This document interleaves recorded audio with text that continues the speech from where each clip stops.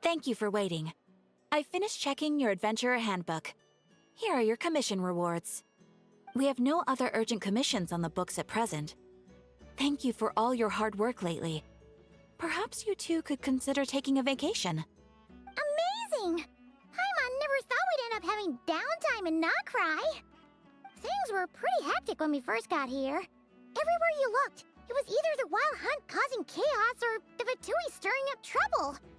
It felt like this whole region was one giant slime in a barrel, ready to go boom at any moment. Sure have. Things were looking pretty dicey, but in the end, we managed to turn it around. Whoa!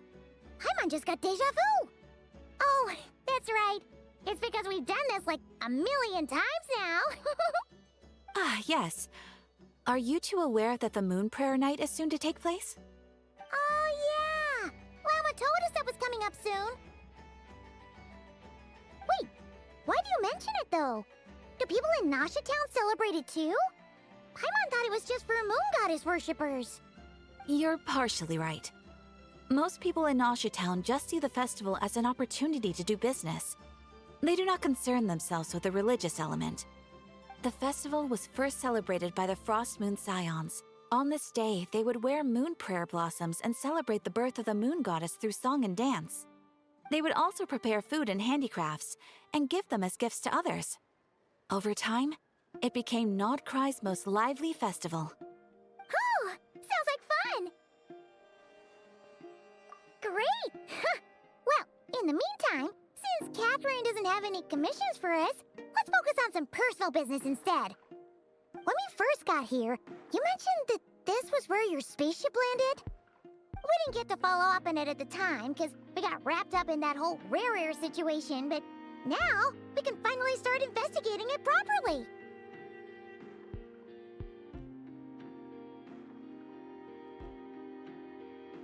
Well, there's a saying Paimon's heard around these parts, which goes, if you lift up a rock, you'll find something you weren't looking for.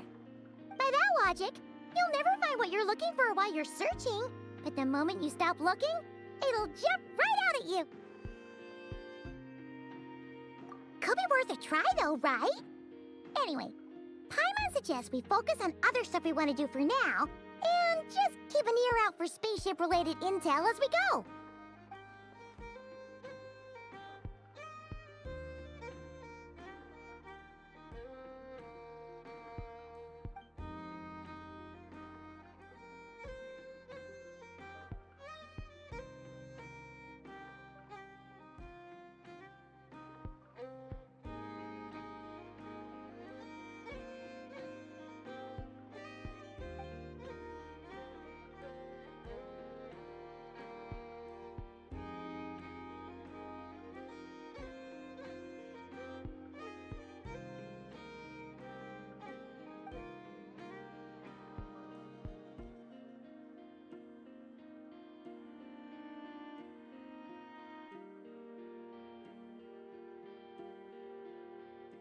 What's wrong?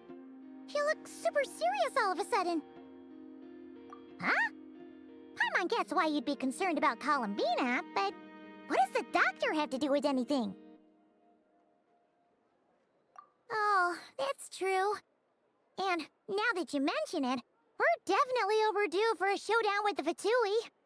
It is weird that he hasn't shown himself this whole time. What could he be up to? True. Paimon would much rather deal with Marionette anyway. She says the meanest things, but when it comes down to it, she doesn't seem like a bad person. Maybe it's the pressure of being a Fatuse? Especially as a Harbinger. Does she feel like she's gotta act tough to keep up appearances or something? But then, every time we headed out with Rarier, she always wound up having to repair Polonia and her other robots. That's gotta sting. Losing face always hurts more for people who care a lot about their image. She's probably still furious about it.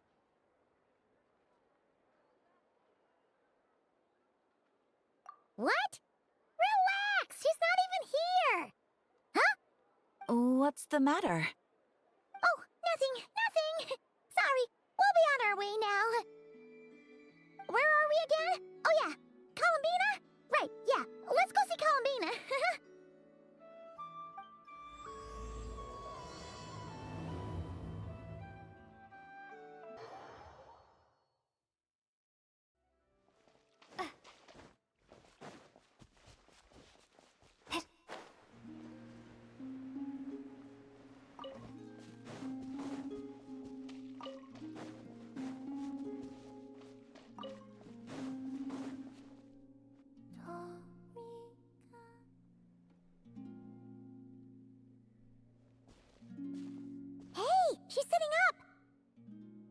Is me sitting here a rare sight?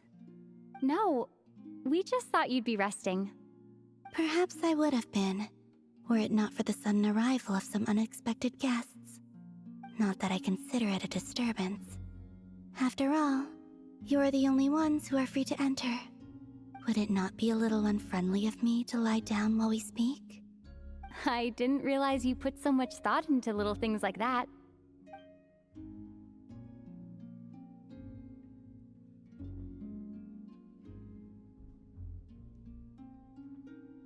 Only sometimes.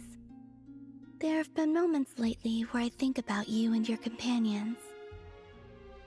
They are warm, mysterious, and cozy memories. Very few of my past memories are anything like that. They say that travelers return home bearing bags full of souvenirs. But my luggage was empty, and I believed it would stay that way. Return home? So, you're still planning on returning to the moon? Yes. This planet continues to reject me, reminding me that I do not belong here. If I remain in Teyvat, there will come a day that I disintegrate. And I don't mean reduced to dust, or turned into food for the flowers. I mean, I will cease to exist entirely. Alright then. Well, we're sure gonna miss you. But it sounds like we'll have to say goodbye. How do you intend to return? The moon prayer night is soon to arrive. On that day, the moon will be closest to Teyvat. The Kuvaki in this land will reach its peak at that time. I merely need to grasp the tide, and with relatively little effort. Oh, Paimon gets it! It'll work like a slingshot! You make it sound like she's gonna get blasted up to the moon. If I did that, I suspect I would crash into the false sky. I will be using a much gentler approach. But I do like the analogy. It's fun. You see? She gets Paimon's sense of humor.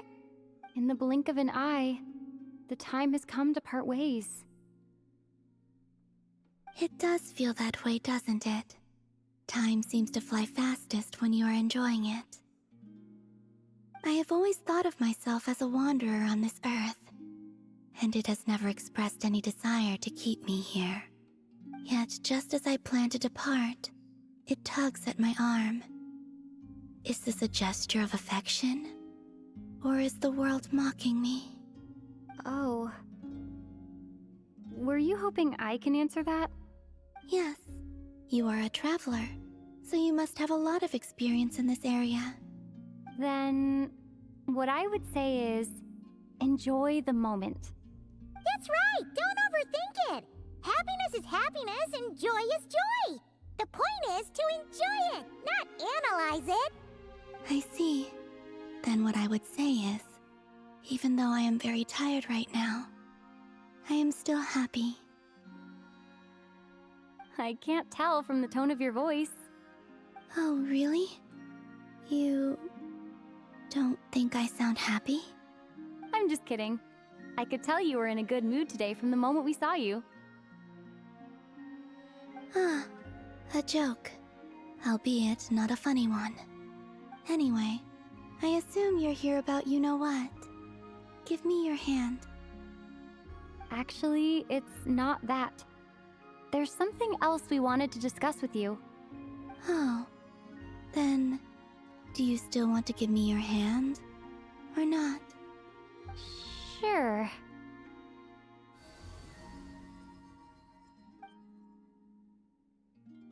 Thank you. So, I've heard that in the moon prayer nights of the past, people here would hold celebrations in the moon goddess's honor.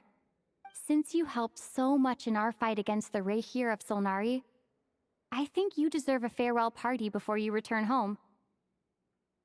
I haven't asked everyone else for their opinions on this yet, but I'd like to invite you to join the upcoming moon prayer night. I've never joined a moon prayer night before. I'm not sure what I would even do. Oh, don't worry about that! We take care of everything! all you need to do is show up. Of course, there's no need to force it if you're not feeling strong enough. It's just, this kind of felt like a golden opportunity. But they call me Kutar, and the Fatui have an arrest warrant out for me. I shouldn't appear in public right now.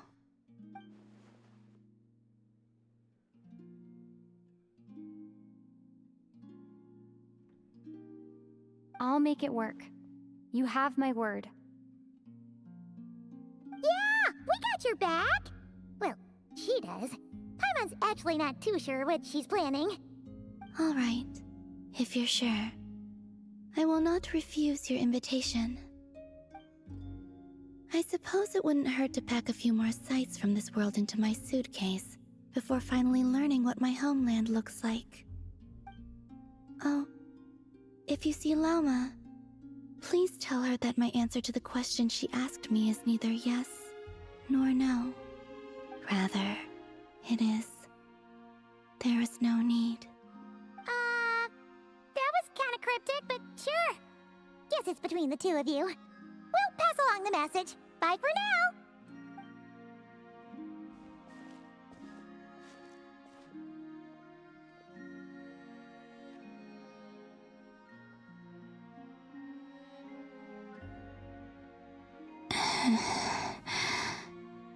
And also, I do not know.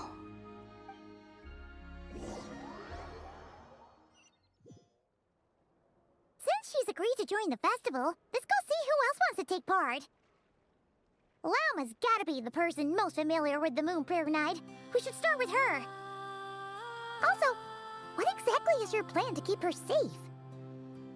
Not sure yet. I'll figure something out. What? Are you serious? And Paimon even gave you her vote of confidence back there. When did you become so sneaky?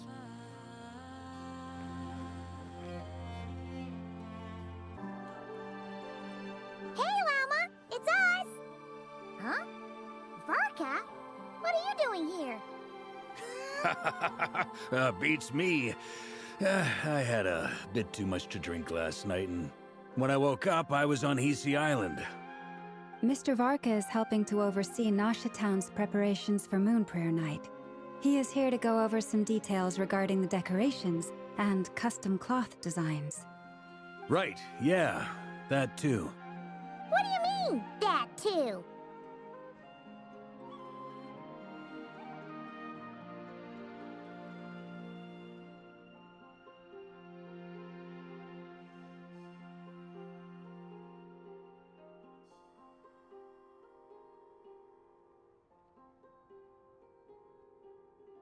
Yes, celebrating this festival is a long-held tradition here in Nod-craya.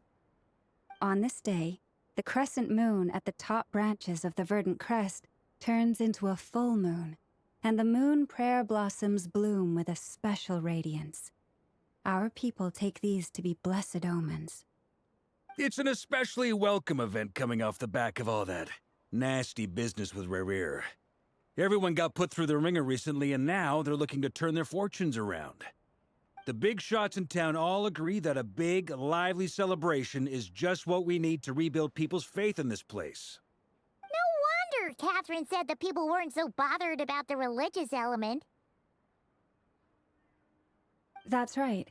It's become more of a local custom by this point. The celebrations have little to do with whether the religious stories behind this event are true or not. Even the Frost Moon Scions are eagerly awaiting the coming of Moon Prayer Night, despite now knowing that their past beliefs were founded on a falsehood. That's fair. It's a bit like the lantern ride in Liyue. It's a chance for people to enjoy themselves, not debate the existence of the Adepti.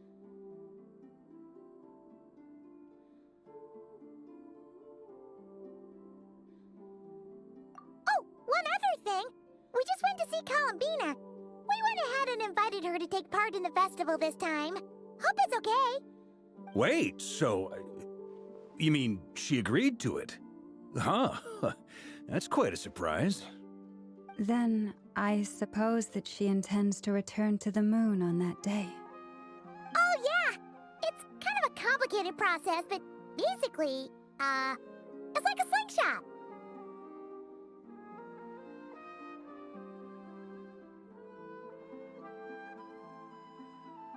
I understand. In truth, I had a feeling that she might make such a decision.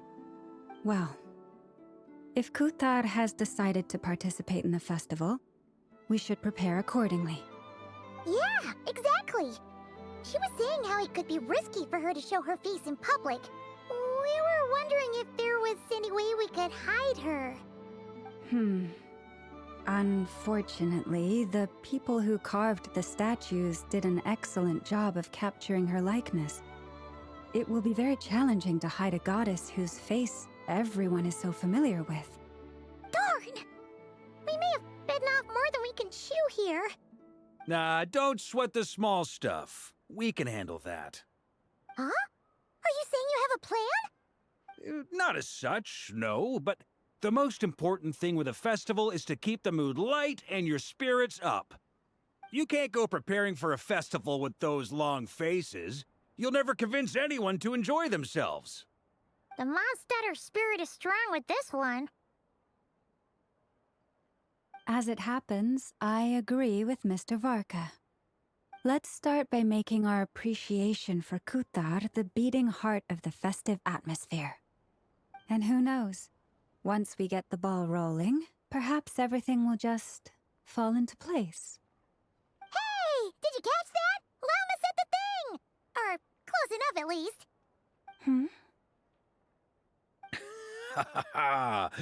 I'm looking forward to the Moon Prayer Night already. We have a festival in Mondstadt called Windbloom, and you can always tell which couples are celebrating it for their first time by the smiles on their faces.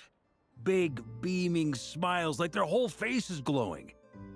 And I have a feeling we'll get to see that same smile on the Moon Goddess's face at this festival. Not quite the same, surely. Anyway, I'll take care of business in the city, but I'll have to leave the decor up to you and the Frost Moon Scions. No one else can capture that traditional aesthetic quite like you guys.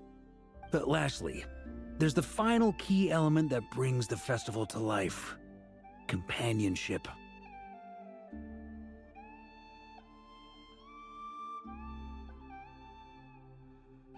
Before you leave, let me show you something that we've been preparing. Mr. Varka had asked to see it already, so you may as well tag along.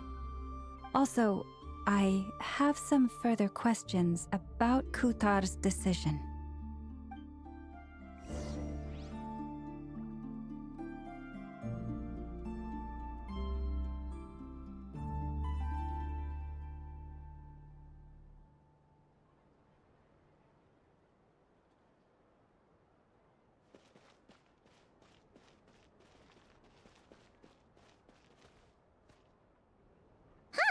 What's this?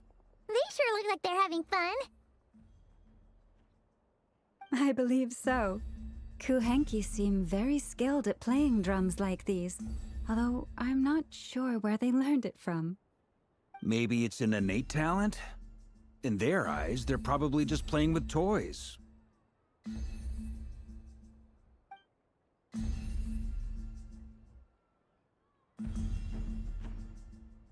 Wanatar! You want to play too?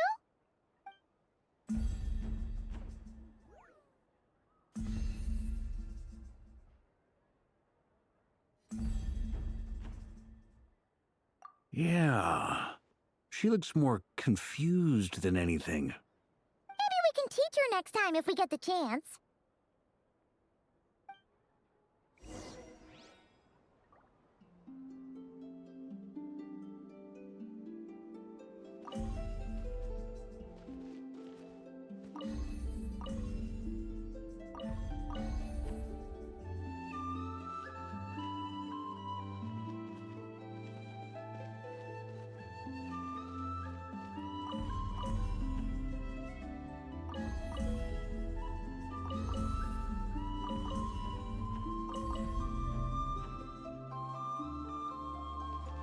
What are these floaty things? Moon veils. We hang them from buildings in the city during the festival. When you look at the sky through them, it creates a lovely misty effect.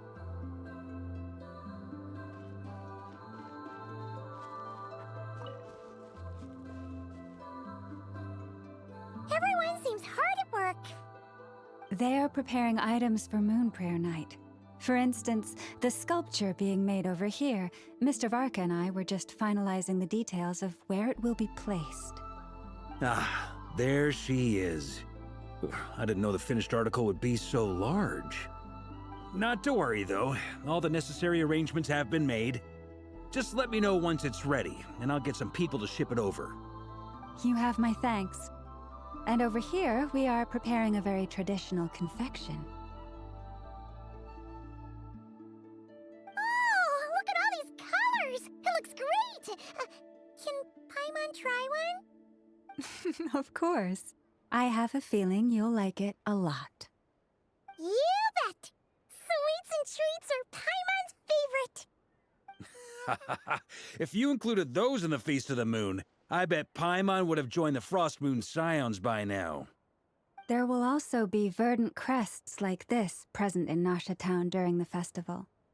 The timing of Moon Prayer Night is not completely set in advance. We make a rough estimate, then observe the changes in the verdant crests and moon prayer blossoms to guide us.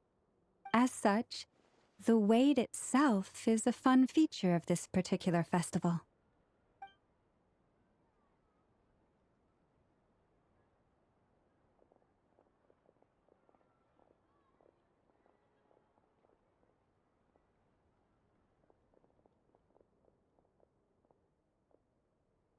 Let's talk here.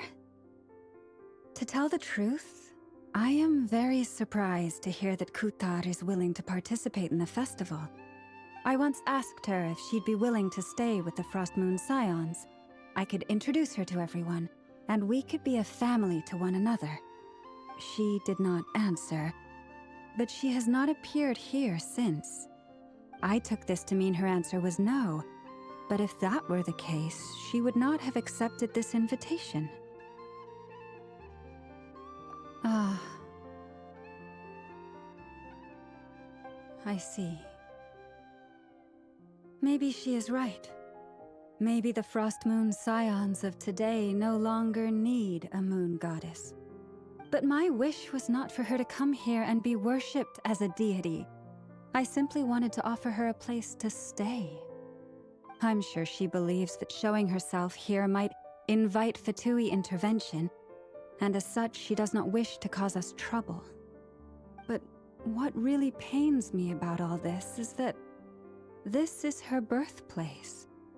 She ought to belong here, yet no one has been able to grant her shelter. I think I'm qualified to weigh in here. When someone's about to depart on a long trip, what they need is blessings, not burdens. We should wish her the best, not make the journey harder than it already is. Anyway, she's agreed to attend, hasn't she? All we need to do is simply respect her decision. I see your point. Yes, she will soon depart after all. Our job is to leave her with some happy memories. Besides, who's to say her journey to the moon is a one-way trip? It's not like she can't come back and visit if she wants, right? Paimon agrees wholeheartedly. Festivals are all about having fun, so let's keep it simple. All right, I'm gonna head back to Nasha Town soon. Want to come with? I'm guessing you have some other folks to visit there. Sure thing, let's go! Bye for now, Wilma! Thank you all. Goodbye.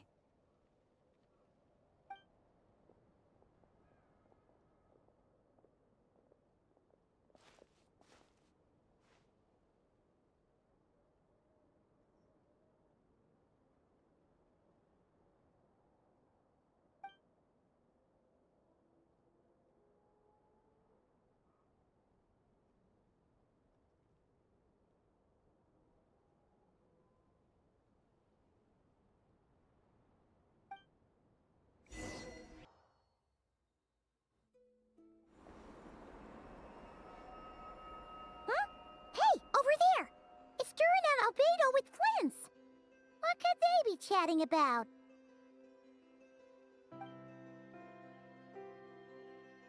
Your guess is as good as mine. Ah, Grand Master, and the Traveler in Paimon. Hello there. It's been a while. Perfect. We have some new volunteers for our investigation.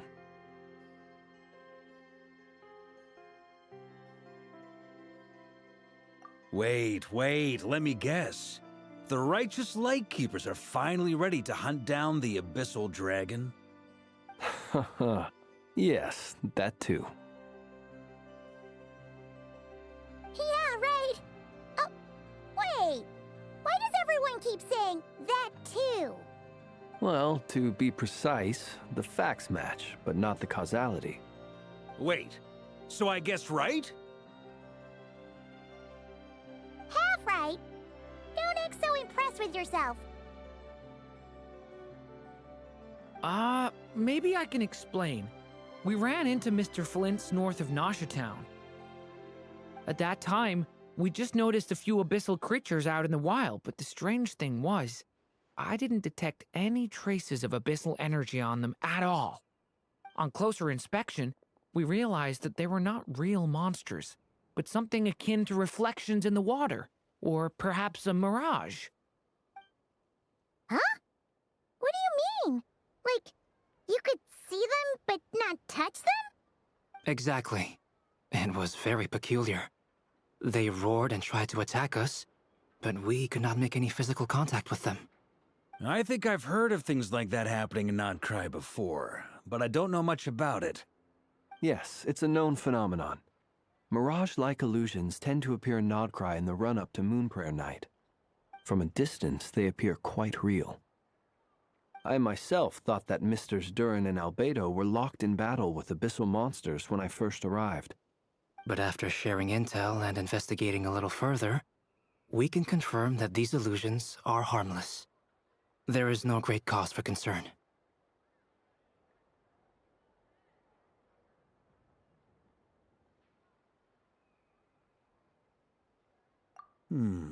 All the Mirage stories I've heard are either animals, rocks, or small houses. Abyssal monsters, though? That's a first. It's a first for me, too. So I'm planning to look into it further just to be on the safe side. I intend to inspect a few more locations. What about you two? Any plans? Alice contacted me a few days ago. She'd like me and Durin to assist her with an experiment. But we lost contact shortly after receiving the message. I'm sure that comes as no surprise to anyone familiar with her. We don't know when the wind will blow, yet when the wind blows, we will know. That, in a nutshell, describes how Alice operates. Yeah, that tracks. Okay. Well, I suggest we investigate this Mirage business in the meantime. It's piqued my curiosity, and I'm pretty sure I know someone who will already be 10 steps ahead of us. Well said. Right? Whatever's happening in Nod-craya, she always seems to be the first one to know. Let's go see what she knows. We can invite her and her staff to the festival while we're at it.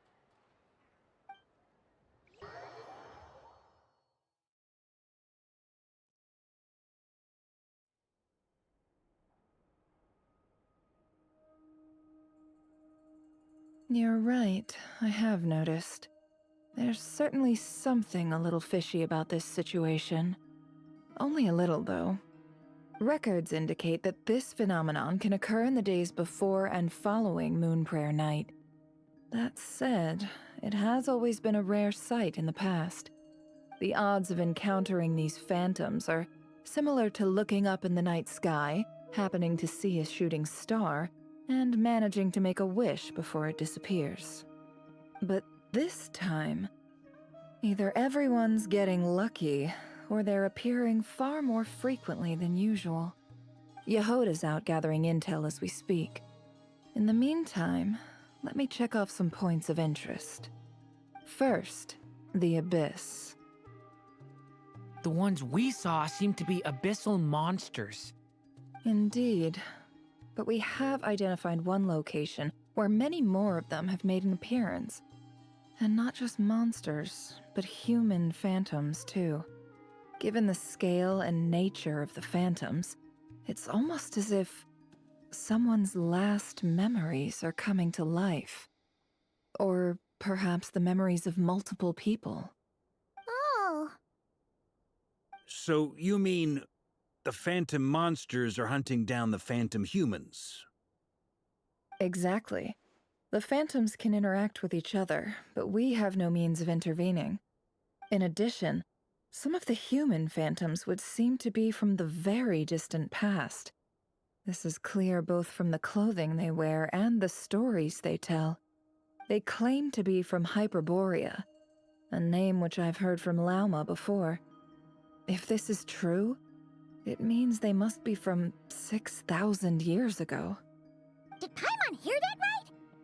6,000 years? It sounds like this merits further exploration. That'd be a big help. I'll leave it with you, Albedo. My knowledge of ancient history is non-existent. I used to doze off every time the pre-Knights of Favonius era came up in class. It's quite a miracle that you were able to understand these phantoms' speech, given how long ago they lived. I suppose you're right. But I'll leave the archaeologists to ruminate over that conundrum. As an intelligence broker, my sole interest is in the value of the information I gather. Which, in this case, hopefully means earning myself some good favor with our dear Lady Moonchanter. So calculating. Whew, this intel broker logic always catches Paimon by surprise. Sounds to me like we could split the work up. I think the abyssal phenomenon is best left to Albedo, Flints, and me. Agreed. It coincides with my duty as a lightkeeper. For my part, I'd like to understand the abyss better. Even a little knowledge would go a long way. This is certainly a rare opportunity to study the abyss. But even rarer, perhaps, is the chance to make contact with the ancients.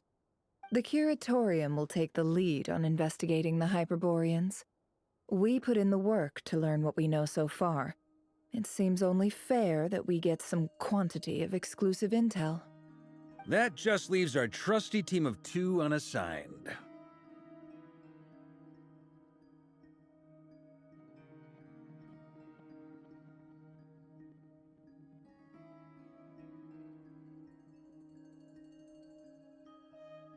Since you became an honorary knight, of course. This was part of my grand plan all along. Ha ha ha!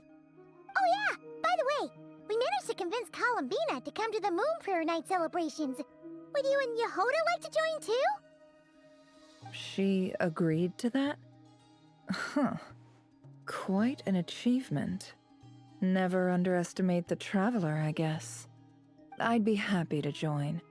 No point shutting myself inside when the streets are all decked out. I doubt any clients will be visiting during the festival in any case. And Yehoda loves a party, so I'm sure she'll jump at the opportunity. No. Way to contradict me in front of... Wait, no, that's not what I have bad news, boss. So many people. All right, everyone inside, quick.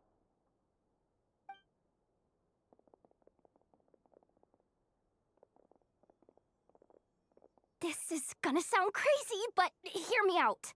I saw one of those phantoms at Star Sand Shoal, and it was some sort of flying ship. Like a spaceship?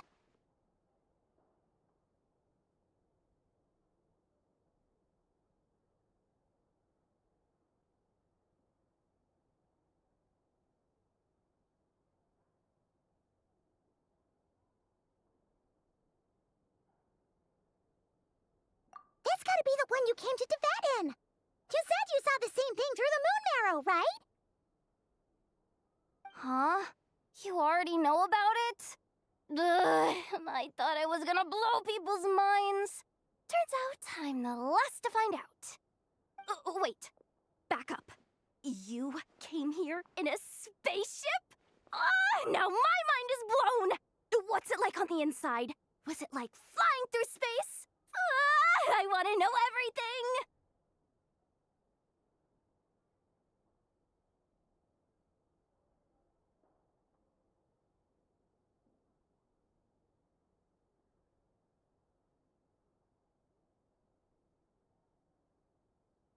Yep, exactly. Huge discovery. You're the best. Second best intel broker in the world. After your boss, of course. Wow.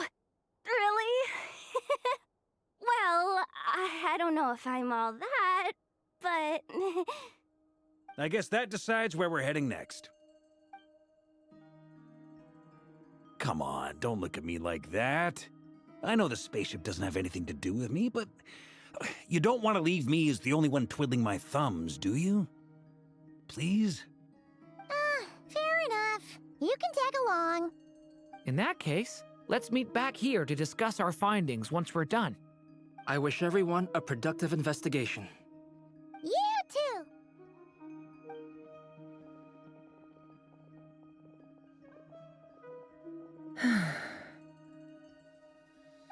What's up, boss?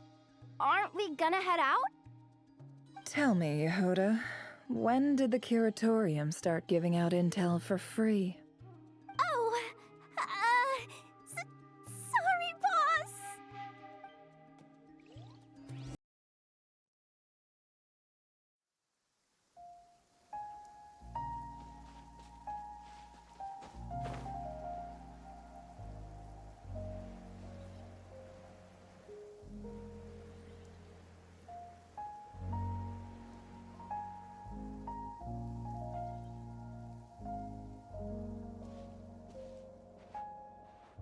Well, what do you know? Yehoda was right on the money. This phantom really is your spaceship. But that's so weird. Why would it show up here? Is it some kind of projection? Or a ghost? Like, maybe it no longer exists, but somehow it left an afterimage?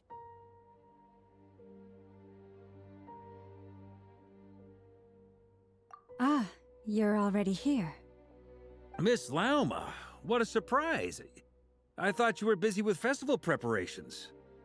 I was, until one of our people informed me that a strange sight had appeared at Starsand Shoal. No one's ever seen something quite like this before. I thought I should see it for myself.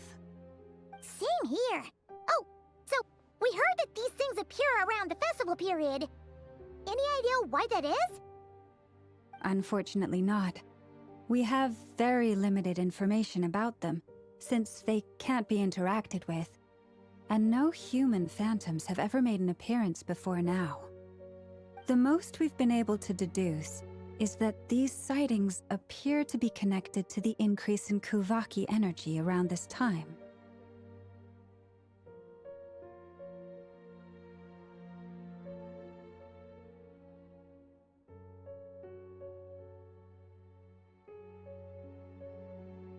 Yeah, seems like that's all we can do. This is all so confusing. Allow me to lend you a hand.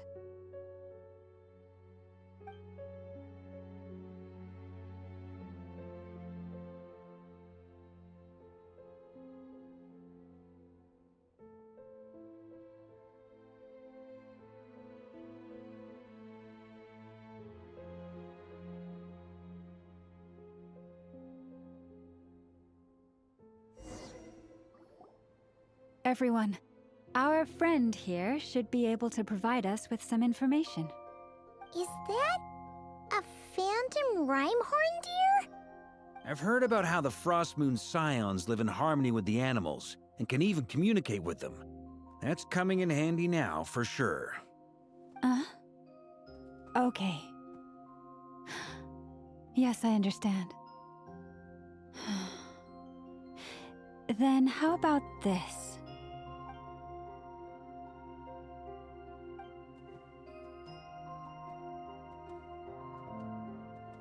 Oh, it's leaving. It appears to share our curiosity about this giant spaceship, so I asked it if it wouldn't mind investigating along with some friends. In return, I told it about some nearby spots where the wild fruit grows abundantly. We may live in a different era from these phantoms, but I trust that the terrain, climate, and ecology here are more resistant to the effects of time than some things are. Let's give them a moment and hope for the best.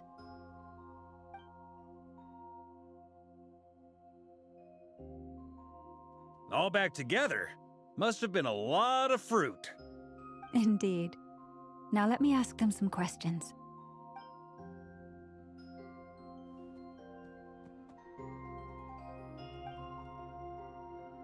It did find a lot of wild fruit, enough for them to feast for a long while.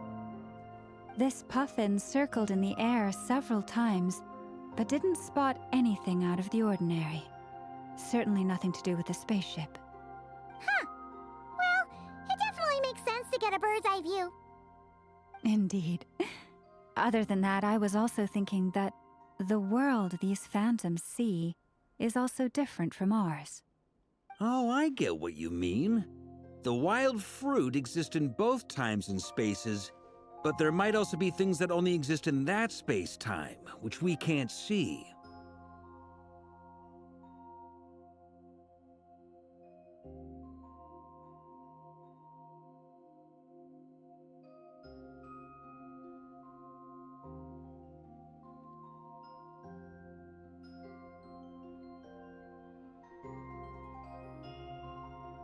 Good point. Great thinking, Lauma. Blunthorn rhinos can use kuvaki to shift great rocks, but this one says it couldn't get that ship to budge by even an inch. The sniffer mole tried too, but despite being a skilled digger, it could not get through. They say that the spaceship looks robust and undamaged. It seems completely impervious to any and all attacks.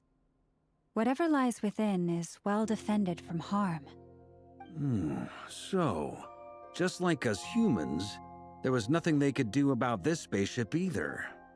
Yes, still, they deserve our thanks. We are grateful for all your efforts, dear friends.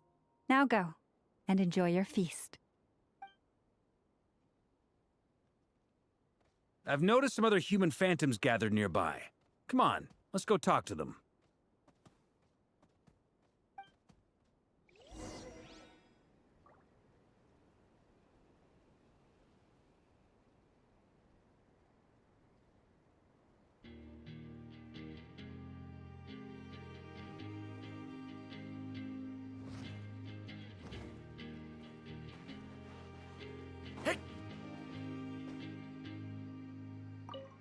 Those illusions and those people. It's all a little creepy, don't you think? Nah, all part of the festive atmosphere.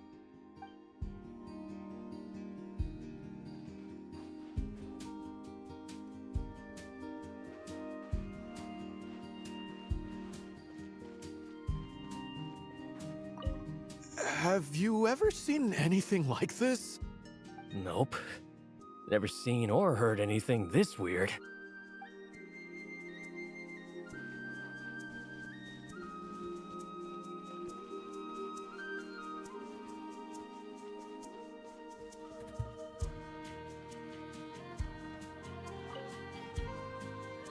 What is this thing? I've never seen it move, and there's no way to get inside. Goodness knows. My grandpa says it's been sitting here at least since his grandpa was still alive. What about his grandpa? Did he say anything to your grandpa's grandpa about it? Huh? I don't know. In all likelihood, it was here back then too. Hard to imagine something this huge could move. Guess that means that as far as they're concerned, this ship's been around a long time.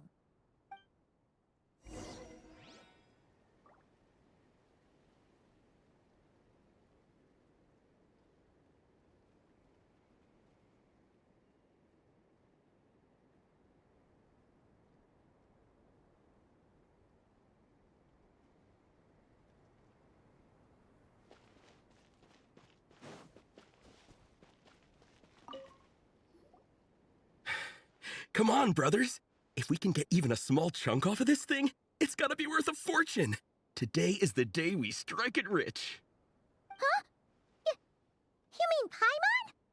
Yes, brother, I shall join you. Let's make our fortune. We should go with them. What the? This thing is crazy tough. I can't even scratch it. What's it made of? Sorry, brother. Looks like we'll have to seek our fortunes elsewhere. Enjoying yourself? I was just seeing if I could influence this phantom's perception by playing. But nope, no dice.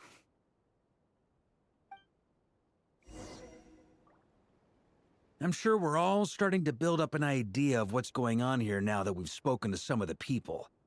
These phantoms are reenacting real historical events in Nod-craya. It's almost like we're in some kind of interactive stage play. We can talk to the actors, but the plot is fixed, and we can't influence it. It makes sense. History is set in stone. The objective facts of the past cannot be changed. Paimon totally thought you were just goofing around earlier. But actually, you were doing some serious investigating. Of course I was. Anyway, at this point, I think we're forced to conclude that although the Phantom spaceship is right there in front of us, we aren't going to learn much about it from these people.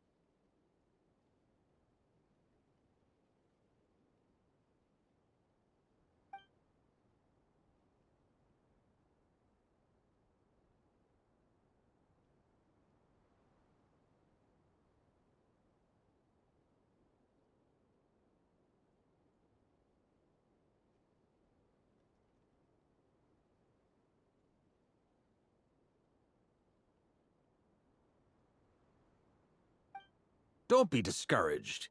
If nothing else, this is proof of the ship's existence. And think about it. So many people tried to hack their way inside, but no one could get the door open. It's made of very tough material. To me, that says that we'll either find the ship itself or the story behind it. It's just a matter of time.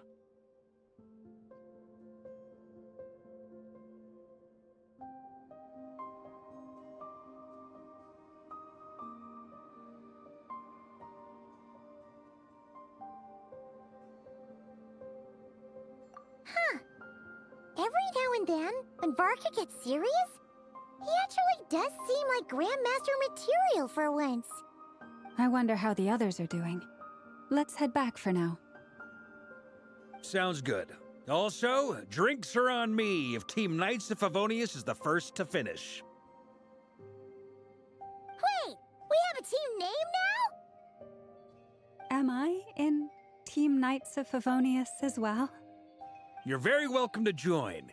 We've even got a cathedral ready for you. Isn't that technically blasphemy? You wouldn't dare make a joke like that if Barbados was in earshot. Nah, I'm sure Barbados doesn't mind a little harmless blasphemy once in a while.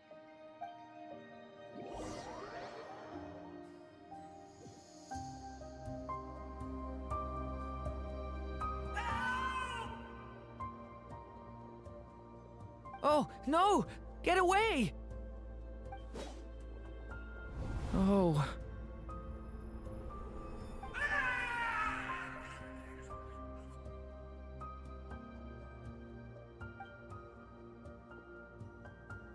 I know it's hard to stomach, Mr. Duran. But as I'm sure you've noticed, there is nothing we can do to intervene in that which unfolds before us. But we have to at least try. And try you have. But are you aware of how many unsuccessful attempts you've made now? I wasn't keeping count. I'm afraid this is the 39th failure so far. Or the 5th if we're only counting this particular victim. There are no indications that these phantoms may be altered in any way. You seem to have calmed down a little. I'll make us a fire. You should rest and have some water. Feeling any better now, Mr. Duran? May I ask a few questions? Be my guest. What exactly are we witnessing here? What happened to those people? My guess would be that we are seeing Nod-craya during the Conrian cataclysm. Would that be accurate? Conria. That is correct. As you know, once the abyss senses even the tiniest crack, it floods in and spreads like wildfire. There was a time in the distant past when it permeated all of Nod-craya, causing immeasurable harm. The people paid a terrible price to heal this land. Then, 500 years ago, the whole of Teyvat suffered an abyssal disaster. Once more, Nod-craya was dealt a devastating blow. I see. In the face of the abyssal onslaught, all were like grains of sand tossed around by a tidal wave. Be they human, fae, or god. The moment you witnessed is but one drop in a whole ocean of catastrophe. All right. I guess that answers my second question, too. I wanted to know why there's nothing I could do to help them, and that's because what we are seeing is history. That would be my guess as well. As I understand it, history and fate are not all that dissimilar. The latter may be unseen to us, but both are immutable. Yes. Fate was determined long, long ago. I still have a couple of other questions for you, Mr. Flint's. You mentioned more than one abyssal disaster that has struck this land in the past. How can you be sure that what we're seeing is from the Conrian incident? And also, how are you able to stay so calm when you're talking about these events? From everything I know about you, you're not cold or ruthless, and you're not indifferent to the suffering of others. Alas, I am forced to show my age. I must be 600 or 700 years old by human measure. Wait, so you... One is not easily moved by history when one has witnessed the truth firsthand. I'm sorry. You needn't apologize. Your passion is a good thing to have. Treasure it, because someday you may find it in terribly short supply. Now, at the risk of offending you, I have a question in return. Your curiosity toward the abyss, is it born from hatred or because you sense its call? I only ask because I kept a fragment of Rarir's body in my lantern for a short time. Specifically, his heart. So I know what a burden it can be to carry the abyss with you. And I hear its power growling from somewhere within you. In my eyes, your mere existence is a miracle. My honest answer is... I don't know. I don't think I have the confidence to say for certain. What I will say is the abyss is not the only issue that haunts me. Even before I became who I am today, the question dogged me constantly. Should I even exist at all? My doubts remain unresolved. But when we fought Rarir, something became a little clearer to me. Sometimes it is the darkness within us that allows us to achieve the impossible. I certainly got the sense from your 39 attempts that you were trying to achieve the impossible. It sounds like you've resolved to see the truth for yourself. Absolutely. In that sense, he and I are quite similar. Then I wish you every success. I look forward to the day of your transcension. Well, if everyone's caught their breath, I suppose we should head back. Oh, and one last thing. I'd appreciate if you kept our discussion about history a secret.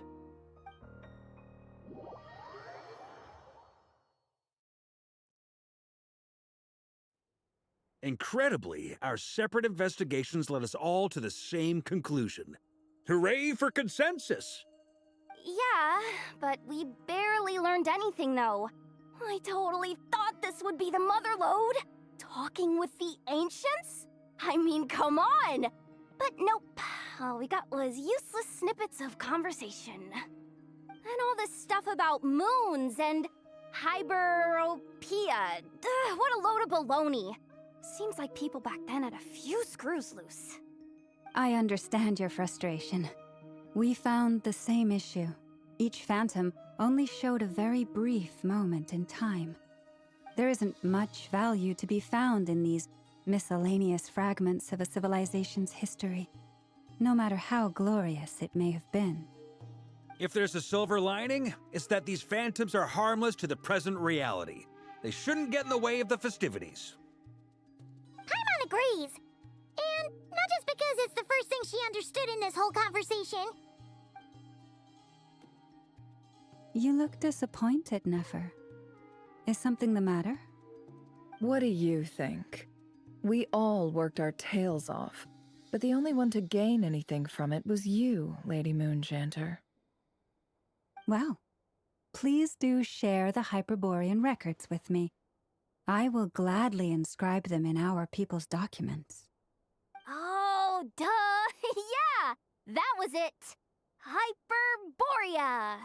Hyperborea. I'm serious.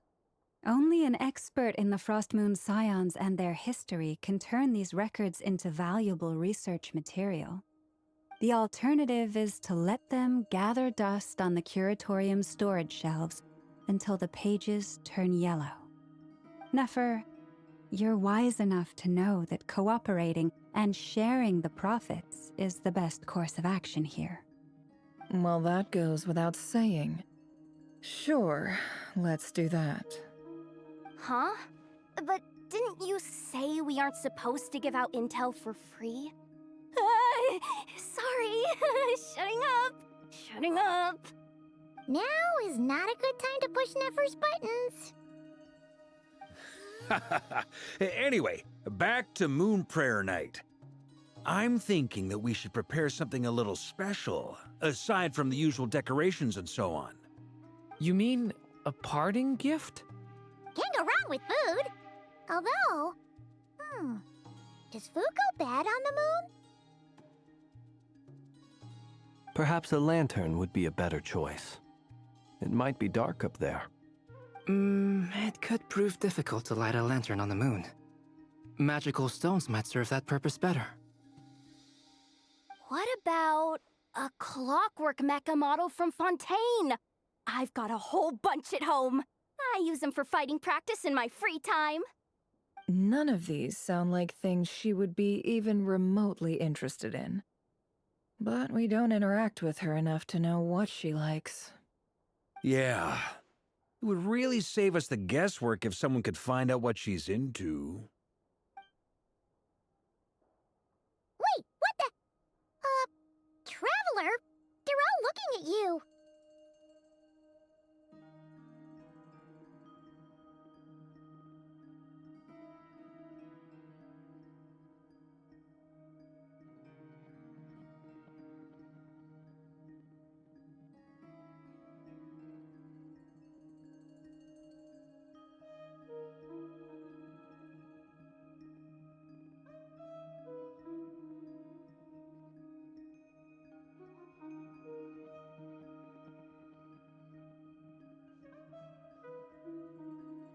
Great! Haha, problem solved. Now, I need to stop by Dory's. Gonna need her help sourcing a bunch of stuff for the festival. Then let's leave it there for now. We all have our own business to attend to. Traveler, if you find out what Kutar likes, let us know right away.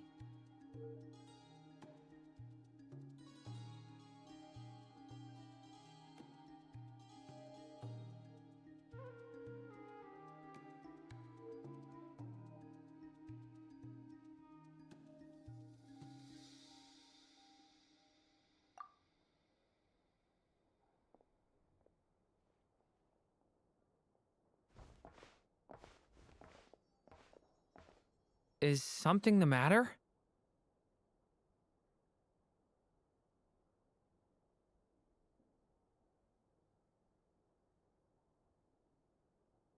I'm fine. It's just... I'm still feeling a little rattled after witnessing the horrors of the abyss. But it's okay.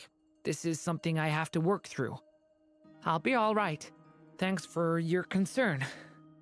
Well, don't put too much pressure on yourself. If you ever feel like something's wrong, physically or mentally, we're here to talk.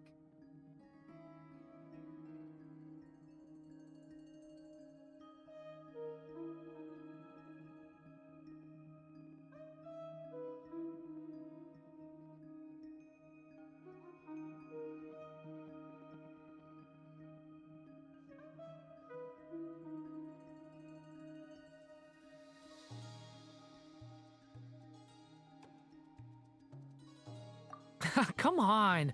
Stop treating me like a kid.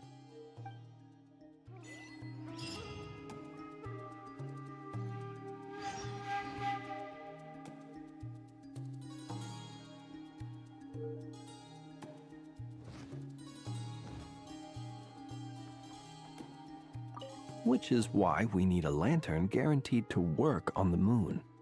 Yes, I have a few ideas, but the lantern itself is the easy part. The real issue is how little we know about the lunar environment. Wait, you two are serious about this? Let's just say I'm intrigued by these shining magical stones that Mr. Albedo has mentioned.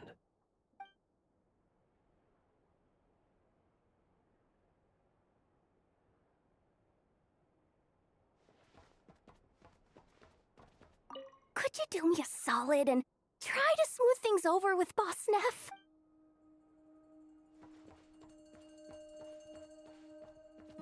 Miss Lauma, would you accompany me into town? I think it'd be best if you saw the Frost Moon Scion's decorations for yourself. Very well. Let's go.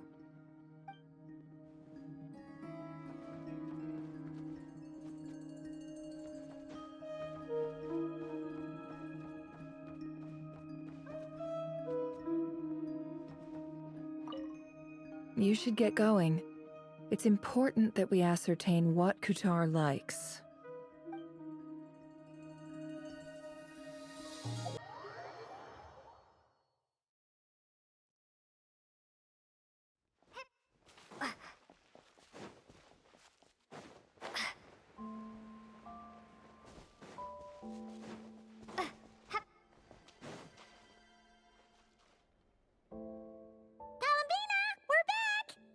Huh? She's not here.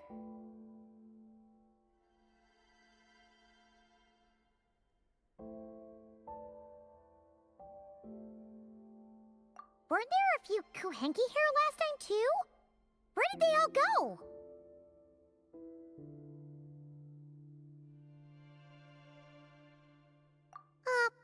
Walkies? For Kuhenki? You're not pets, you know. Oh, well, looks like we just came at a bad time. Let's try again tomorrow. There's still a few days until Moon Prayer Night, so we're in no rush. Besides, she needs time to rest anyway.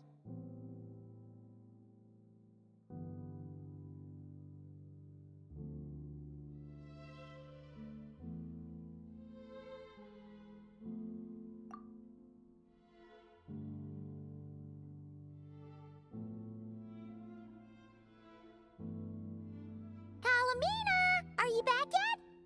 Oh, how strange. Looks like she still isn't here.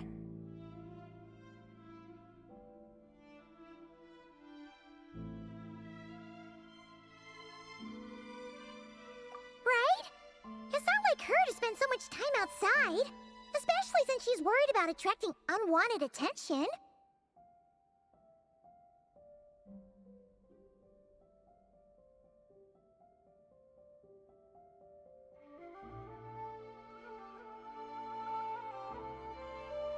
What about Luanatar? Luanatar, you there? Hey! Do you know where Colombiene went?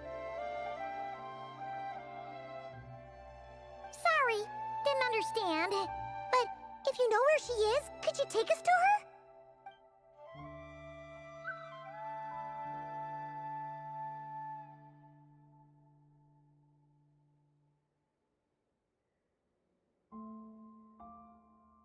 Yeah, that's even stranger.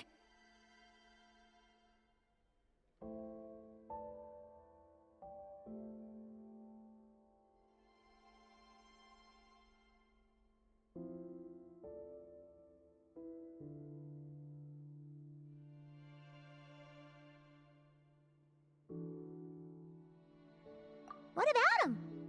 Oh, that's not good news. They change color when Colombiне gets weaker, right? And they look super pale right now.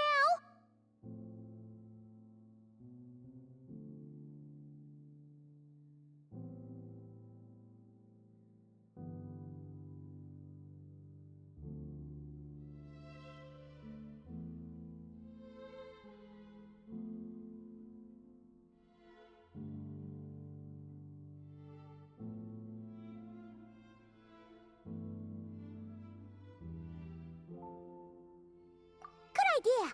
She might know what's happening.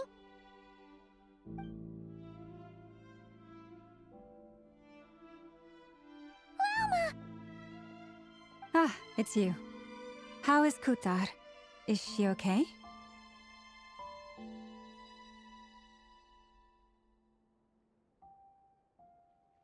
No, she hasn't. I came here to check on her after I noticed the flowers had changed color. Based on past precedent, she must be very weak right now. Even getting up to walk would be a struggle. It seems unlikely that she wandered off outside. Not to mention that she doesn't do that at the best of times either. So yeah, this is super weird.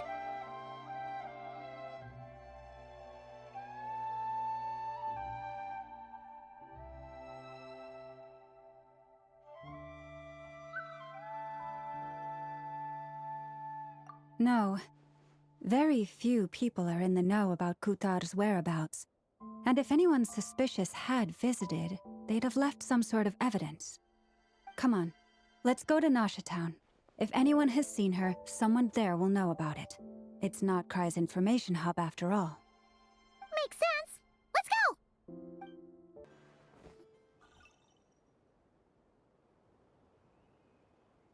Wait a moment. Is it just Paimon, or is this stall kind of suspicious? It's never been here before, right? No, I don't recognize it. Alas, your free and easy adventure time is over. Now, prepare to face the final boss of Nod-crai. Whoa! Where'd that voice come from? Not sure, but it's definitely hostile. No, no, no, not that way. The final boss is right here. The sniffer mole? That's the final boss? Surely not. Also...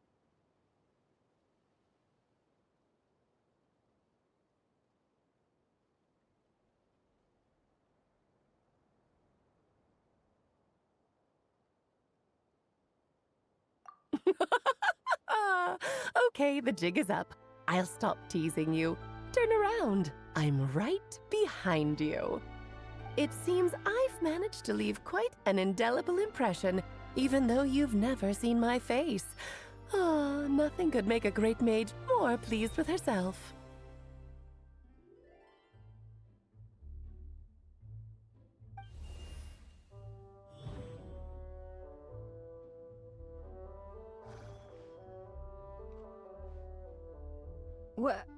What is going on? I've heard that all the big shots in Teyvat have long, wordy titles that stun people speechless when they make their entrance. Unfortunately, none of them are affiliated with the Hexenzirkel, and we ourselves keep a very low profile. The notorious name-dropping doesn't quite work for us. Still, I, for one, think I'm really quite amazing. So that didn't stop me from coming up with a title anyway. Alice! It's really you this time? Not a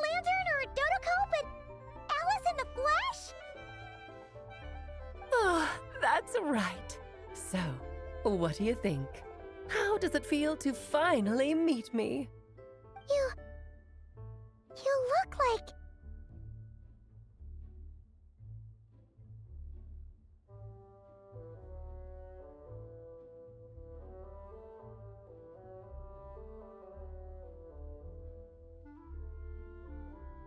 Oh, that's the first thing you thought. A little surprising, but that actually makes me very happy. Because that means that when Klee grows up, she'll be just as stunningly beautiful as her mother.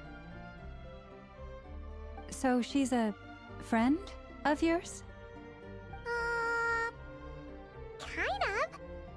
This is actually the first time we've seen her in person. I see. Madam Mage, that was, quite a powerful entrance. I certainly won't be forgetting it anytime soon. It's okay, Lauma, don't force it. Paimon will do the honors. This is Alice from the Hexen Circle. She's a friend of ours. And of Arcus, too.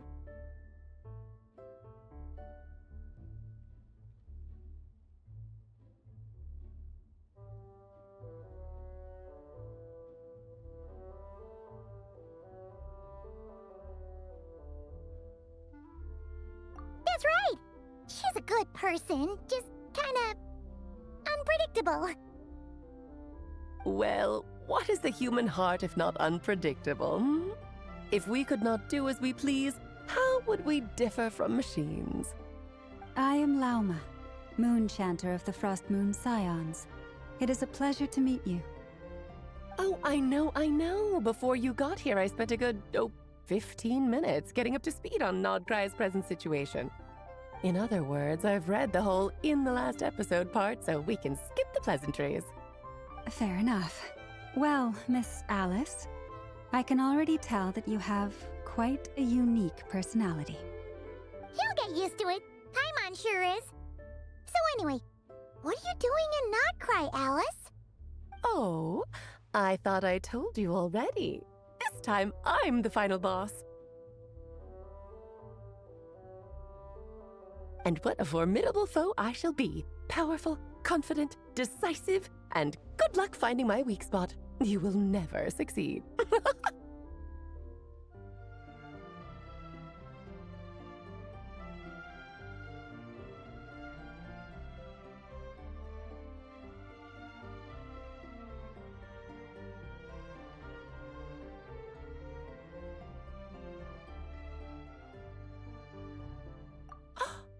Oh, drat! My one weakness, and you found it in an instant. Fate has been dealt a devastating blow. Thus falls the great Dodo King. Why are you playing along with this nonsense? For funsies, of course. What's wrong, Paimon? Are you disappointed in me? Am I a gigantic letdown? No, it's just... you seem like a busy lady. And this is the one time you've shown up in person. Paimon figured it would be for something more high stakes than just goofing around. You're quite right. I'm here in Nod-kray because something big happened. Something big enough it caught the attention of the Hexen Circle. It concerns the 3 moons, Tevat's borders, and of course, the moon goddess you are currently searching for.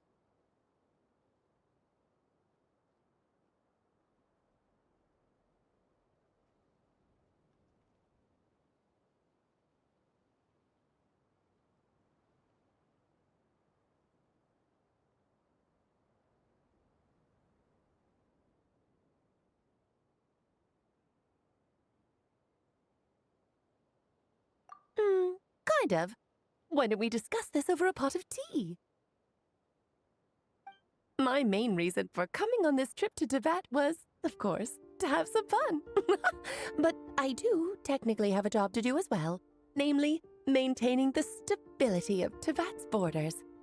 I'll skip over the complicated parts, but to sum it up, abyssal energies are all that lie beyond Tevat's border. We'd find ourselves in a real pickle if they ever made it through. And the phantoms you've been seeing are a sign that the border has been disturbed. No wonder they tend to show up around Moon Prayer Night. Is it because the real moon is now so close to us that its power can cross the border? In part, but only a negligible amount passes through. Just enough to influence the verdant crests and so on. And as you've noticed, there has been an unprecedented number of phantoms appearing this year. The influence of the moon beyond the border cannot explain this. No, there is another far greater factor at play. The trilunar syzygy. A trilunar syzygy? Eons ago, before the heavenly principles came to Devat, it was the then 3 moon goddesses who controlled the laws of this world.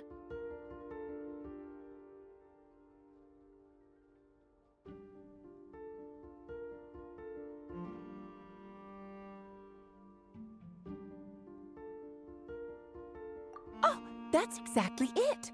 The 3 goddesses split these powers amongst themselves, promising never to consolidate them into one singular body.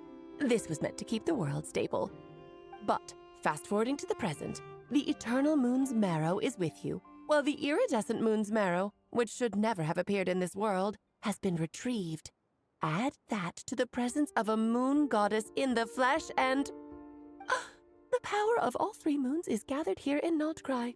There hasn't been an event like this since the War of Funerary Flame. And it's having a noticeable effect on Tevat's borders.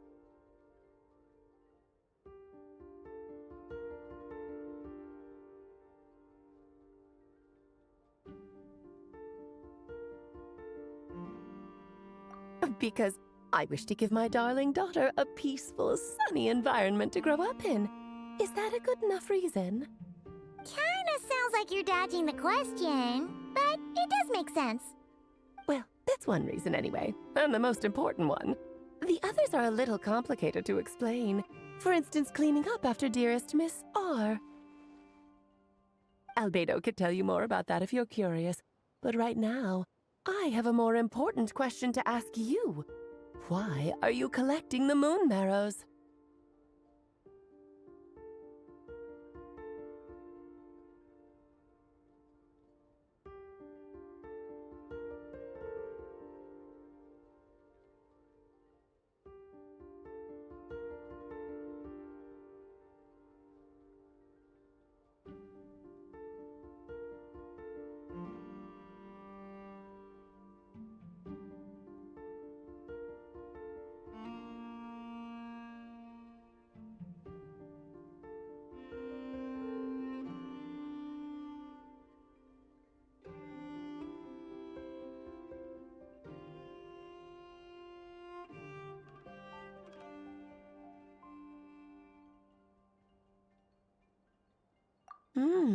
I see. Nicole told me about that legend once. Nicole?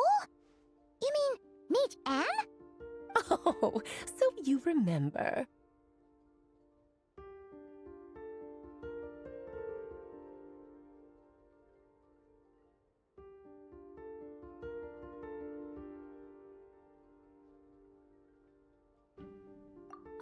Yes, of course. That was a story about fate, her area of expertise. But back to the story of our dear moon goddess. I'm afraid her intended method of returning to the moon is unlikely to work anymore. What does that mean? She may be missing, but she hasn't gone anywhere. She has disappeared.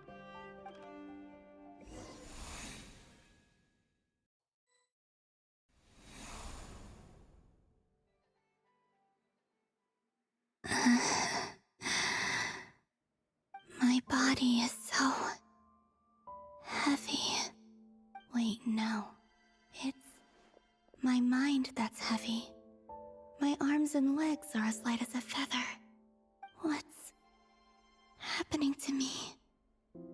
I feel drowsy, like I've been asleep for too long. Is it daytime or nighttime? Is the moon out? I think I'll go for a walk.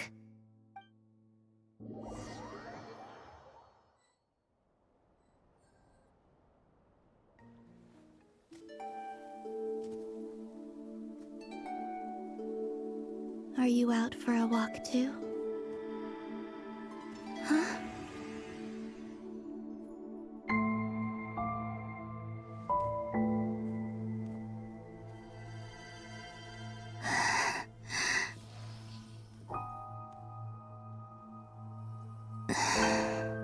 The day has come at last.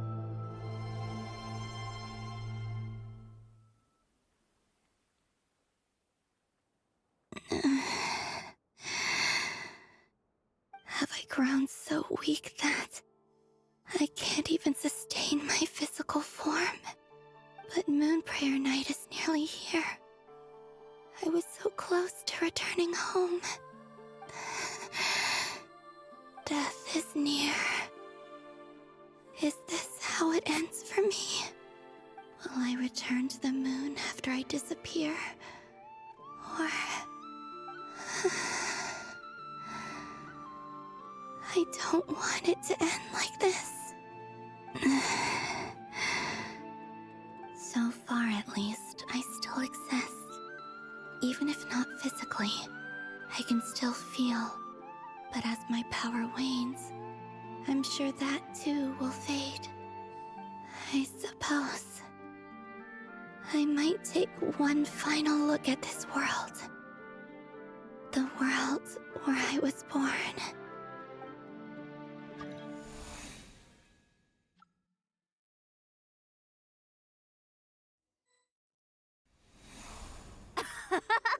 Come on, come on!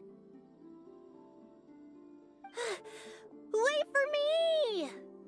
The Frost Moon Enclave. How much it has changed since I was born. These decorations, they're so heavy. It's times like this when you kind of wish men could be priestesses and acolytes. How fascinating. I've never had the chance to be privy to people's private lives in this way. In the past, people would get so solemn and serious the moment I showed my face. Like they were frozen stiff. Karina, Lametti, it's time to eat. Coming! I want to watch them a little longer.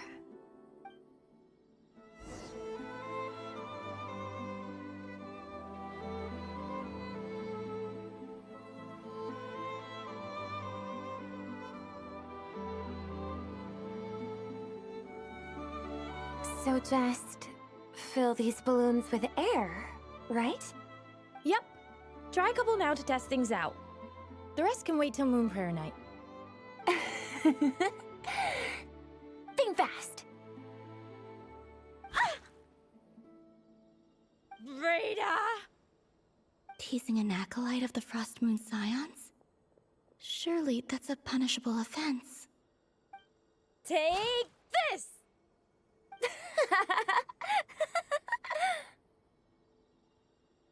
Huh? All right, enough horsing around. Lady Luna gave us a task. We should get back to it. The task is just to check that the balloons don't leak, right? Doesn't matter if we fill them with air or water. Yeah. Okay, you got me there. And you got me there.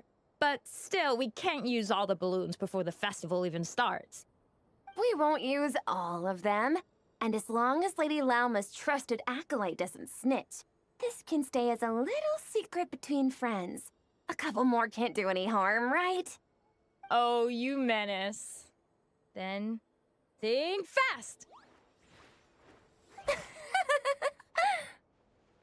Is pumping a balloon full of water really so much fun?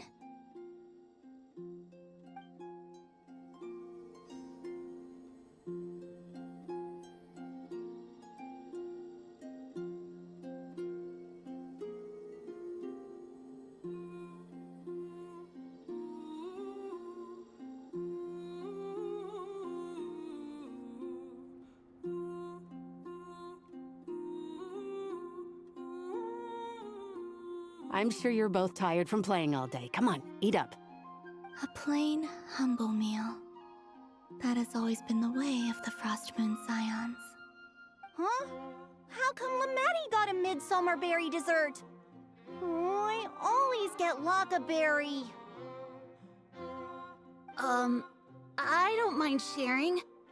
You can have a bite of mine if I get to have a bite of yours. Hmm? They're sharing food?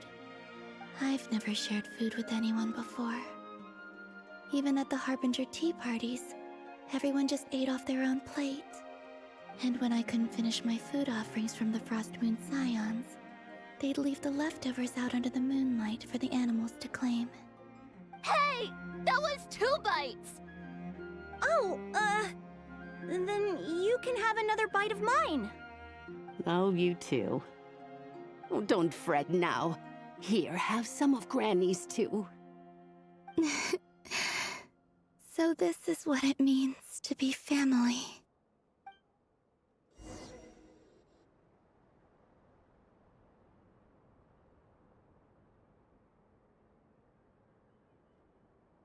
I'm seeing so much that I'd never usually get to see. They'd never act like this when I was around. It's nice, being able to just watch people in peace in these final moments. What a rare opportunity. I think I'll go take a look around Nasha Town, too. Maybe the Traveler will be there.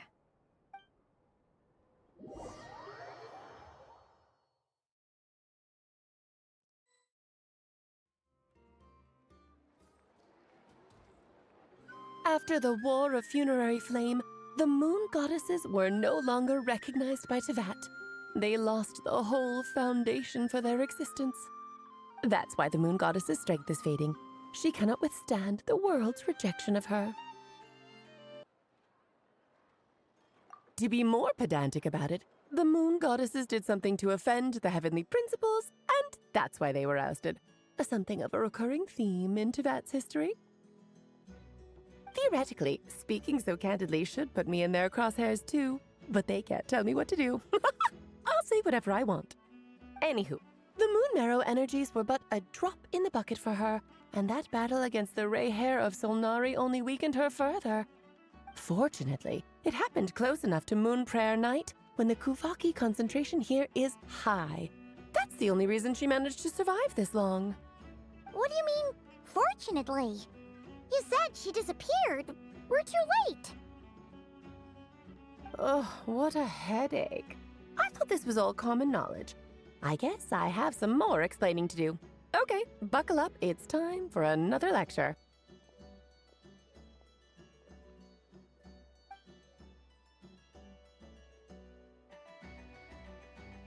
Now, I said earlier that the moon goddesses lost the foundation for their existence. The reason for that has to do with the natural order. Basically, the rationale for their existence in Tevat was lost. The same logic applies to the present moon goddess too. Consider her existence so far. Her comrades in the Fatui called her Damselette. And she was worshipped as Kutar by the Frost Moon Scions. But these connections have now been severed, whether by her hand or yours. So, the rationale that once sustained her existence is now gone. Wait, we did that to her? Oh, well, strictly speaking, yes. But let's not start pointing fingers, shall we? I'll only end up as the big bad villain, and that's not the kind of final boss I want to be.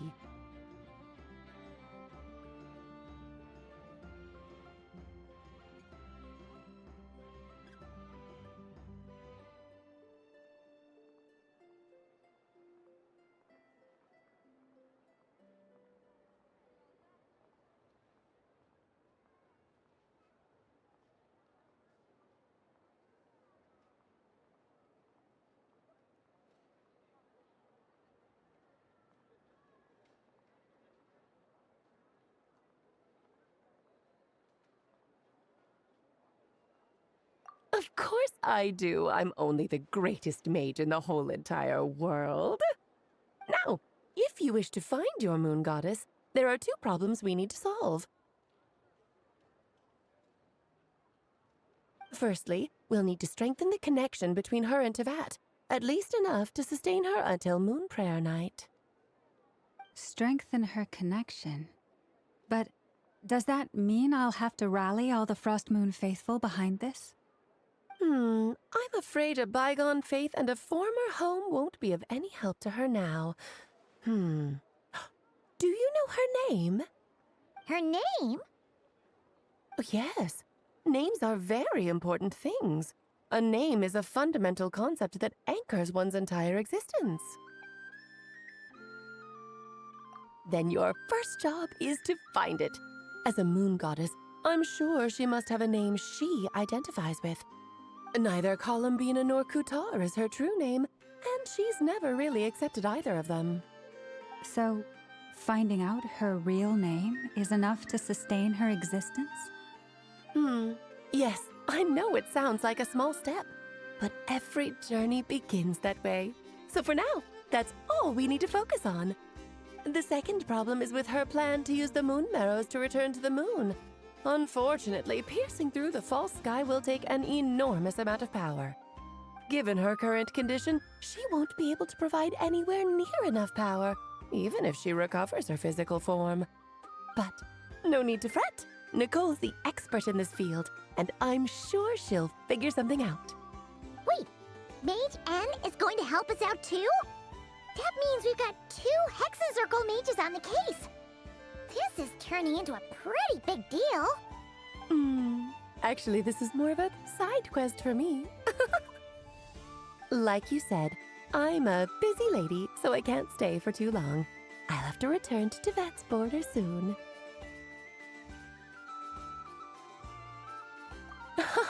That's the upside you get for looking out for my little Klee. Hopefully that will incentivize you to carry on keeping her company in the future. Anyway, jokes aside, you'd better get moving. It will take quite a miracle for the moon goddess's consciousness to hold out till Moon Prayer Night. Oh, I suppose I might as well tell you where Nicole is before I leave. Off you go now. Time to meet your new friend. Oh, yes, and a little suggestion. Don't forget to mind your heads. What? I wonder how Durin's doing. I should really go see him before I head back. You really are super busy. I most certainly am. There's so many children I have to keep tabs on just in Mondstadt. Durin, Albedo, Venti, Varka. Klee didn't make the list, huh? Of course not. Klee is my pride and joy. I have no qualms about her, because she's the best child in the whole wide world. Yep. Klee's a little angel. I'm glad you agree. Well, all the best. See you when I see you.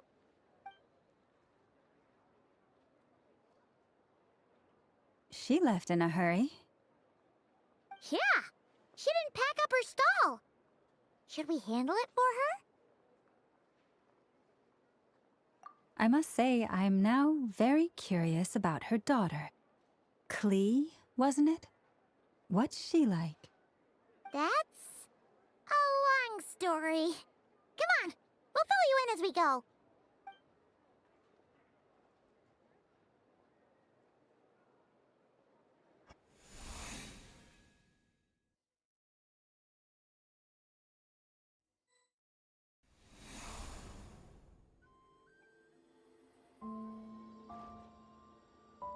What a lively place. I've never experienced Nasha Town like this before. Hey, you old geezer! Your hammer's rusted through! Who are you calling old geezer? Are they quarreling? I'm looking right at him! You've really gone downhill since giving your daughter free rein in the workshop. Can you even swing a hammer anymore? It shouldn't take you days just to fix a single chair. You might as well use that hammer to massage my back for all the good it's doing.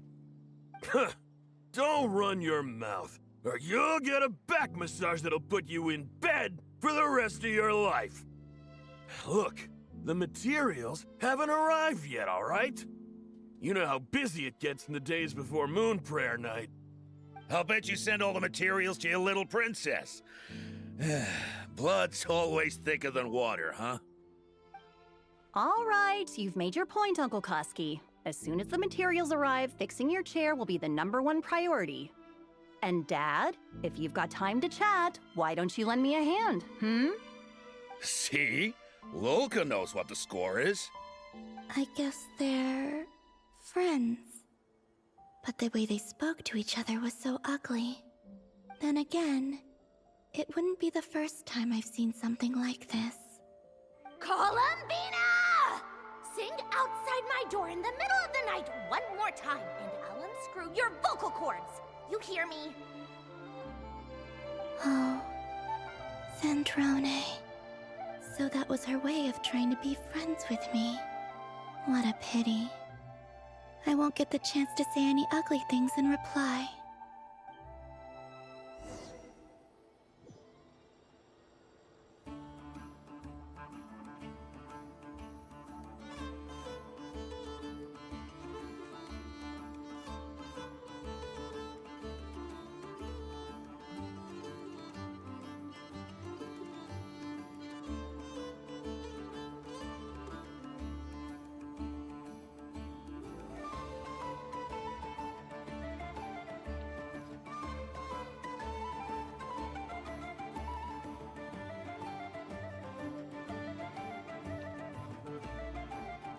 Hey, have you decided what to give her for moon prayer night? I sure have. She's gonna get the surprise of her life when she's least expecting it. Then I'll whip out the ring and pop the question. The surprise of her life. What a fun turn of phrase. Cool, I get the picture. You can spare me the gushy details. Ooh, looks like we have a customer. Hello there, ma'am. Would you like some moon prayer night candy? Huh? Is he talking to me? Can he see me? Here you go.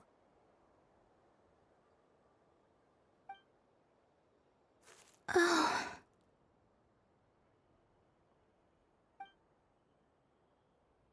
Come back anytime. Right. Now, where were we?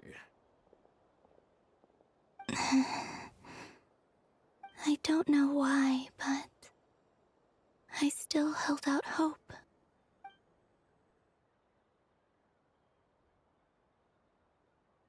The most important thing right now is to find that mage. This name thing seems super important too, but where do we even start looking? I'd better go pay the Fatui a visit.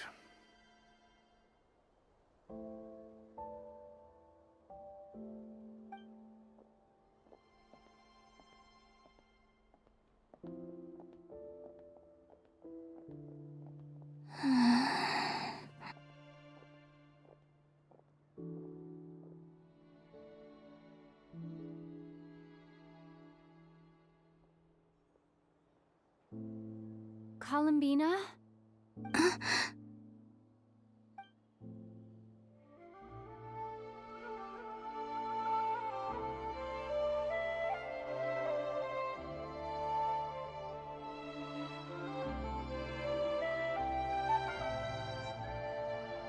Traveler? Let's go! This is no time to be spacing out!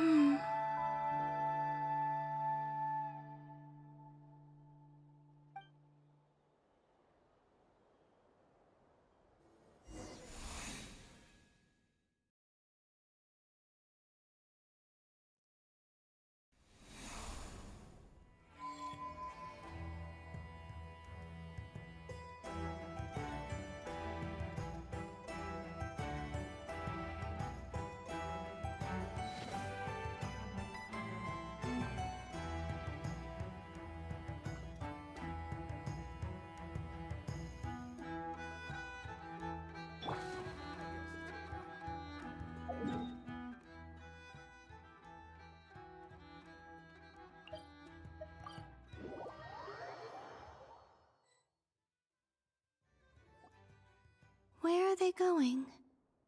They mentioned a mage and... a name? So, Mr. Varka, are you acquainted with this Nicole? Or should I call her Mage N? Ah, not really. We've never met, though she has come up in conversation. From what I've gathered, Alice kinda took Nicole under her wing. Taught her how to speak in a more ladylike fashion, that kind of thing. Huh. Hard to imagine Alice as an etiquette coach. Yeah, Alice is a larger-than-life personality, I'll give you that. But then again, that's why she's able to draw such an eclectic mix of people into her inner circle. If I remember correctly, being an interesting person is actually one of her main entry requirements. So, if you ever wanted to join the Hexenzirkel, I'm sure you'd both be eligible to apply. Hey! Don't go around making promises on Alice's behalf. I wouldn't dare. I'm just trying to paint a picture of the Hexenzirkel for you. Okay, sure. Anyway, since none of us have ever met Nicole, how are we supposed to find her? We can't just go up to every woman in sight and ask, "Hey, are you Nicole?" Maybe something she's wearing will give it away? Like, a windbloom pinned to her chest or something. Wait a minute. Alice never said Nicole was from Mondstadt. Oh, true. That would be... this young lady, then?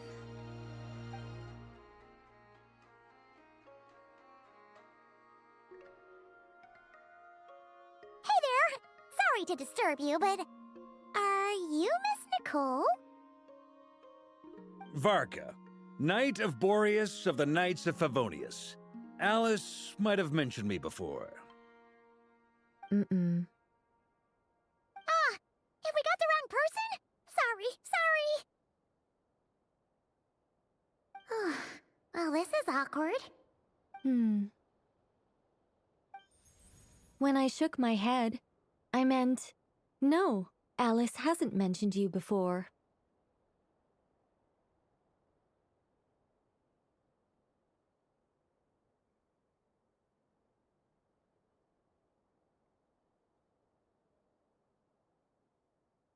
Huh? Where is this voice coming from? My apologies.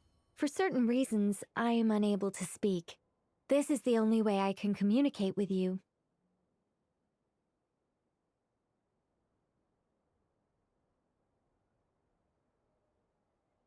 It might take some getting used to, but I hope you can understand. Hey, it's fine. I'm more shocked by the fact that Alice never speaks about me. I mean,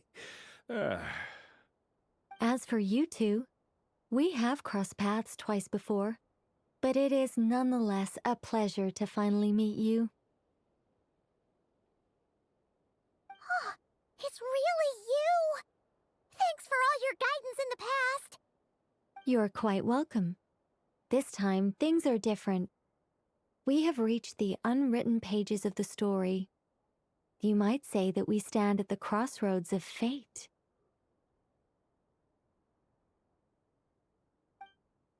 Now then, allow me to formally introduce myself. My name is... No, stop! Alice! I can't believe it! I had a whole speech prepared. I'd agonized over every single word. She always picks the worst moments to ruin other people's plans. I'm so sorry about that.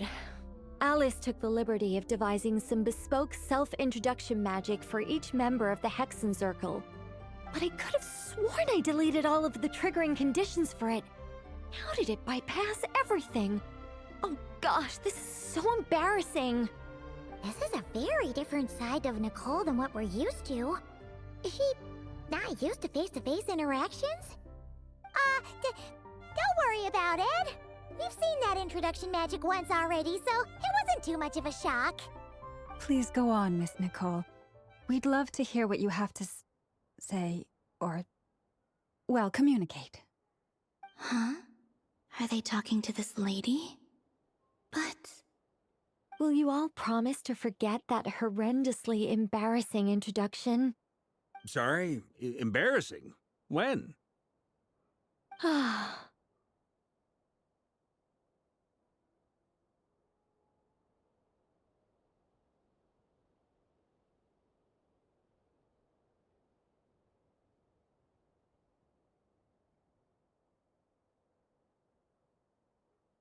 Yes, my name is Nicole, and I am one of a very few angels who have retained both their preferred form and their power. The Traveler and Paimon should be no strangers to this concept. There is another of our kind in Natlan. They call her the Lord of the Night. All right! Paimon remembers her. Yes. Well, I have retained more of my power than she. It's because I don't have a long-term duty to fulfill. To be more specific, no. We'll be here all day if I get into the specifics. Moving on. If I'm not mistaken, you are here because you wish to learn how one might reach the moon beyond the sky. That's right. Is that something you can give us any guidance on? Yes, I do know a way. It began with the Hyperboreans, who lived after the War of Funerary Flame. Blank looks. Maybe I should start with the background of the war. Or maybe not. It shouldn't be an issue. I'll fill in the gaps for you when we have more time. Anyway, after that war ended, the three moons retreated to beyond the false sky. The Hyperboreans were humans I once aided. They accepted the civilization and creations bestowed upon them by the angels. But despite accepting many blessings of the angels, many among them still held on to their faith in the moons. They were reluctant to accept the new order. Even after the War of Funerary Flame, they sought to contact the moon goddesses beyond the sky and receive their guidance. But all three had passed away by that point.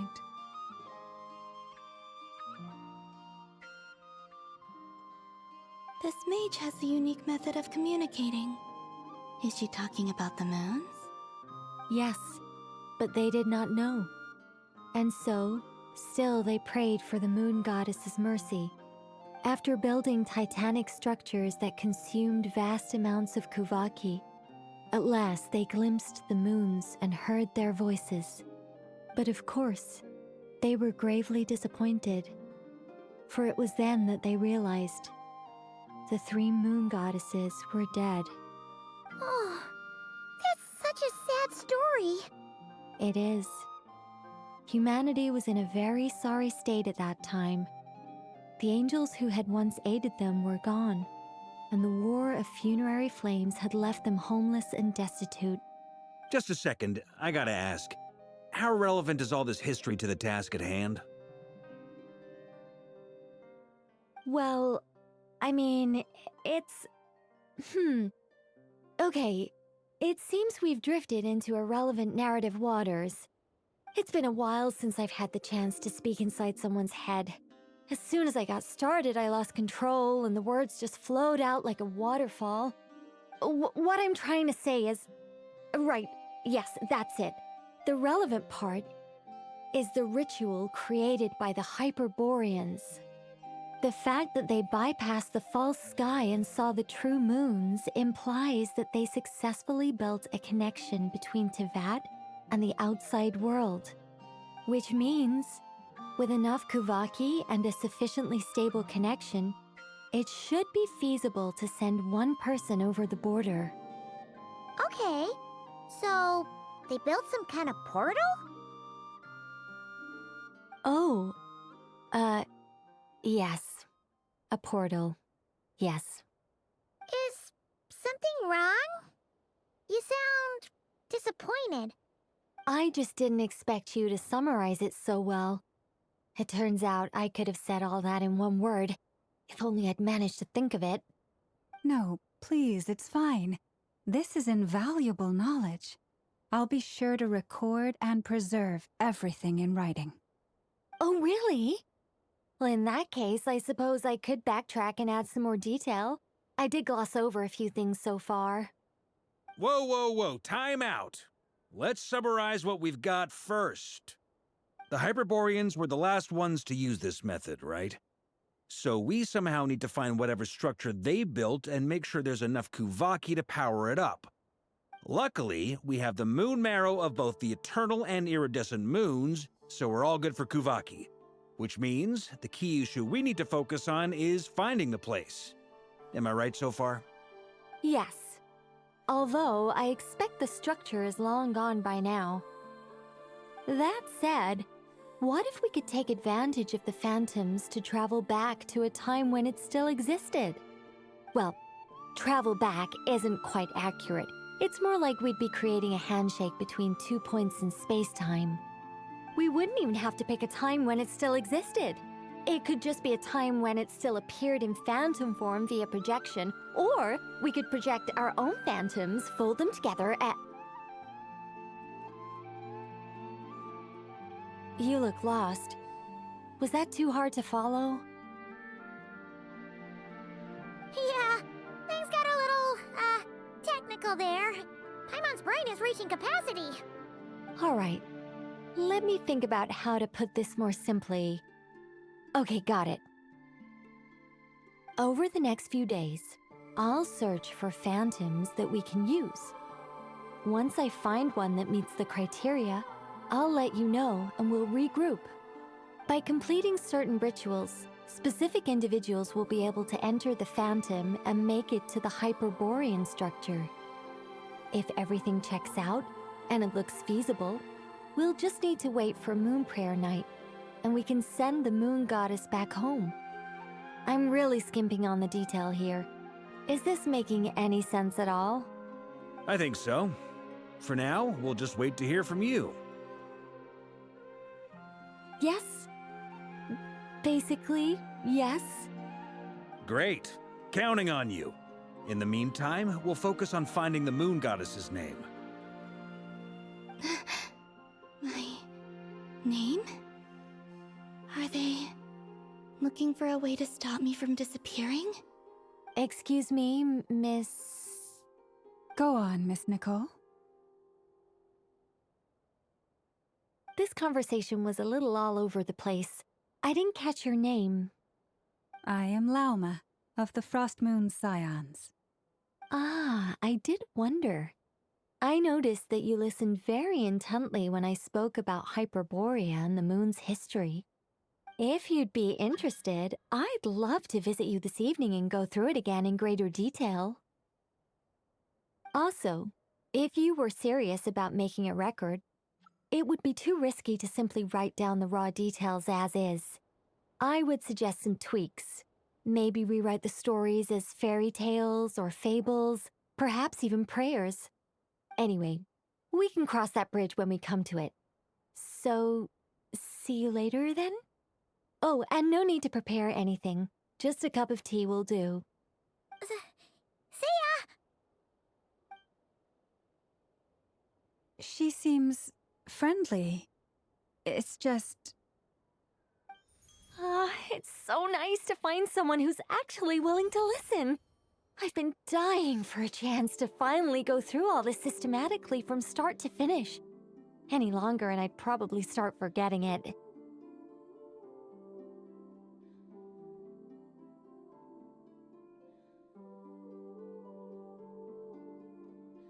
Now Paimon gets why Alice told us to mind our heads. Ha ha ha ha, what did I tell you? A lot of quirky people in Alice's orbit. Now then, the next order of business is, where do we start looking for the Moon Goddess's name? Maybe the rest of what Nicole has to say might give us some clues. Once I've heard her out, I'll summarize the salient points and share them with you all. I'm also inclined to review our other documents. Yes, our faith was first established by our Hyperborean ancestors, but many of the more factually accurate records are from after Kutar's birth.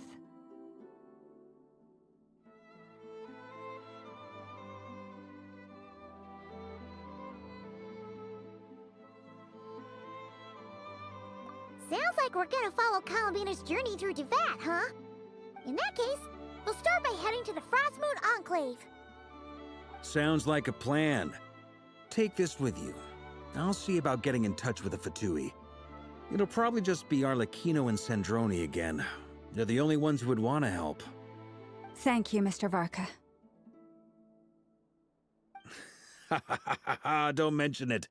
Honestly, I'm more comfortable dealing with the Fatui than prying into the details of a young lady's childhood. Catch you later. I should follow them, just in case there's some way that I can help.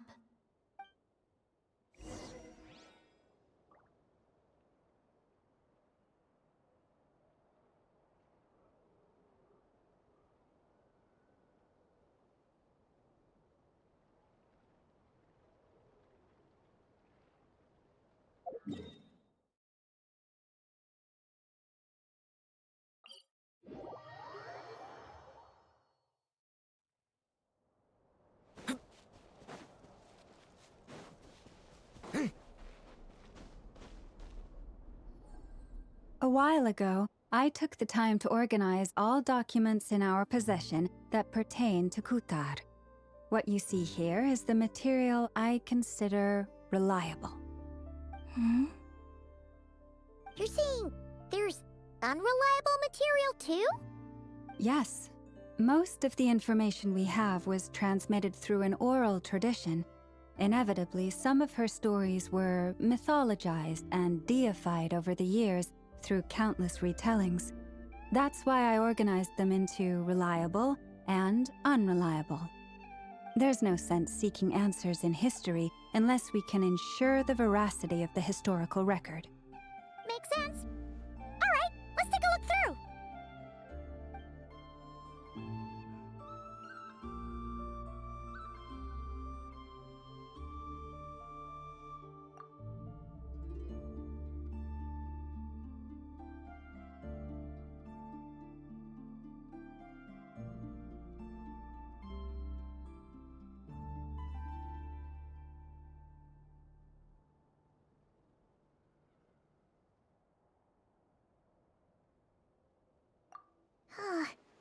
Almost all these records refer to Kutar instead of Colombina. Although neither of those is her real name. Paimon's not sure what point she's trying to make.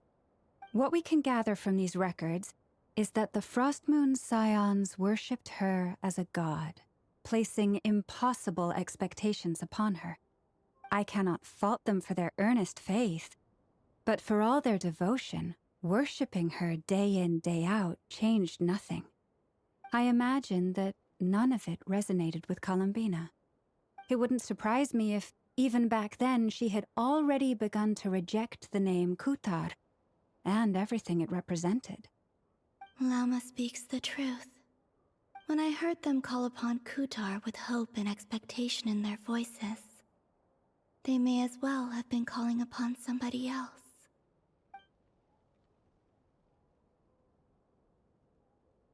Well, that's a bit complicated. I looked at the level of detail, perceived authenticity, prose style, and how realistic their portrayal of Kutar seemed to be. Amongst the Frost Moon Scions of today, only I know of her existence, and I alone have spoken to her face to face. As such, I know that there are certain things she simply would never do. That being said, I have sensed some changes in her lately. Changes?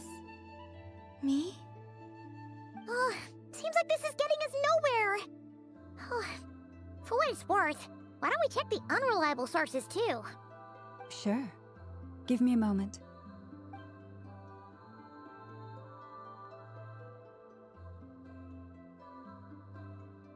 Exerting but a fraction of her divine might, Kutar sheared a great mass from the snow-capped mountain and cast it into the sea, upon whose surface shone the mirror image of the moon. Thus was formed the island of Hisi. Yeah, right. That doesn't even begin to pass the sniff test. The 3 moons are naught but lies through and through. Only one moon has ever shone for us, and Kutar is her name.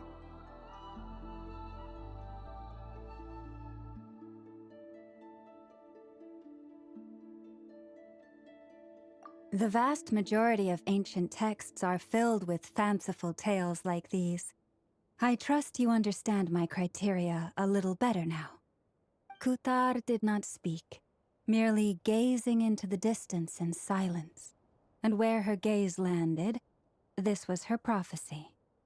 Clearly, whoever wrote this text never even met Kutar. Otherwise, they'd know that her eyes are always closed. What about you, Traveler? What are you reading? Come on, let Paimon see. The child wished to build a wooden nest with which to shield a fledgling bird from the cold. But being so young and lacking in strength, the child could not snap the branches from the trees. Kutar was passing by. Upon seeing the child, she summoned forth a Kuhenki, who built a beautiful nest for the child. I remember that. Not knowing the meaning of Kutar's divine intervention, the child dared not to respond, and thus ran home to call their parents. But Kutar was gone. The moon chanter declared the event a miracle and took the nest as a relic, placing it on high for all to see. The child was named as one favored by the goddess and was greatly respected amongst the people. Yet, no further miracles were bestowed, and this matter was forgotten in but a few years. Huh. Any thoughts after reading that?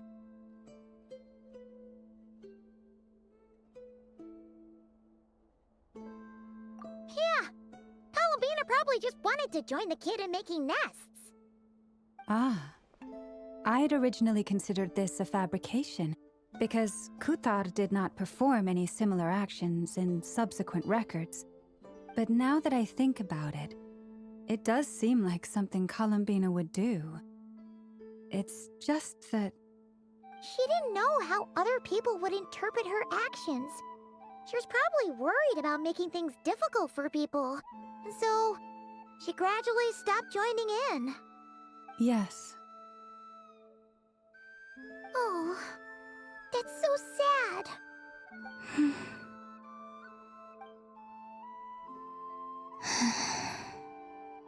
And now, I can make no such gestures of warmth, even if I want to.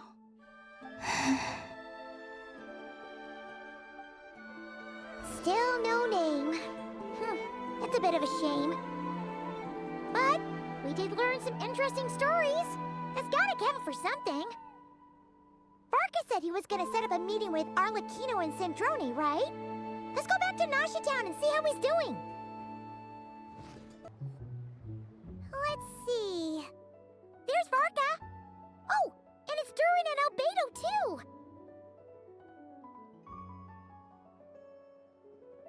Yeah, this is pretty much the same place we bumped into each other last time.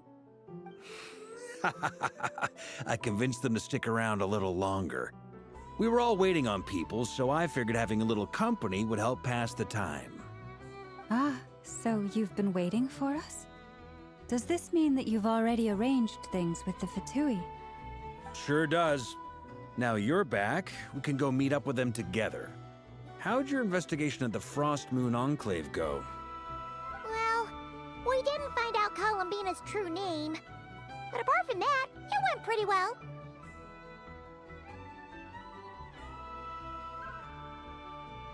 Aha, just as well that I didn't tag along then. I'm sure our moon goddess wouldn't want every man and his dog knowing all about her private life. Still, desperate times, desperate measures, I guess. Someone had to do it. So, Varka was waiting on us, but what about you two? Are you waiting for Alice? Oh, no. We already met with her. We discussed that experiment I mentioned to you last time. Oh, and she also handed me this communication device. That's right. I understand she informed you about the relationship between the phantom phenomena and Tevat's borders, yes? She wants me to help her with some more experiments on that front. She said that she'll contact me through this device with more information. Ah, I see. Following instructions and making observations. Pretty common research method. Takes me right back to Albedo's lab. Wait, then who exactly are you meeting? Someone you know. Albedo's met him too. But I don't think Miss Lauma or the Grand Master have been introduced. Introductions are overrated, especially in cases like this. It's you! So, it's not like the Academia has prohibitions against going abroad. Also, I applied for leave. I've been writing to Hat Guy since obtaining a human form. I've already brought him up to speed on everything that's been going on in Nod-craya. Hat Guy? Turns out, I actually have heard that name before. Oh? Then why did you react the same way I did? I only knew the name, not the fella. But since we're all here, let's do some introductions for what it's worth. I'm Varka, Grand Master of the Knights of Favonius. Lauma, Moon Chanter of the Frost Moon Scions. And I'm a Driosh from the Vahumana Darshan of the Sumero Academia. Hat Guy. Good to see you again, Mr. Guy. I believe we last saw each other on the boat ride here.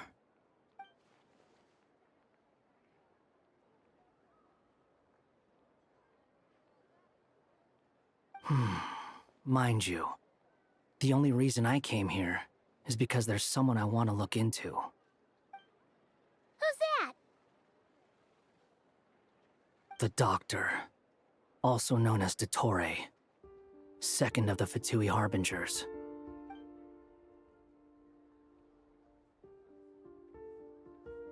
From the tone of your voice, it sounds like there's bad blood between you. I was reviewing our archives and noticed that a lot of information about him was missing. Left a bad taste in my mouth. That's all there is to it. Dottore, or Zondique, as he was then known, once studied at the Academia, but he got kicked out before he could graduate.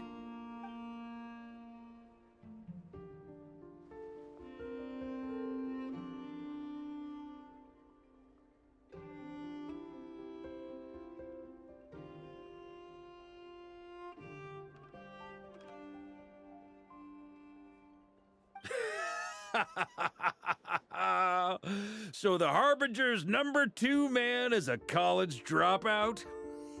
How embarrassing for them. Last we heard, he was planning something. We actually heard that a few times before, even coming to Nod-craya, but we haven't seen a trace of him since we got here.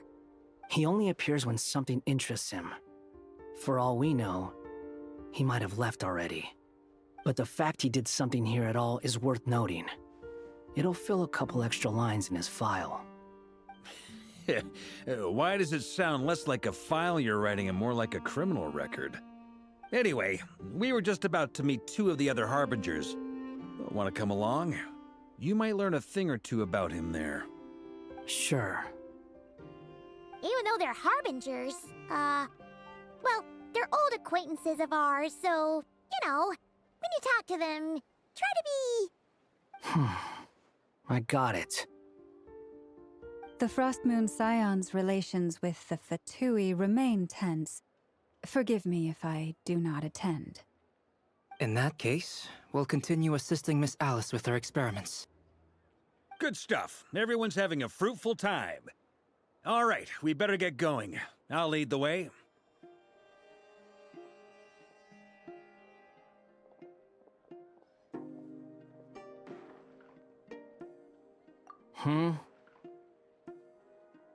Well, yeah, that's obviously part of it. But I'm not the only one who has a score to settle with him. Neither you, nor Lesser Lord Kusanali, nor I want to see him meddling with things again. What's the hurry? Don't worry. Pigeons always know which way home is.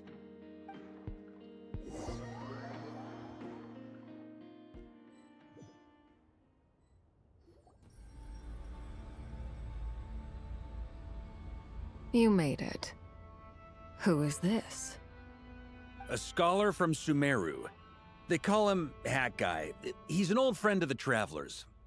Wait, this is the Academia representative you wrote about? He doesn't exactly look the part. I believe this will prove my identity. You'll notice it bears the seal of the Sanctuary of Surasthana. Well, what do you know? So it does. All right then. My mistake. It's fine. I expected as much. What? So as I mentioned in my letter, the Academia's got its eyes on Dottore. But this matter remains top secret. Apart from those assisting in the investigation, the fewer people who know, the better. If anyone asks, I'm here in Nod-craya to pursue my personal academic interests. Gotta say, Varka, you did pretty well to keep all this under wraps for so long. Sounds like you got in touch with the Academia about this way back. You flatter me.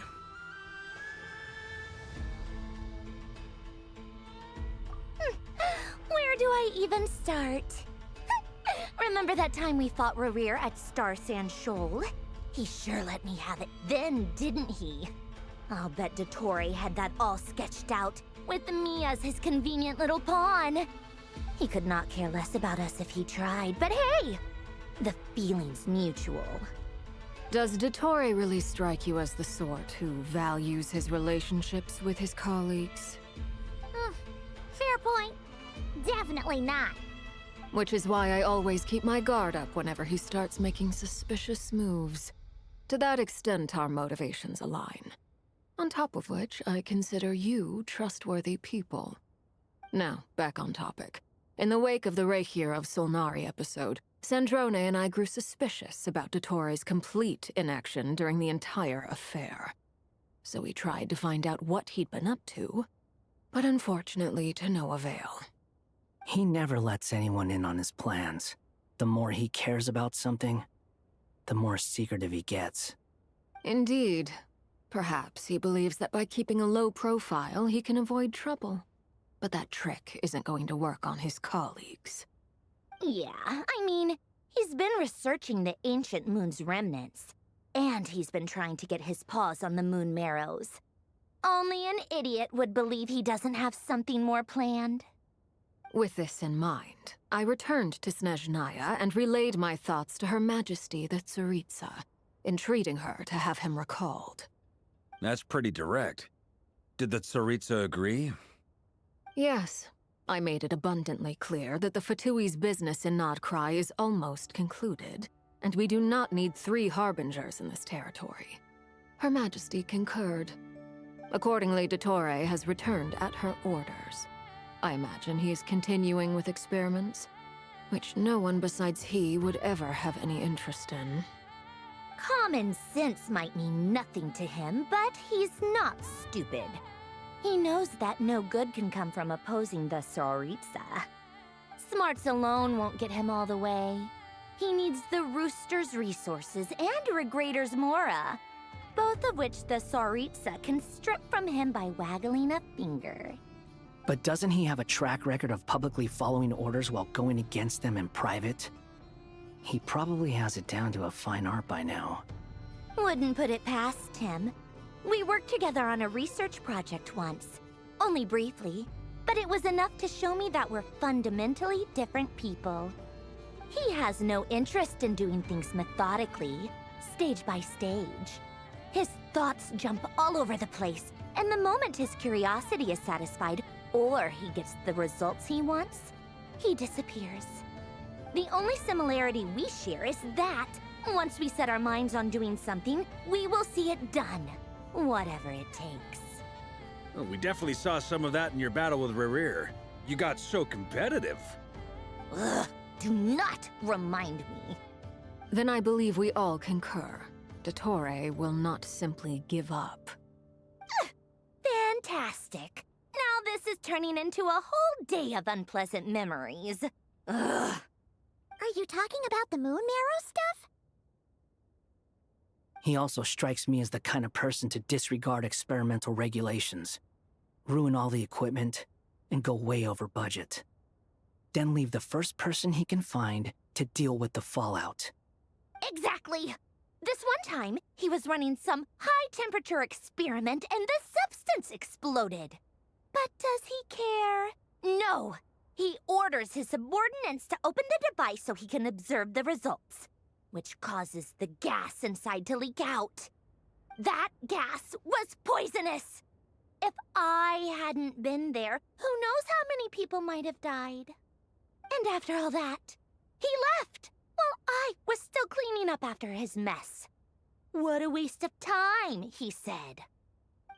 Waste of time? The nerve! He wasted my time! You've been bottling that up for a while, huh? Hat guy, I must say, you seem awfully familiar with internal Fatui affairs. Especially when it comes to Dottore. Thank you, Lady Harbingers, for providing such valuable information. I have no other questions for now, so I'll be on my way. Wait, what? You're just gonna leave? You're welcome to join if you want. Ugh. Just when Paimon thought he'd finally mellowed out. He makes quite the impression. I'll say.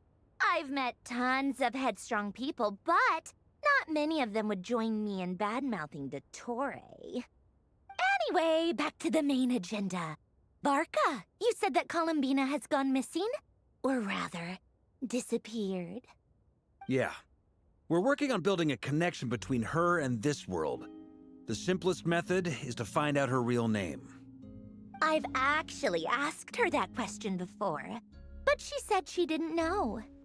Considering our relationship, I doubt she was lying to me.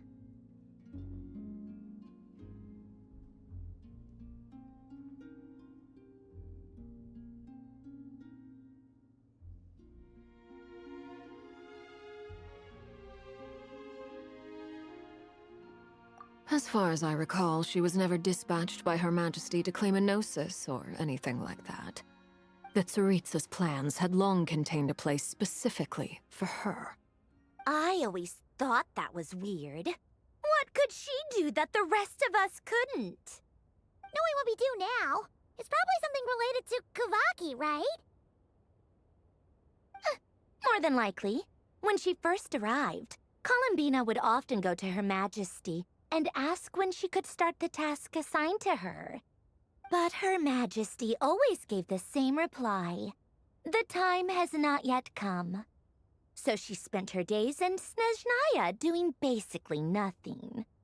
The Tsaritsa has summoned a beautiful blind maiden to be a harbinger, giving her the third seat by virtue only of her enchanting voice. It was a dumb and stupid rumor, but the reality of the situation made it hard to refute. And what happened after that? I imagine she stopped caring. She no longer seemed to care why she had been recruited, and Her Majesty never gave her any missions, so she just continued to sing in the flower garden. For my part, I was busy. So busy, in fact, that watching someone be that idle had me fuming. But still, I got the sense that she had long been used to a life of other people claiming she was needed when she wasn't. I just felt that having a place to stay would cost me something eventually. And so I waited quietly for the day that I would have to pay the price. And on the other end of that spectrum, you had me. Someone once told me that I had the lousiest work and the toughest luck. That's a good way of putting it. I forget who said it, but those words have always stuck with me.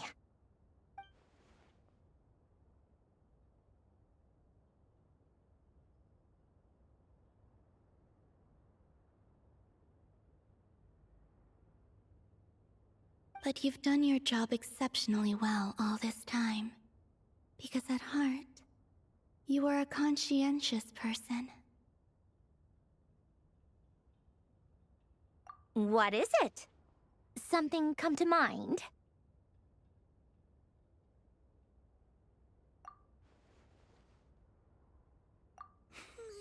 That makes sense. Nothing screams you are needed like your name shouted from across the town.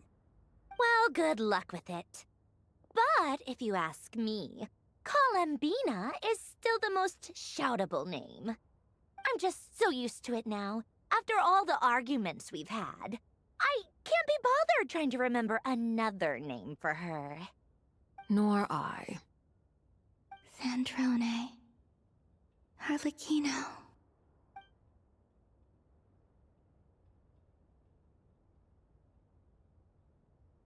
Huh! It's a Sealy! Does that mean Nicole has news for us? Ladies, I thank you for your hospitality. If the chance ever comes up, I definitely owe you both a drink sometime. I'm sure it will. You can make your own way out. Heck, you've been here enough times, you probably know your way around better than I do. Okay, time to do what adventurers do best. Follow that Sealy!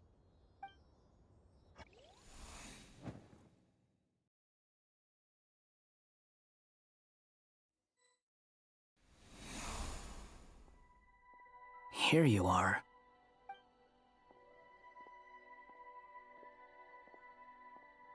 Oh, hat guy. How come you're back so soon? Did things go all right with the Fatui? Fine.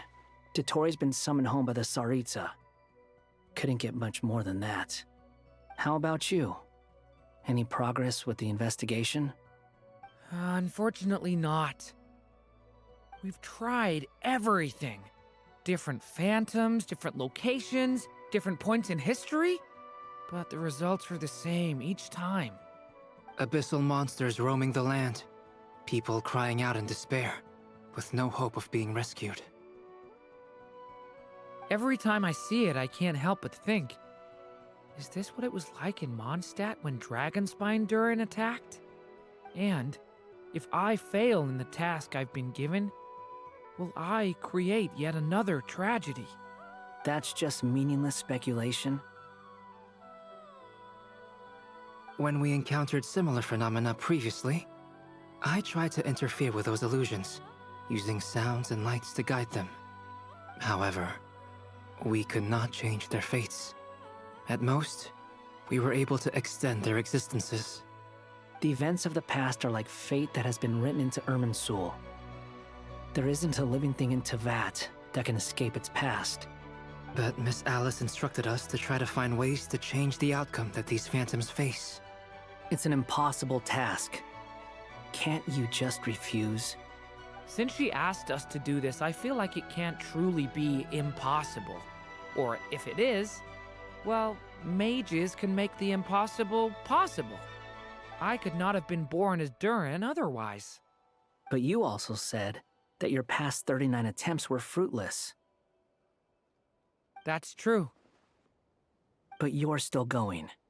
Yes. After this many futile attempts, surely you realize that you're not doing this because you still believe what some mage told you.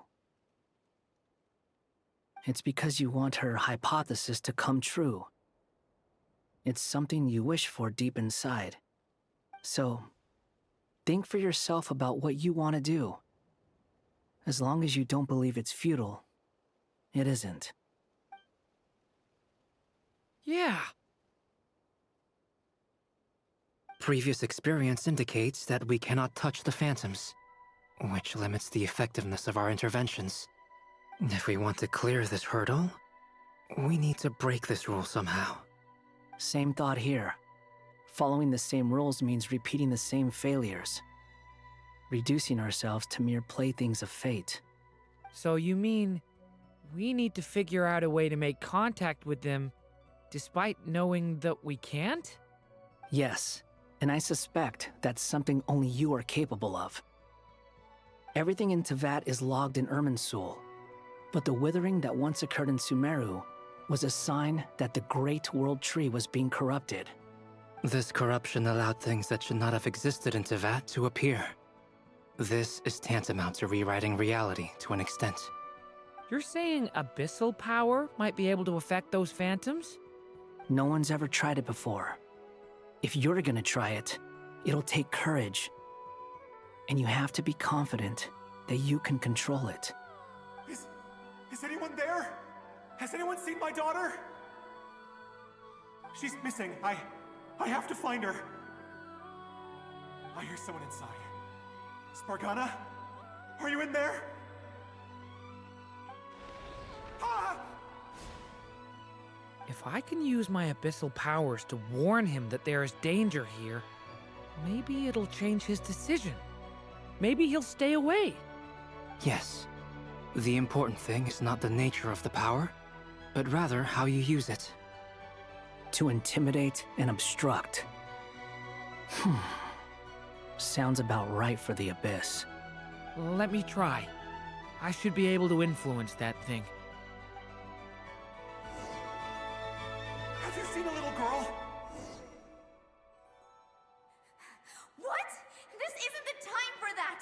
Just run!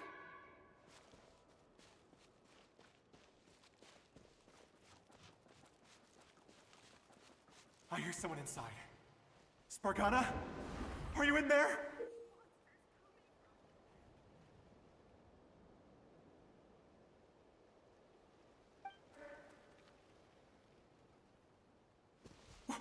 What is this? Looks dangerous. I should get out of here.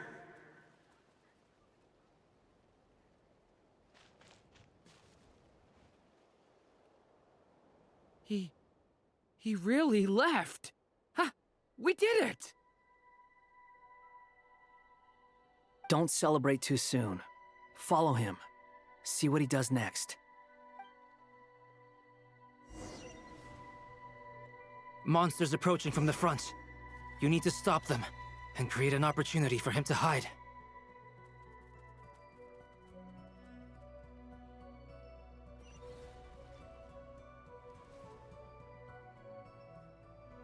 Help me!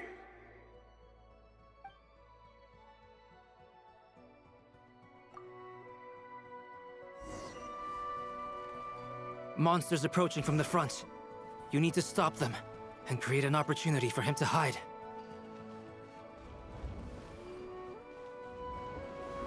No! There's monsters ahead!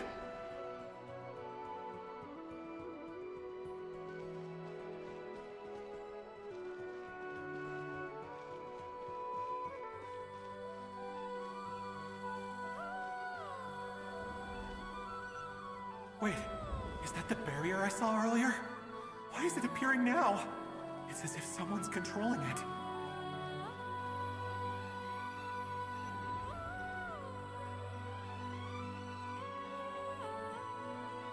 The monsters are gone. Is it safe now?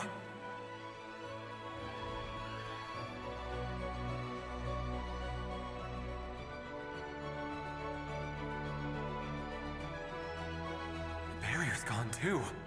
How odd. Anyway, I guess I'll keep going. Quickly, let's keep up.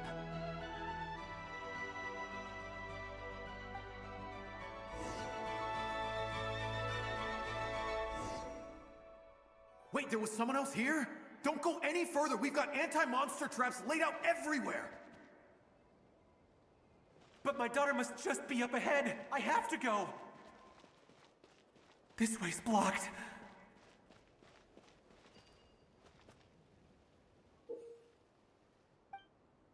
We might be able to use the explosives over there, but we need to take care not to hurt him.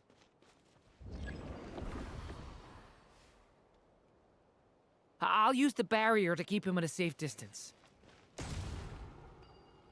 This barrier seems to be helping me somehow. Hey, wake up! Oh, no good. Gotta keep moving ahead.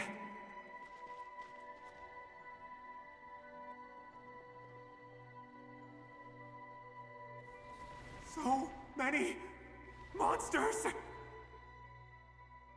There's still a chance, Durin. Use the traps.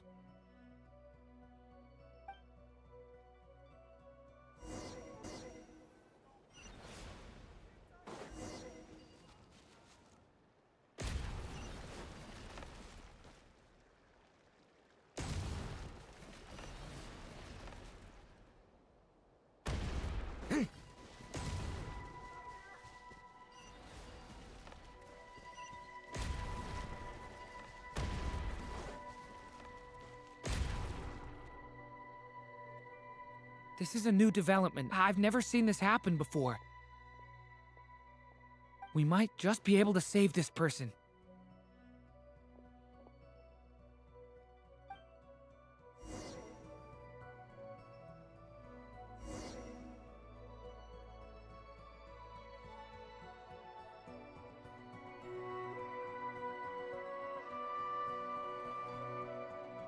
Hello there.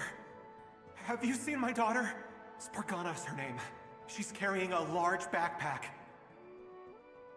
Get out while you still can, you fool. You won't find any survivors here. But I can't just leave her here. She must be so scared right now. Sorry. Wish I could help, but I haven't seen her. You'll just have to keep looking. Okay, thank you. If I do find her, I'll get her to shelter and come back for you. Don't bother. I've got nowhere left to go.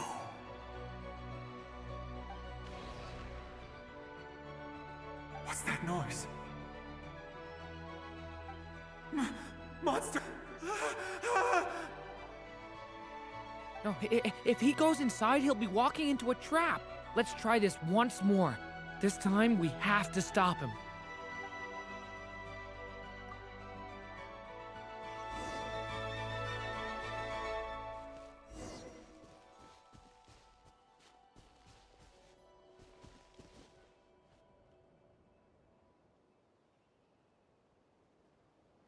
Hello there. Have you seen my daughter? Spargana's her name. She's carrying a large backpack. Get out while you still can, you fool. You won't find any survivors here. But I can't just leave her here. She must be so scared right now. Sorry. Wish I could help, but I haven't seen her. You'll just have to keep looking. Okay, thank you. If I do find her, I'll get her to shelter and come back for you. Don't bother. I've got nowhere left to go.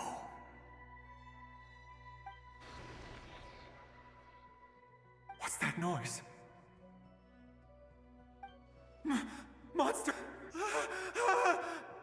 No, if he goes inside, he'll be walking into a trap. Let's try this once more. This time, we have to stop him.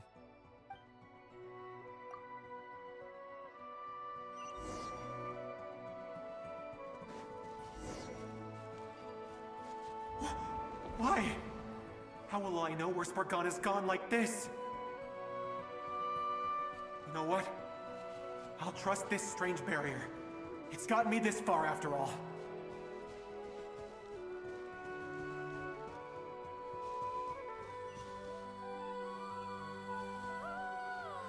Spargana, are you there? What? What's this? Hey! Let us out!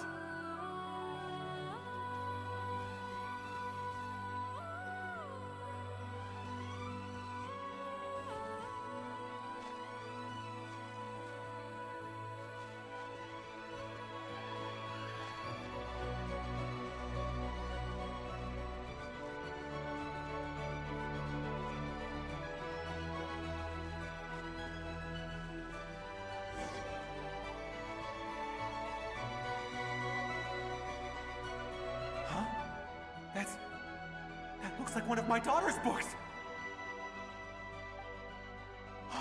Thank you. Thank you! Yes, it's one of hers for sure. That's her name on it right there. She left her backpack here.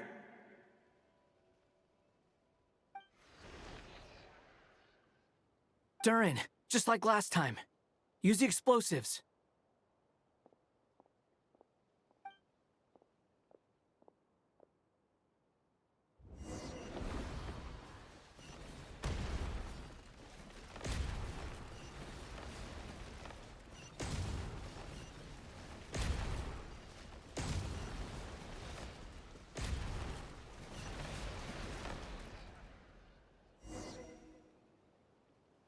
It won't work.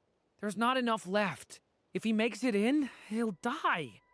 But then, this clue could be the key to him finding his daughter.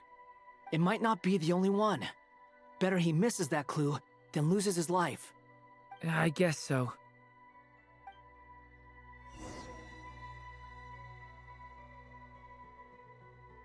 Stop him, Durin. We can't let him get any further in. That's my daughter's book! She's passed this way! Why? Why won't you let me go in? I've searched and searched and searched just for this! But how will I find her without any clues? I no longer have anywhere else to go.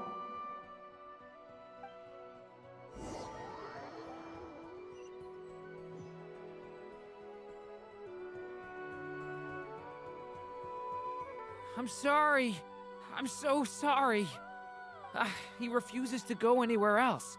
Whether he opens this door or not, all that awaits him now is death. We couldn't change his fate. Albedo? Hat guy? Let's try one more time. I don't know how we're gonna do this, but I don't want to give up either.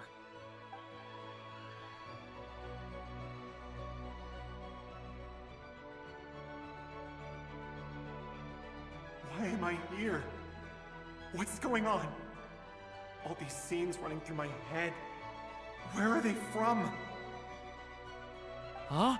What's going on? His reactions have changed. How many times have I... What's happening to me? Huh? Wait. Who are you? You can see us now? I feel like I always could, but that I only just realized you were there. I'm sorry, I don't know how to describe what I'm feeling. But you were the ones guiding me using that marked barrier, right? I haven't done anything yet, but those monsters, those deaths, they feel like memories. Like things I really did experience. I won't find my daughter. In fact, I'll ultimately die trying to find her. Isn't that right? Well, no, it isn't. Yes, it is. Even so, we're trying to find a way out of this. You've not seen my daughter either, have you? It seems she really isn't here.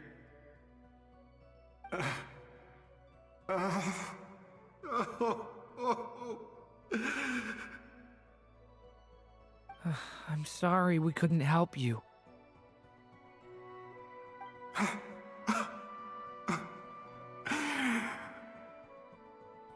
I'm just tired. Maybe this is destiny. Maybe it doesn't matter how hard I search. How long do I have left? Experience says 15 to 20 minutes. 15 to 20. Thank you for all your help. Let's rest a while. You look exhausted too. Now's not the time for you to start pitying us. It's not pity. I'm just realizing that I've only got 10 or so minutes left. You know?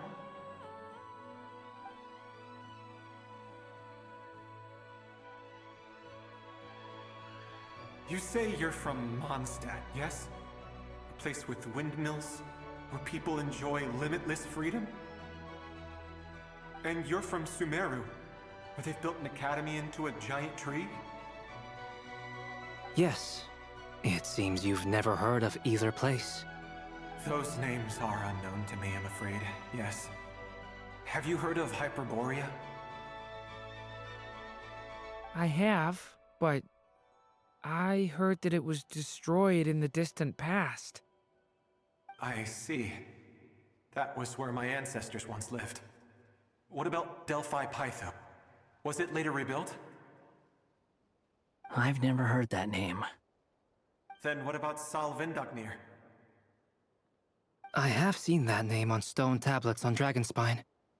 But I'm afraid the only things left of that place are its ruins. I see. Sure enough, there was no way to turn this around, huh? I'm sorry. I was the one who asked to chat, but it seems like we're too many ages apart. There's barely any common ground to start from. It's all right. We did hear something new, at least. From how you speak of your lives, things must be going all right for you, I guess. They are. Mondstadt is a place of freedom and happiness. There's a lot of good people in the church and the Knights of Favonius, and even outsiders find that it's an easy place to feel at home. We have festivals a few times a year. Everyone gets together to drink, sing, and be merry. Sumeru is a lot more uptight. Not really the kind of place where you can relax. It's a nation fraught with problems wherever you look. But if all you want in life is to seek knowledge, I guess it's pretty much paradise. That's wonderful. In other words, after this all-devouring black tide passed, humanity did not merely avoid extinction, but rose to build prosperous civilizations anew. I mean, I can see you all right now. That must mean the future isn't a total mess, right? That's true. Well, time's almost up. Let's part ways, I think. Might be best if you don't waste too much time on me. The chances are slim, I know, but I'd like to spend these last few minutes looking for Spargana. If things work out, I'd love to tell her about what I've heard. May we meet again. Well, or not, most probably. In that case, may your wishes come true.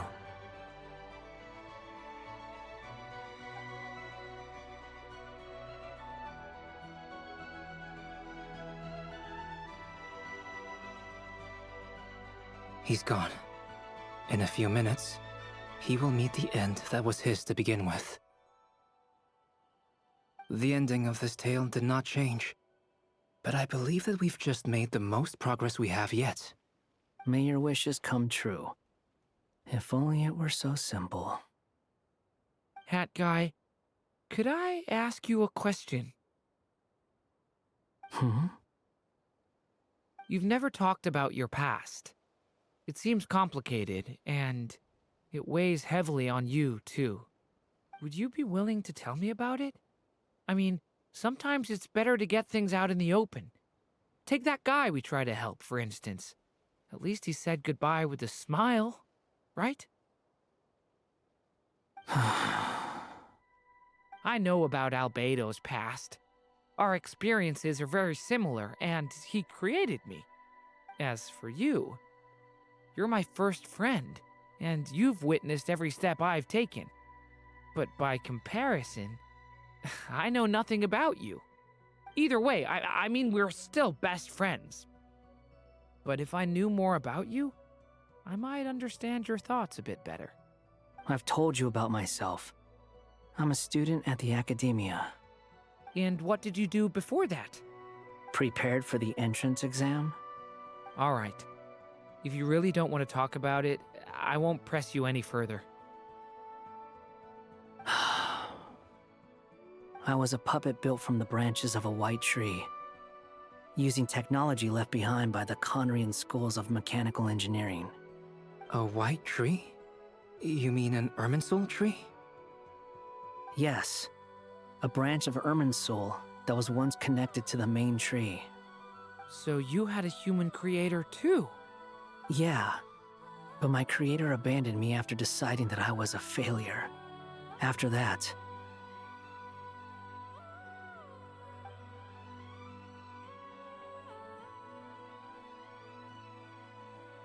Durin, resisting the influence of the abyss, suppressing the urge to destroy, trying to do the right thing.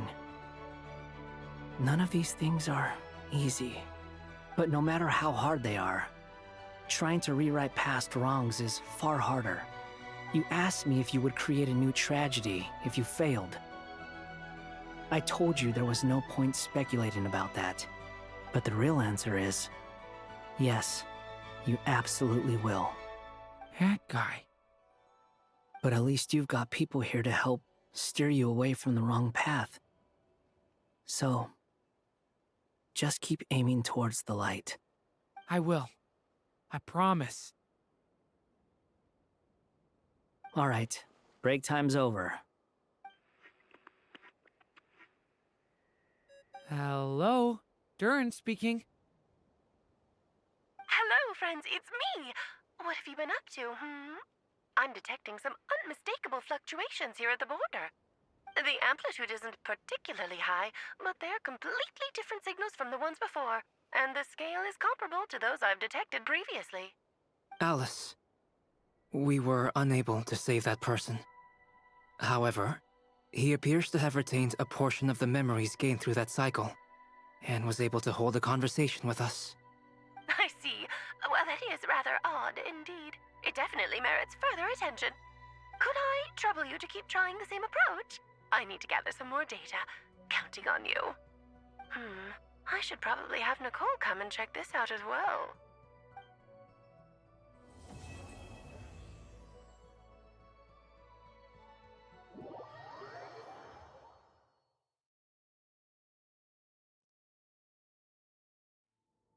There you are.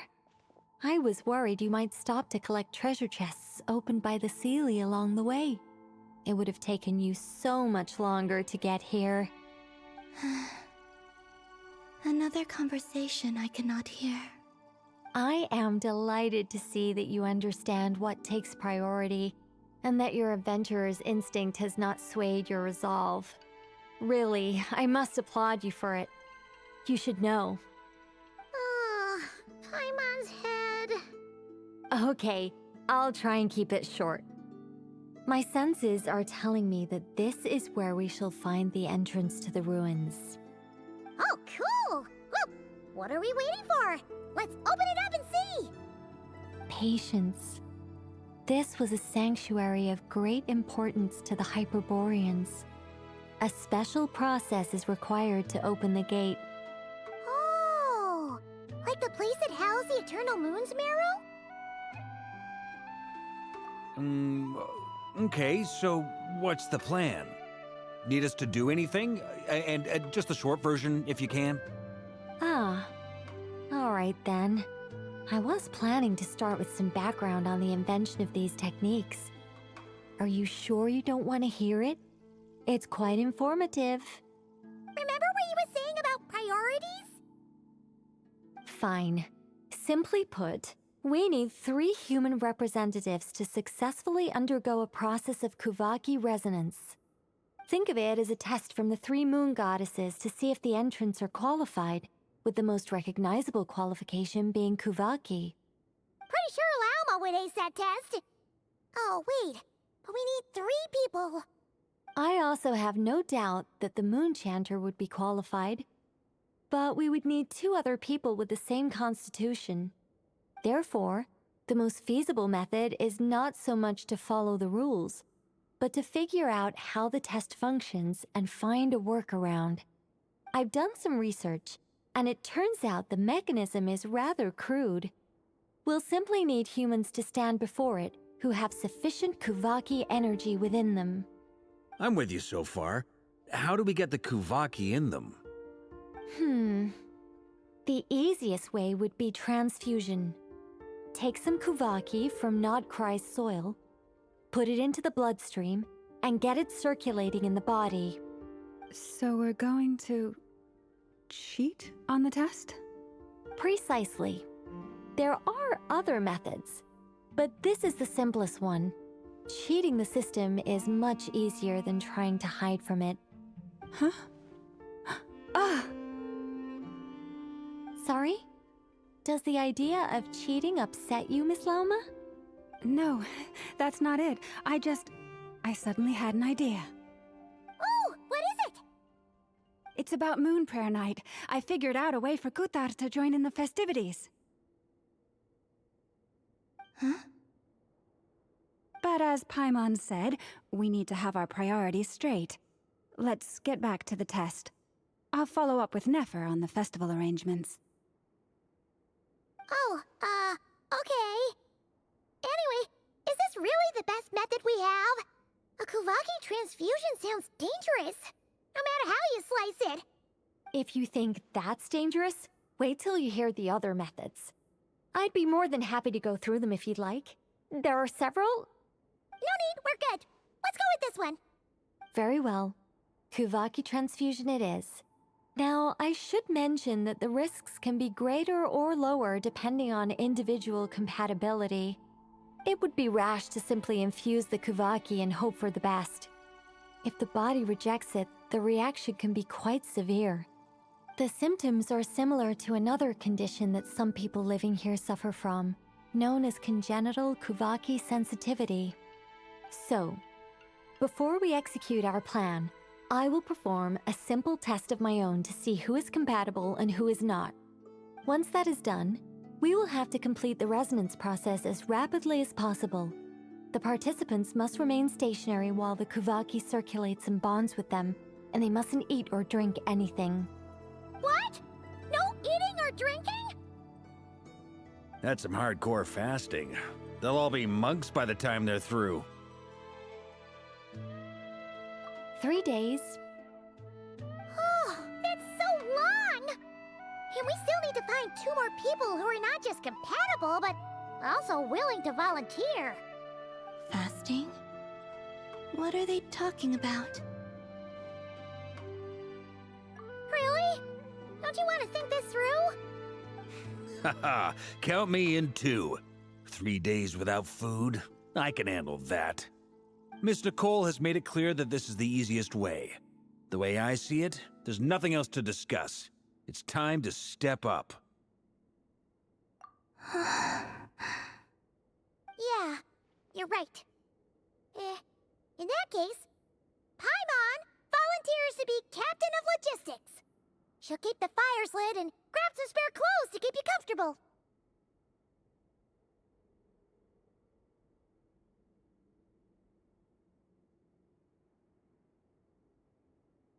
Then we'll start with you first, Traveler.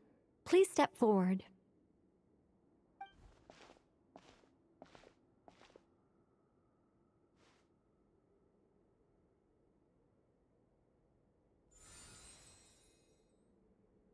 How's it going? Do you feel anything?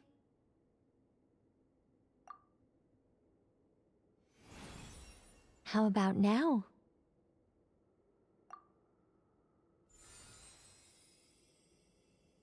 And now?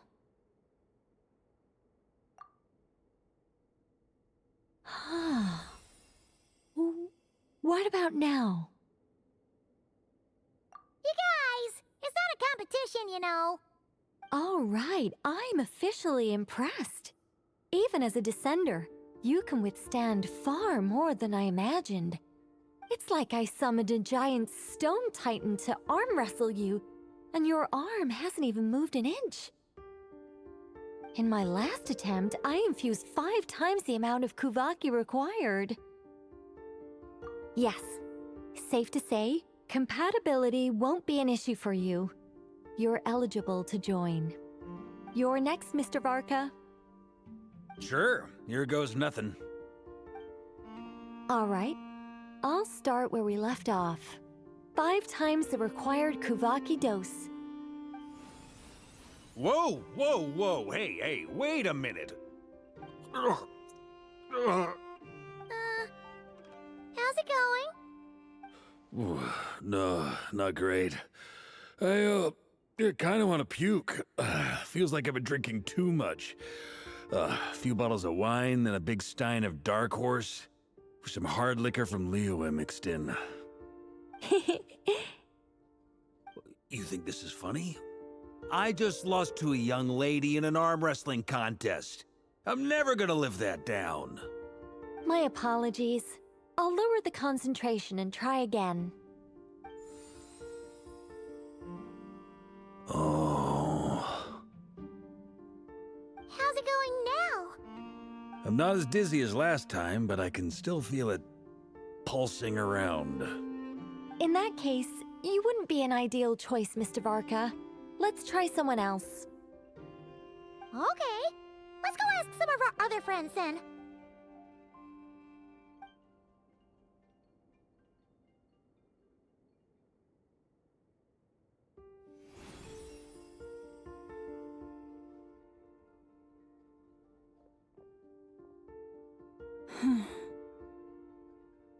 No surprises here, Miss Moonchanter.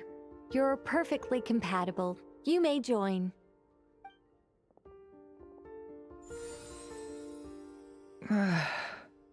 I'm getting a slight headache. Shame. You were so close. Whoa, I'm itching all over. Allergic reaction. We can't have that. Huh? Well, are you gonna start a what? The Hexenzirkel is an organization that cares for and protects children. We will not have them do dangerous things. Not even tests.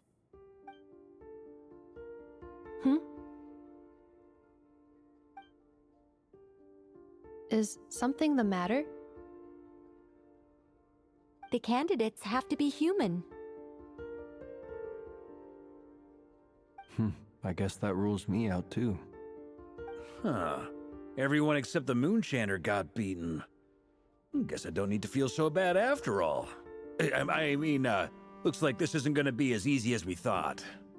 Perhaps I could ask for volunteers among the Frost Moon Scions. I'll see about talking to some trusted Lightkeeper colleagues. Itlua springs to mind. In fact, I think we had some former Frost Moon Scions join our ranks recently. Can you give me the scientific explanation for how the test works? I can probably make some kind of test bot. Then we can just zip through Nashatown, going up to people and pressing a button to check their status. Wouldn't that be way easier? No. Wow! No elaboration for once. How about I contact the Knights of Favonia's garrison in the Wave Chaser plane? Shame that Lohan's already left. And that guy's even tougher than I am. Strange. The moon goddess is clearly revered by many people. So why is she on the brink of disappearing? She mentioned that the world has rejected her from the very beginning. And when we fought the Reikir of Solnari, it seemed like she exhausted her power for our sake. Also, Paimon's not sure revered is the right word for how people feel about her. Gratitude, certainly. For my part, anyway. It's basic reciprocity. She helped us, so she deserves our help in return. Yeah. Even though she looked like she didn't care, she still saved a ton of people, including me. A review of the relevant data leads me to conclude that Miss Colombiana is a good person. Yep, you bet! They really think so? I'm super surprised that Colombina isn't her actual name, though. I think it really suits her. It's light and graceful and... yeah, just a really pretty name. I know, right? Unfortunately, that's not our decision to make. Colombina. That was the code name the Fatui gave me. But it also came up in the song I heard when I was born. But... is that really all there is to it? What do I truly think of my own name? Is there anyone left who will still call me by that name?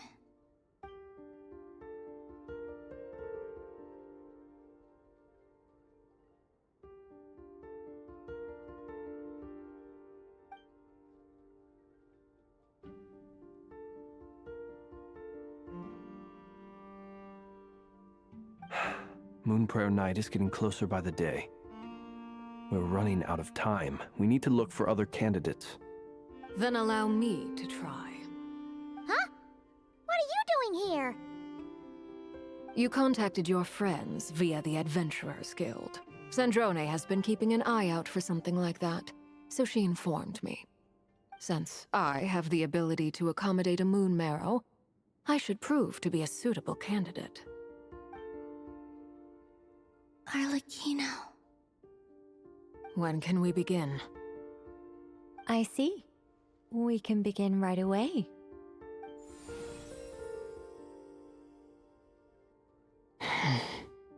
How was it? Did you feel any discomfort? None at all. Then it seems we shan't need to look for additional candidates after all. Great! Cool. Alright, like Paimon said, the rest of us can take turns making sure the three of them stay warm and comfy. Then, my job is to take care of the caretakers. I will ensure everyone receives food and accommodation. I'm ready as well.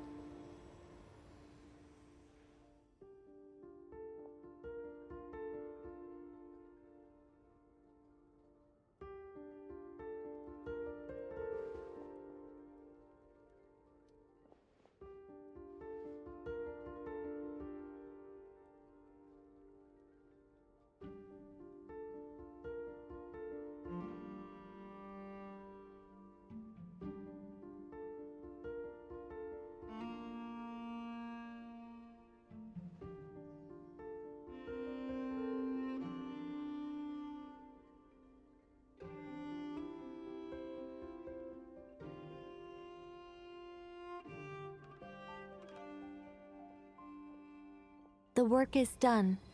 The sacred scroll shut. The stars grow dim, the people silent.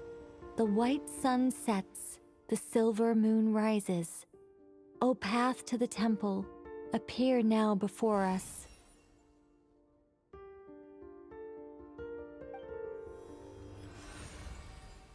Wow! It really opened! So that's what all this is about. They've been trying to open this gate. Come, let us enter.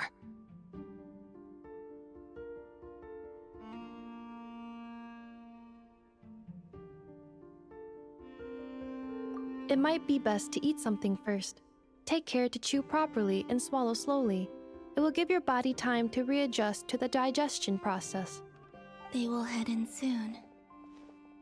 They will need to enter this gate.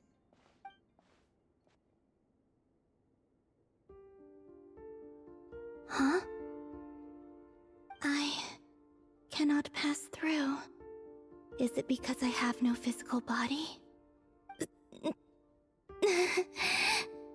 It has been 3 days. My strength has all but completely faded. Can I really hold on until moon prayer night?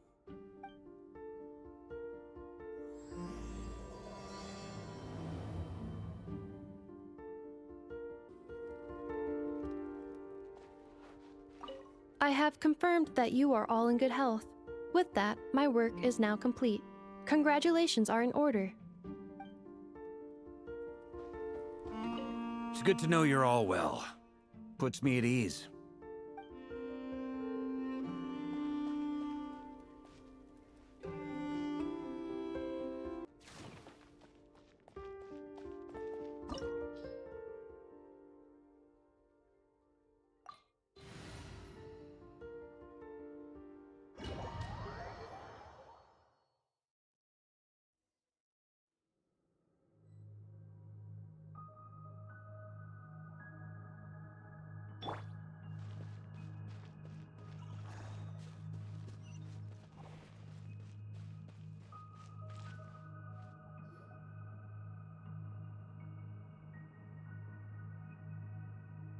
Are these people...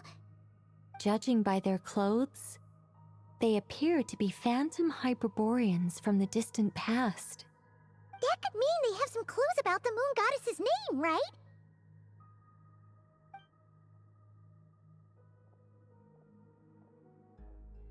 Hey there! Could you tell us what the moon goddess's name is?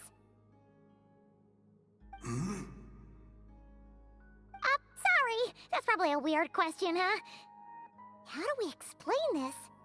The moons are long gone, and their goddesses are dead. Their names no longer mean anything. When a new moon goddess is born, we will surely know her name. We have used every last resource at our disposal. All that remains is to wait, patiently and quietly.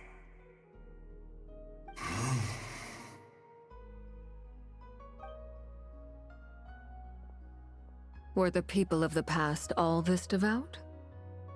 It looks like this phantom doesn't intend to converse with us any further.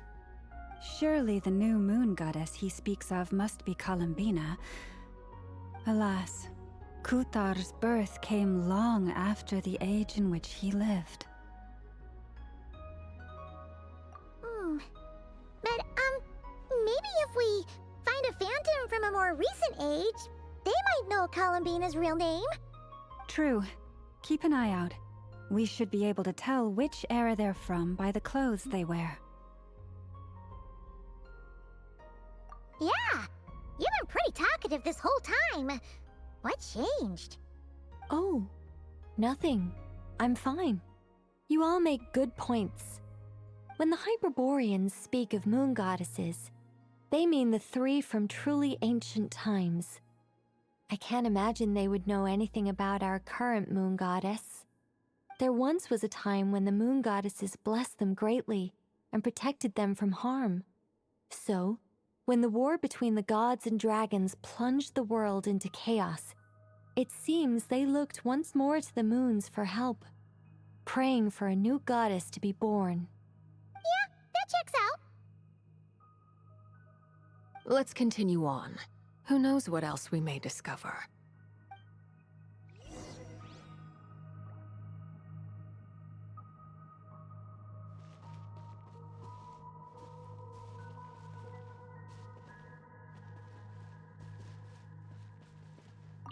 The moons have left for now.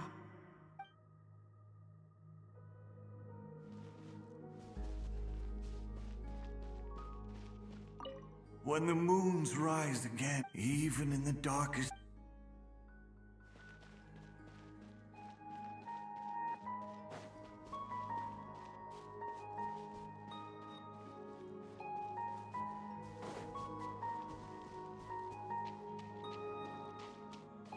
There's a door blocking this path. Not a problem. Try this. Whoa! How did that door suddenly collapse? This device was maintaining the door's integrity. Remove the core, and the device stops working.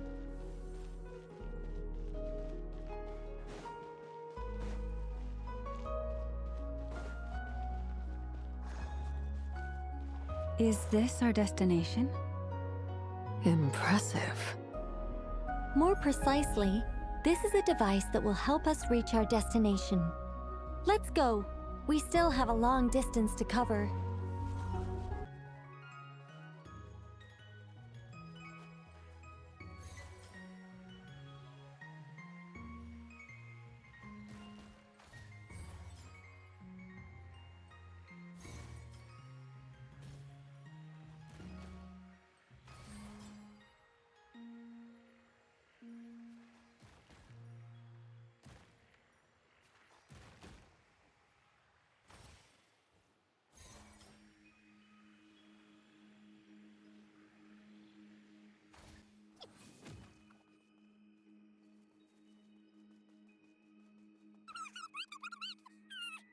Let's try that device again.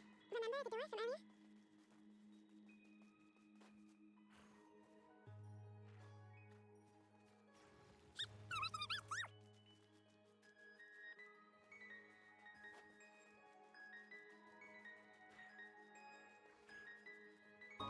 The humans we see are all phantoms, but the monsters are real.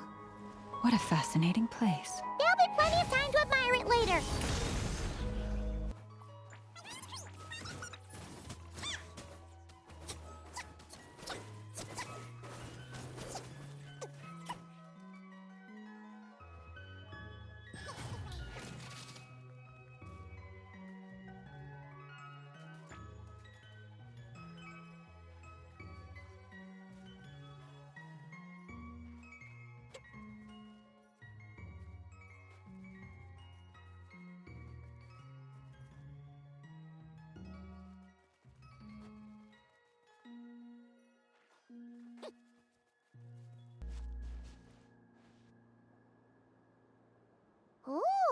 There's a whole bunch of artwork in here. Seems pretty old. Nicole, this is probably your area of expertise. What do all these paintings mean? Let me see. To understand these murals requires some knowledge of the history surrounding the War of Funerary Flame. I shared a little of this with Lauma before. Yes, I think I follow. The dispute between the Moon Sisters, the transformation by Nibelung.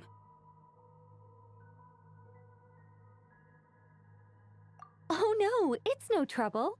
I'd be delighted to share the tale again. Alright then. Tevat's 3 moons and their goddesses were brought into being by the will of Nibelung, the then ruler of Tevat. But when the heavenly principles came, they changed the world completely, down to its very foundations. The moon goddesses were nowhere near strong enough to challenge this entity. But the heavenly principles did not view them as heretical entities that had to be removed. Essentially, the 3 moons existed to keep this planet alive and operational, which did not directly conflict with the heavenly principles' aims. Nevertheless, the inherent precariousness of this arrangement would soon be revealed. Nibelung returned, yes. He did, and thus began the War of Funerary Flame, a battle for dominance between Nibelung and the heavenly principles. Discord would soon emerge between the 3 moon sisters. One would voice the opinion that they should follow Nibelung, for it was he who first hung the moons in the sky. Another would argue that taking sides in the conflict would only bring the world closer to ruin. There was no telling where it would lead, especially since their creator had returned, bearing the perilous power of the abyss. Nibelung would eventually discover their disloyalty. He had all 3 imprisoned before transforming the moons into weapons with which to fight against the heavenly principles. What? Weapons? Yes, the very moons that had once defended the planet became instruments of death and destruction, striking terror into the hearts of all living things. And although the heavenly principles and the 3 moon sisters had once been at peace, it now seemed that the moons posed an unacceptable threat to Tevat. It is possible that the heavenly principles did not know of the goddess's imprisonment. If so, the weaponization of the moons would surely have been viewed as an intentional breach of the peace agreement. Regardless of who knew what, when, the heavenly principles shattered 2 moons and flung the other beyond the skies. Whether the goddesses managed to escape Nibelung's captivity after his fall, nobody knows. But this much is certain. From that day on, the moons no longer belonged to Tevat. The rejection slowly drained their power until eventually they passed away. So that's the full story. You say the moon ceased belonging to Tevat from then on. Why then would Colombine be born here? That is perhaps due to the lingering connection between the frost moon, which was not shattered, and this world. You could see it as the 3 sisters' dying wish. They never desired war. All they ever wished for was to protect this land. I see. If the final fate of the 3 goddesses is as you say, then Colombina faces the same grave danger. Our investigation has yet to bear fruit. We must hurry. Yeah, you're right. Let's keep going.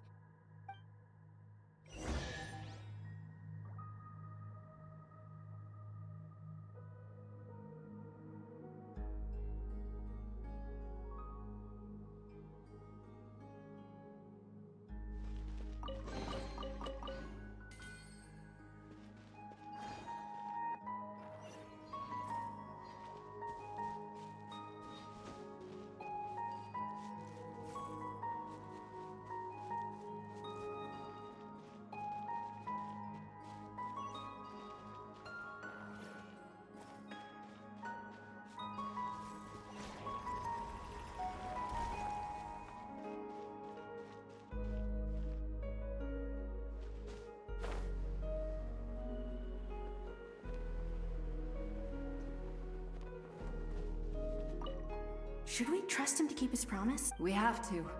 There's... Why? Why do the remember his words? We Wait, that's odd. Who is he? Is something wrong?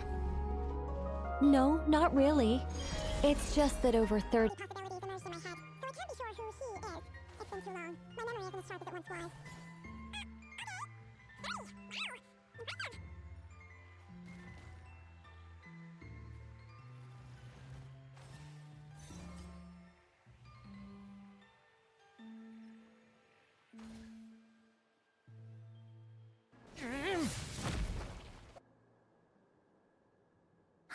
We're finally here!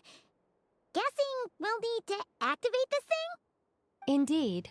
I was a little worried about that at first, but as we got closer, I sensed that the Kuvaki within it flows unimpeded. It should be functioning normally. The only issue is how to activate it. It's looking a little worse for wear. What about the cores from some of the other devices we've seen? Can we repair it using those? In all likelihood, yes. I imagine that would have been the Hyperborean's backup plan. Let's look for some cores.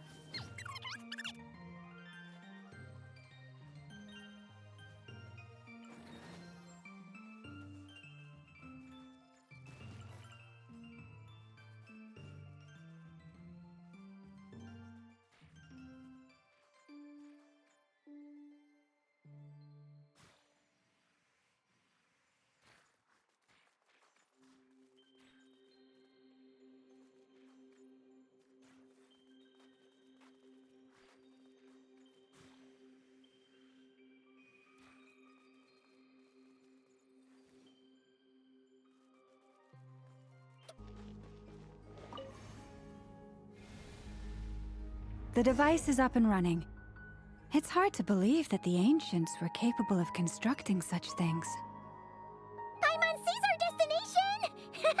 It's right up ahead! Yes, let's go.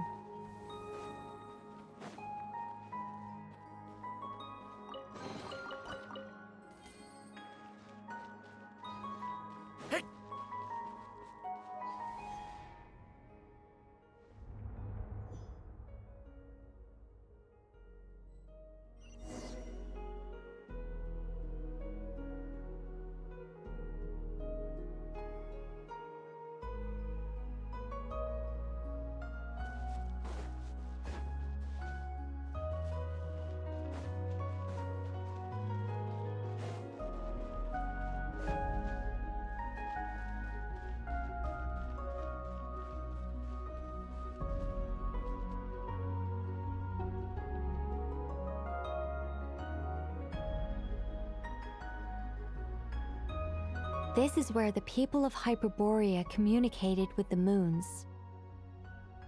We need only place the moon marrow upon this platform on Moon Prayer Night, and we shall be able to open a portal to the moon and send our moon goddess back home.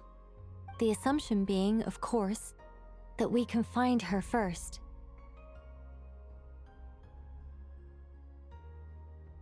That's right.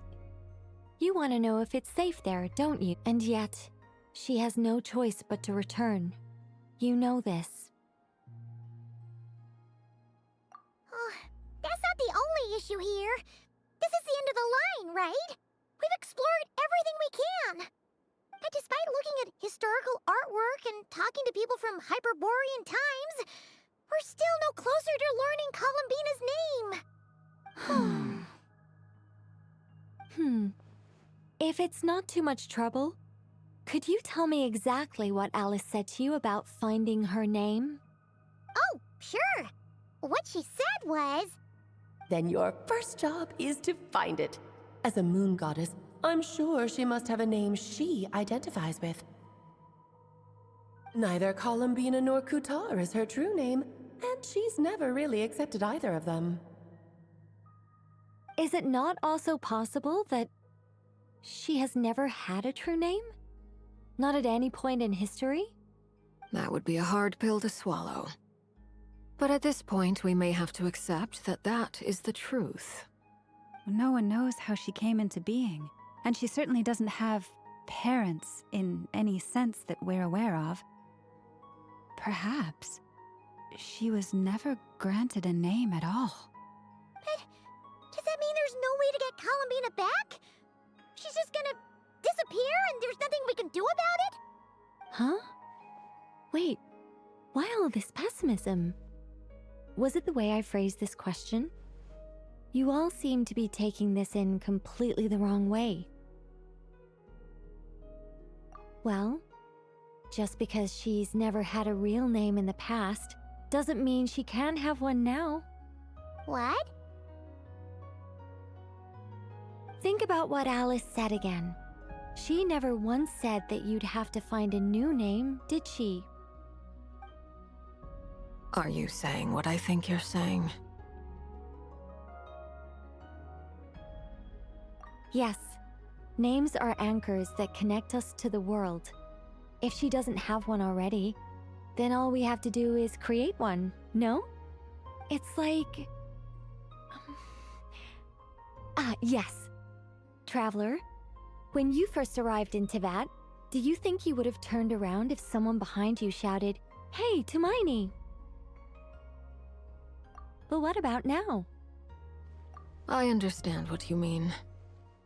Life is a long journey.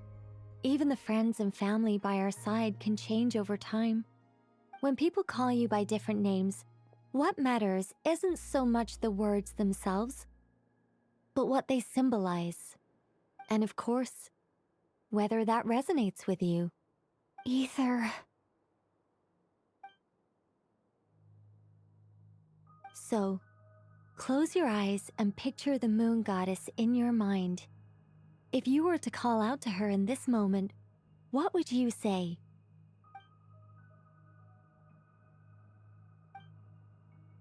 Colombina. Colombina. Paimon would call her Colombina too. She has long forsaken everything that Kutar represents. I think from now on I should call her Colombina too. Well, it sounds to me like you found your answer. Are you sure? Is it really that simple? We haven't found her this whole time, and not for lack of trying. For a journey like this, the process is every bit as important as the outcome. Had you not searched far and wide, rejecting every other answer you were offered, how could you have come to an answer you felt was finally correct? Oh, it all makes sense now. This has Alice's fingerprints all over it. Are you suggesting that Mage knew from the start that Colombina never had a real name to begin with? I can't say for sure. But I can definitely imagine her chuckling in satisfaction somewhere right now, saying, "Ah, what fun." Llama! Your antlers! You should hurry. The festive moon has begun to rise. Do not worry, for when you called the name Colombiне just now, I could sense that the power within was enough to summon back the moon goddess. The power within what? The name? Yes. So, the thing is...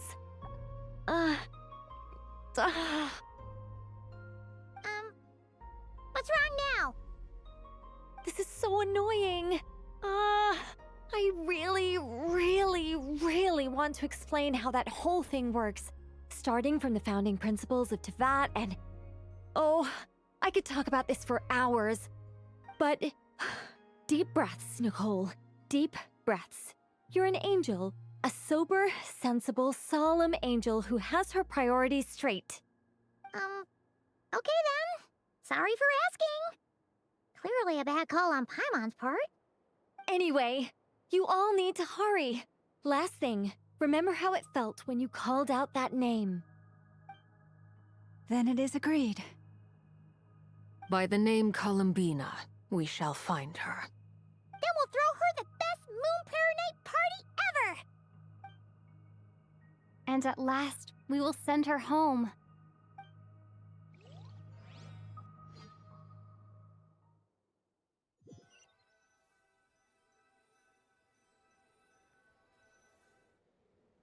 I can barely move anymore. My consciousness is fading away. Have they come back out? I'd love to see them one more time.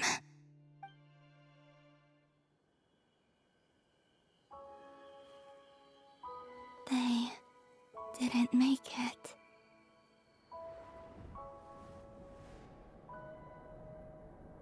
Could you tell me your name?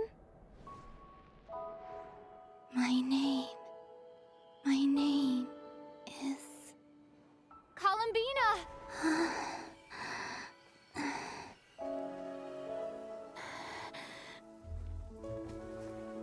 Colombiine! Are you here? Colombiine! That's the name you gave when we first met. And it's what I've called you ever since. Colombiне. It's a fine name. I have many fond memories of Colombiine, and so do all of your friends.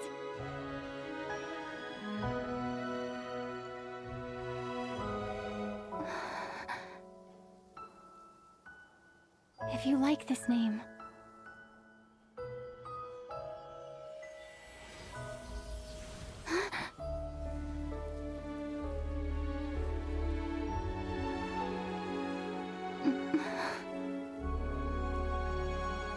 looking for me?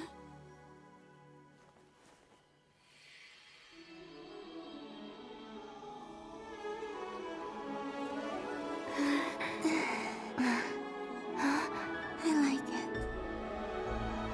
You can carry on using it. My name is Colombiне Hyposelenia.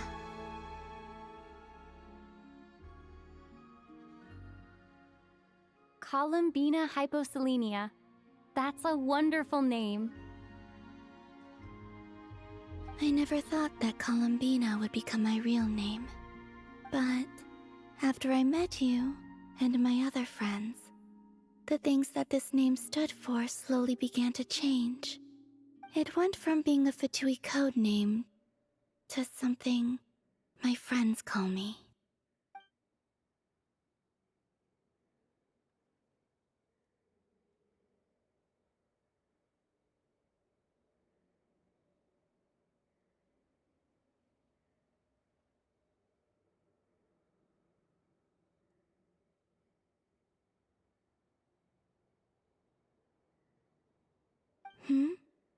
What is it? Why aren't you saying anything? I'm just so happy for you. Thank you. So, where's everyone else? We can go and meet them very soon. Everyone went to different places to try calling your name. Great. I'd like to thank them as well. Everyone's done so much for me. Searching for my name, entering those ancient ruins. Huh? Wait, so you were... Yes, I was there. Not physically, but my consciousness was still holding on. I followed you the whole way. Starting from when? You turned around and called out my name while you were in Nasha Town. Do you remember?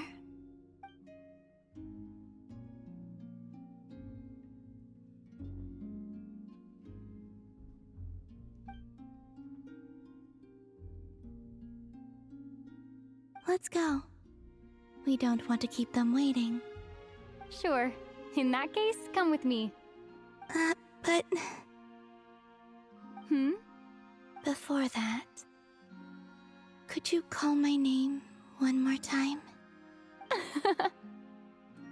Sure. Come with me, Colombiene hyposelenia.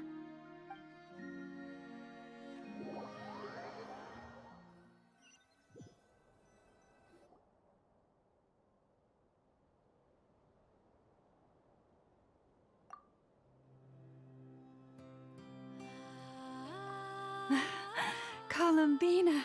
Oh, this truly is wonderful. Llama, I can't breathe. Ha ha! Just in time for Moon Prayer Night. It's good to have you back, Miss Colombiene. Yeah, we were worried sick. Thank you, my friends.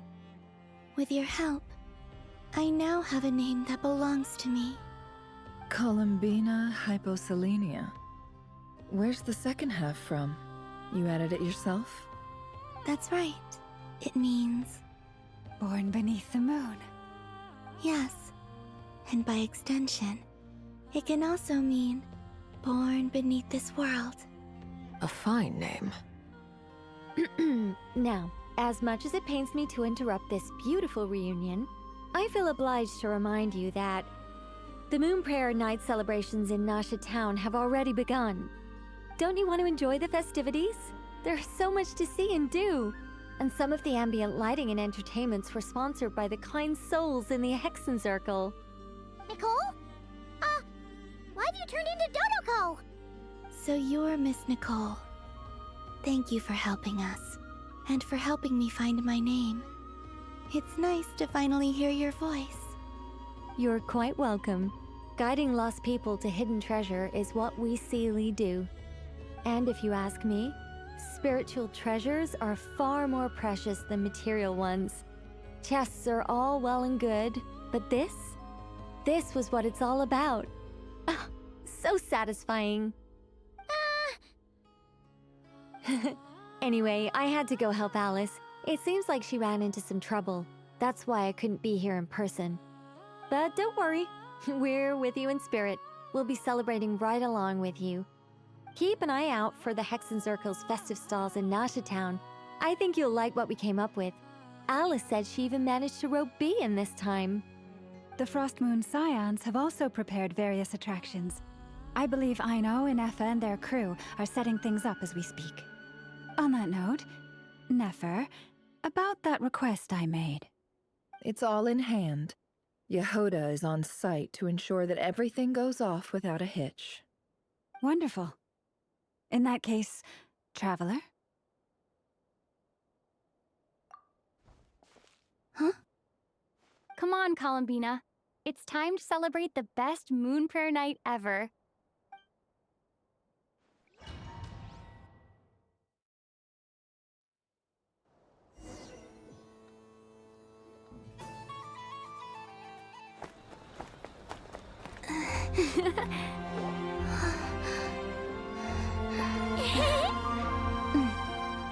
Hey, young lady. Would you like some Moon Prayer Night candy? Happy Moon Prayer Night. Oh, yeah. I almost forgot to say, welcome home, Moon Goddess.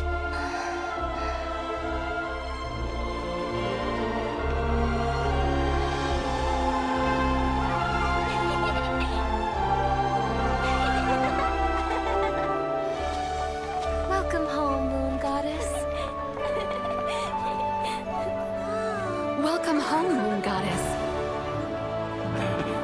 Welcome home, Moon Goddess. Turning Nashatown into her home is a festive gift. A rather brilliant idea. Perhaps this is what Nod-craya, Colombine's home, should have been like all along.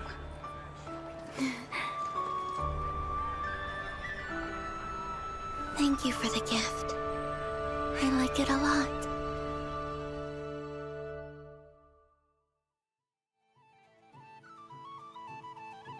This feels like the surprise of my life.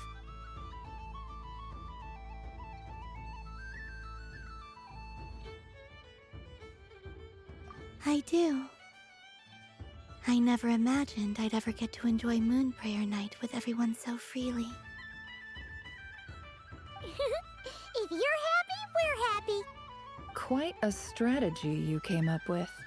Hide the tree in the forest. It's not your usual style, Lauma.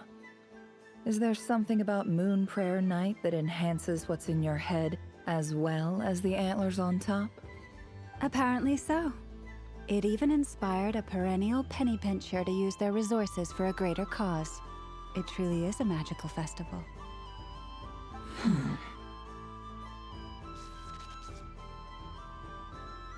I see it now. This bickering is actually a sign of a strong relationship. Huh? What's everyone doing here? Oh, Miss Colombina, you're back. Yes, I'm fine now. Thanks for your concern. How's your progress with Alice's assignment? Very well indeed. I've never heard her sound so excited.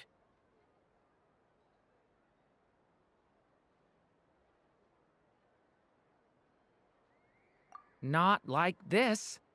This time her excitement seems more serious. Seems like she's had a major breakthrough. She said she'll contact us once she knows more.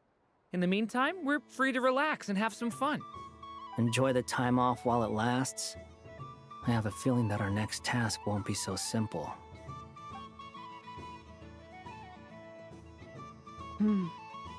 I should go.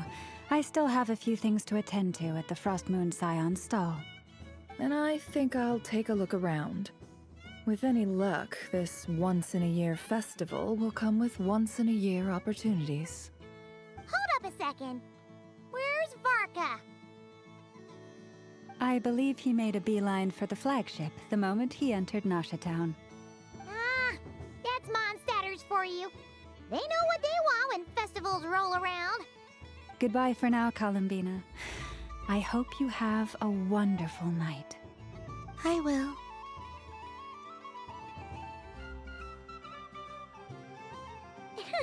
Well, in that case, don't just stand there. Get out there and have some fun.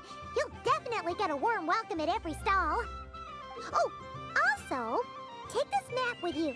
It's a guide to the festival.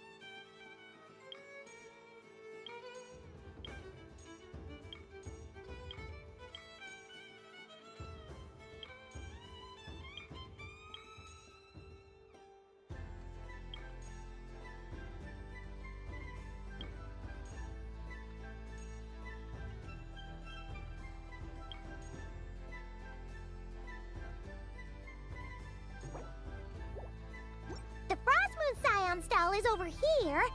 Llama's invited a whole bunch of cute animals to celebrate too. Over there is the Hexencircle section. Alice seemed more excited than anyone about this festival, so she insisted on making it a grand affair. Oh, and then there's the Noshatown local specialties, including... Actually, forget that. Better if you go check them out for yourself. Thank you. It looks like a lot of fun.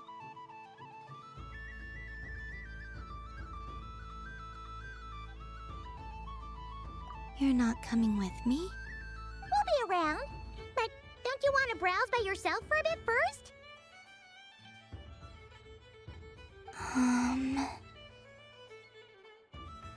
Yep.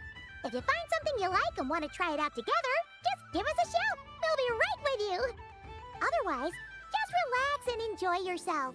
There's so much on offer, so try to experience as much as you can. And don't forget to stuff yourself with all the delicious festival food.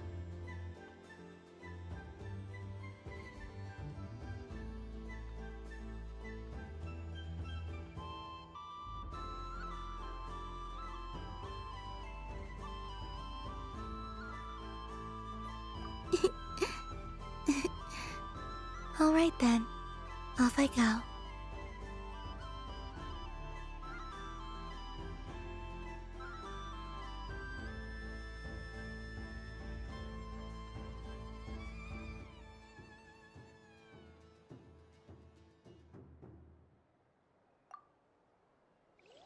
Where should I go first?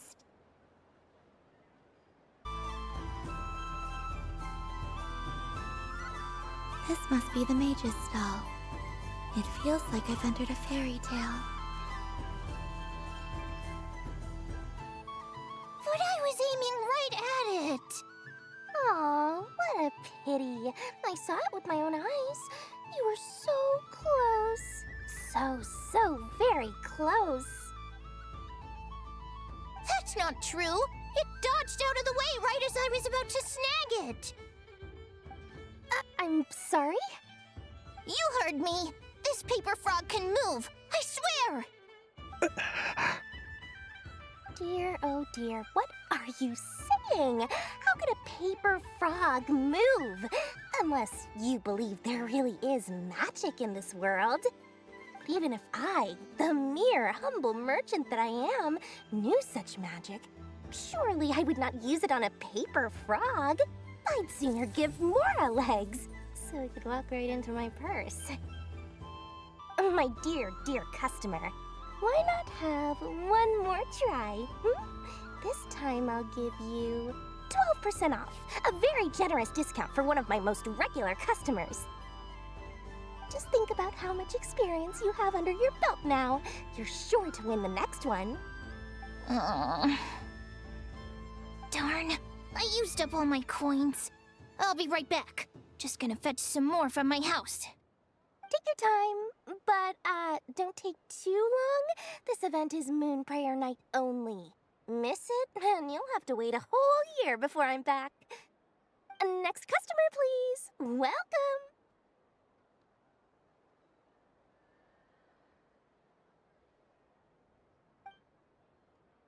Hello. Whoa! What's this bigwig doing over here? How do I tell my employees not to go running around this time? Shooting them a glance won't work. I haven't known them long enough. Dory?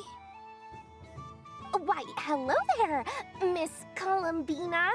Would you like to play my ring toss game? The rules are very simple, and it's easy to get the hang of. How much for a round?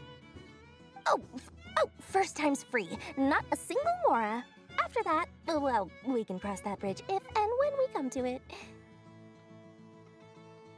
But with your sharp sharp skills, I'm sure you'll win all the prizes in one fell swoop. That was an obvious enough hint for them, right? Right?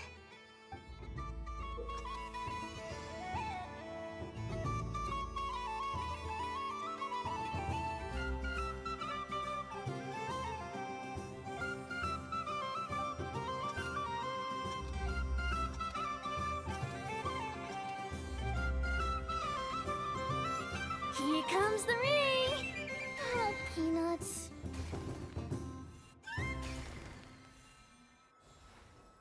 Change tracks. Roselle, should we move or not? Just a tiny bit. All right, then I'll... Oh, sugar plums, not the clock hands. How do I move the... Let's see now.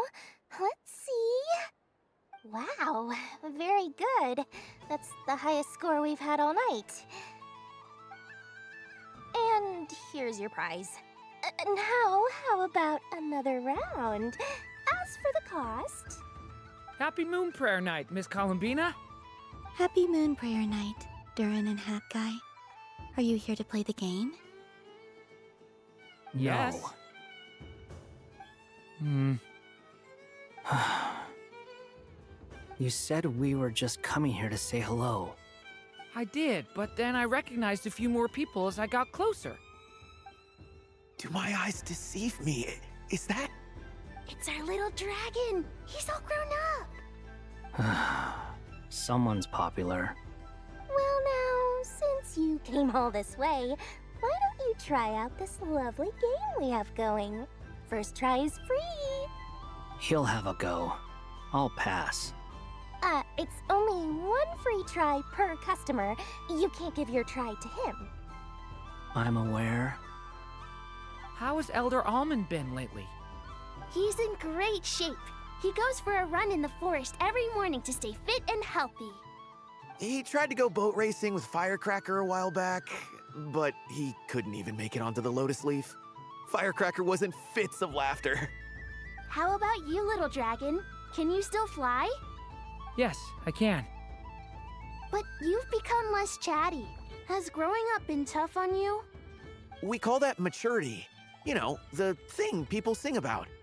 The knight wields a sword of stone to defend those hearts that are made of gold. Stone is very heavy. That's what keeps him from talking too much. That's awesome! I want to be a knight when I grow up too. Ring, here I come! Ha! Oh, the hat-wearing man. I never thought I'd see you again. You seem more determined than when I saw you last on the train. If you say so. Oh, I do say so. The people you once helped see it clearly. It's because you are once again on the right track. May the engine in our hearts propel us to the station of our dreams. I can move! I can move now, Roselle! What are they doing, running into the rings like that? You got them all so quickly! I have never seen anything like this in all my travels. Is this guy actually an old friend of theirs? But how? They're origami animals and clockwork people from a fairy tale. Getting to know them would be quite an arduous task, unless they share a hometown? I have to get to the bottom of this. Next time I see the great mage Alice, I shall demand answers. Thank you, Dory. I had a lot of fun. Now for your prize. Where did I put it? Give me a moment to dig it out. Oh, sweet grand prize. How I wish I didn't have to let you go. Good thing I've already turned a profit from the customers earlier in the night. Otherwise, I'd have wasted all my hard work. Okay, I'm back. What? I leave for 2 seconds and someone's already claimed the grand prize? Oh, well, these things happen, you know? Perhaps you'd be interested in one of the other prizes instead. We've got all kinds of wonderful goodies here. Is this the thing you wanted? Here, you can have it. Huh? But... Don't worry about it. It will be happier with you. Oh, thanks so much, miss. Moon Goddess. Oh, goodness gracious, Colombina. Give me strength. How am I supposed to make any more money from this child at this rate? Daddy, look! That's the game I was telling you about! Forget it. She is the Moon Goddess after all. I'll think of some other way to swing this. Maybe I can try to hook this new kid. Huh? Oh, someone already won the grand prize. You can take mine if you want. What? Why? Why are all these bleeding hearts coming here to ruin my business? Happy Moon Prayer Night, everyone. Happy Moon Prayer Night.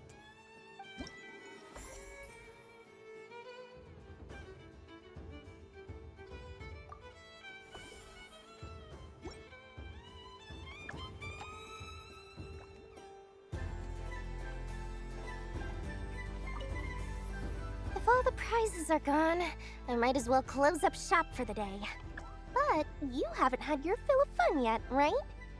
So the next time a customer shows up, you're going to have to run faster, all right?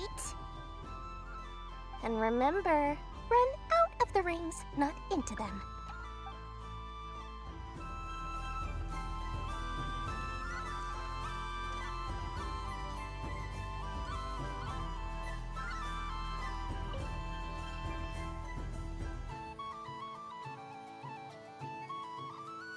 I wouldn't say it's unfair, exactly.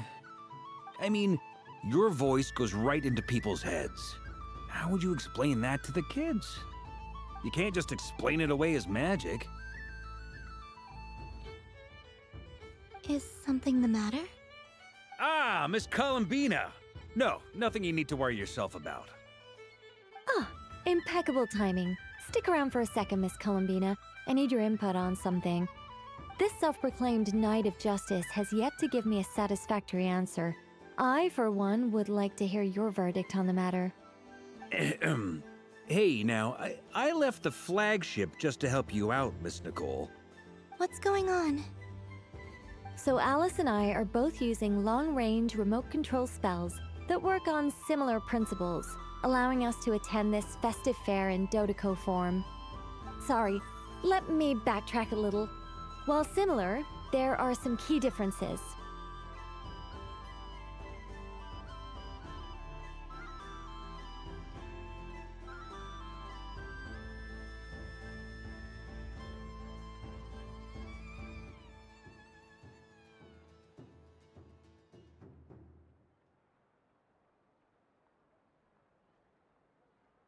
Alice, being a great mage, wanted her Dodeco to reflect something of her own charm and mystique. So she adjusted the way its tail moves when it spins around. An entirely gratuitous move, in my opinion. I hardly see how anyone is going to notice that. If anything, I'd say that anyone who stares intently enough at a Dodeco's tail to notice such a small detail is someone we ought to be highly concerned about. I only say this to emphasize that my question has nothing to do with tails. Now that we're clear on that, why is Alice's Dodeco permitted to interact directly with the children celebrating Moon Prayer Night, while mine is not? Your voice speaks directly into people's minds. See? Exactly what I said.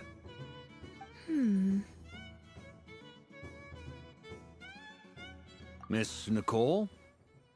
Ugh, I can't stand it. I know that probably makes me sound like a whiny child acting out in front of their parents. And it's a little embarrassing now that I think about it.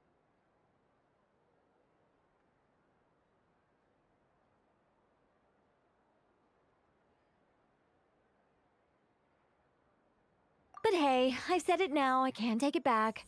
That would be even more embarrassing.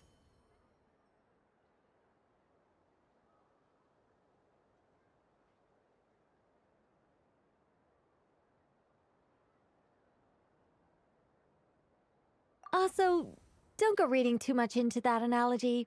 It was off the top of my head. I'm actually an awful lot older than either of you. Miss Nicole, are you saying that you'd like someone to play the game you've prepared? I'm not so invested in that. It's just something cobbled together using items I borrowed from Alice. She probably didn't even make them herself. The point is, I want to know everyone's thoughts after they receive their prizes. But as you've said, I can't just ask. I've been biting my lip for so long, and I've had no one to vent my frustrations on. I thought this was going to be a nice, straightforward festival where I'd get the chance to guide people to treasure. Well, can I play? I can't guarantee that I'll win a prize, but... You will? I'd like to try. Then what are we waiting for? Let the game begin! It's like they forgot I was ever here. Ha ha ha ha.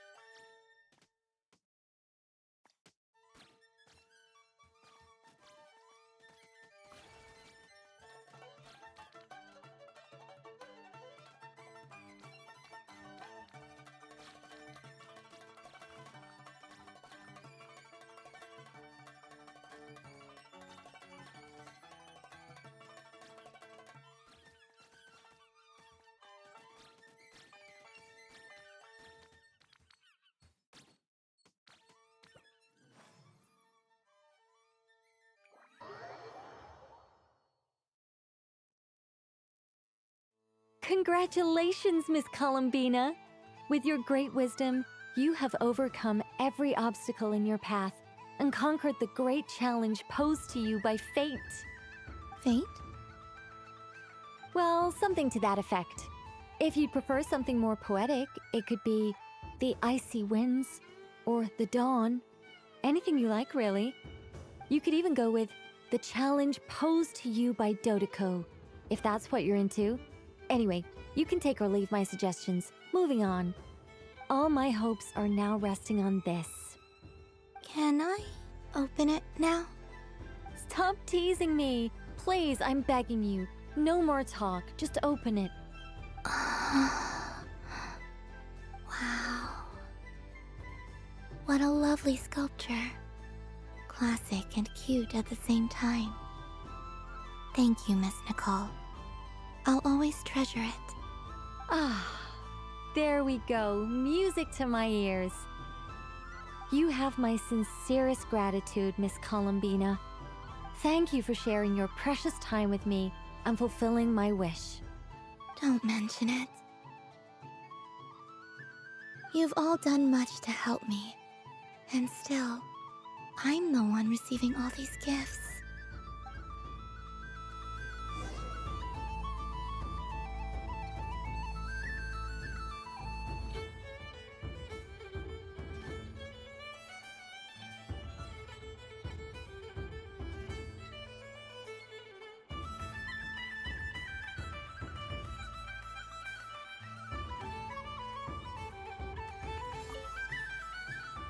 A soft and furry creature that bounces and jumps. Welcome home, Moon Goddess. This one talks too. Allow me to introduce myself. I am a Dodeko from a distant archipelago, the most mischievous of all my Dodo brothers and Dodo sisters. When the going got tough, I powered through, and when I met obstacles, I boomed them away. That sounds like a lot of fun. Doesn't it just? Oh, but then the trouble started. Recently, I found a lovely beach, the same beautiful jelly color as my hometown, and so I dove in to have a look. Only to find it overgrown with seagrass and nasty little spiky fish everywhere, looking to turn me into a Dodeko kebab. I made it back to shore by the skin of my teeth, but my tail was sorely hurt. Couldn't you just boom them away? Oh, I wanted to, believe me. But I've heard that you, Moon Goddess, can understand animal speech. The last thing I wanted was to cause a gigantic fuss and get taken to court by a school of spiky fish. I'd be driven out of these waters for good, and my winter holiday would be ruined. And so, dear Moon Goddess, I was wondering if you might lend me your allegiance.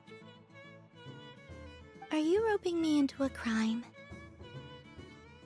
Oh, let's call it a once-in-a-lifetime carefree adventure. Does that sound better? All the festival goers tonight are dressed up as the Moon Goddess. But there's nothing to say that the Moon Goddess can't disguise herself as a Dodoko, is there? Besides, this is your home. You should be free to be whoever you wish. I'm afraid I'm not well acquainted with Dodokos, Madam Mage. Oh, that's quite all right.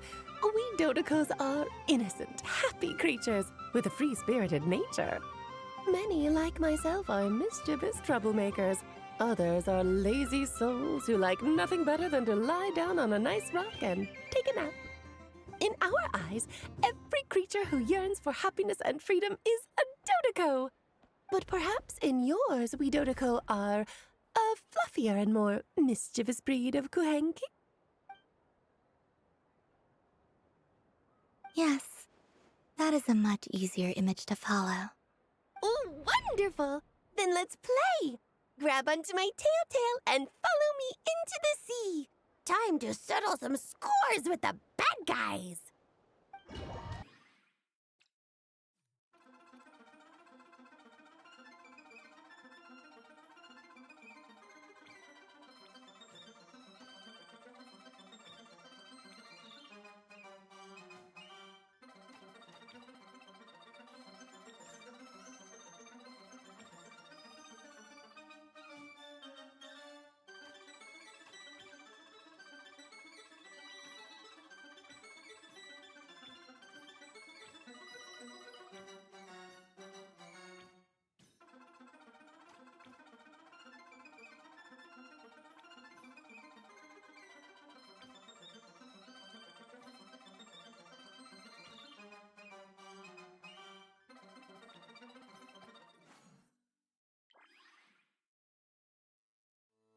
Ooh, a remarkable talent! So, what do you make of it? The use of Jumpy Dumpties doesn't come as naturally to me as Kuvaki, but their unpredictability makes it fun. I think they call this novelty. Indeed! And how did it feel blowing those pesky nuisances away? Not bad. Any guilt? What do you mean? Oh, wonderful! Lovely answers to all three questions. You've passed the safety test. Now I can give this special bomb to you as a souvenir. Remember, if you find any meanies living on the moon, you can use this to boom them into oblivion. I will.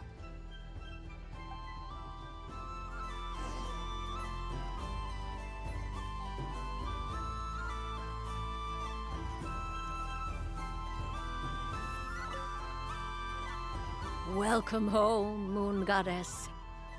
Oh, you're the genuine article. Alice was right. This moon prayer night was worth watching after all. Another one that talks. Greetings. Pleased to make your acquaintance. I am the Hexenzirkel member they call B. Barbeloth Trismegistus. Colombina Hyposelenia. Pleased to meet you too. Hyposelenia. A fine name indeed. Now then, Miss Colombina, do you wish to hear a mage's divination? Divination? The Frost Moon Scions used to ask me what would happen in the future. Is this like that? From the perspective of the one seeking answers, perhaps. As you look to your journey ahead, if you seek to understand the unknown, resolve your doubts, and soothe the confusion in your heart, divination could be for you. The unknowns on my journey. Of course, if one wishes to peer into fate, then hydromancy is the more precise option. But that is a complex affair, and to relegate that majestic art to the status of a festive amusement would seem somewhat uncouth. Besides, it is sometimes better to not know fate with great certainty. Hence, I shall use the suitably festive Luna Arcana to tell your fortune instead. It is more popular with the youth in any case. Lunar Arcana. Indeed. Unlike hydromancy, this will only display possibilities and trends. People like to think of themselves as creatures of agency and free will. Peering too far and too clearly into the future is detrimental to both body and soul. I'd like to give it a try. Of course you may. Come then, take a seat, Miss Colombiana. Before we begin, are there any specific questions you would like to ask? Let's stick to general possibilities and trends, like you suggested. Ah, very well. Then I shall use the basic Lunar Arcana deck. Now, try to relax. Cast your mind upon the things you have experienced and the things you are soon to experience. I will shuffle the deck. Would you like to cut the cards yourself? You do it. No problem. Now then, to make things easier for the seeker, that is to say, you, I shall decipher the cards from your perspective.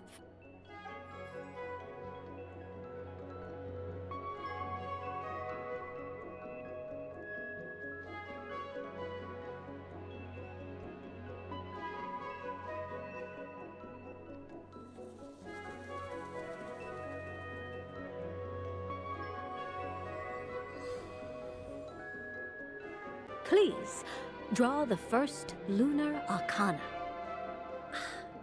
This represents destiny and is the foundation for the divination as a whole.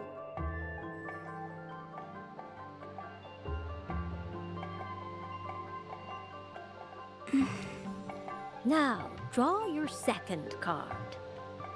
This will stand for the past, the sum of all your experiences that have come before.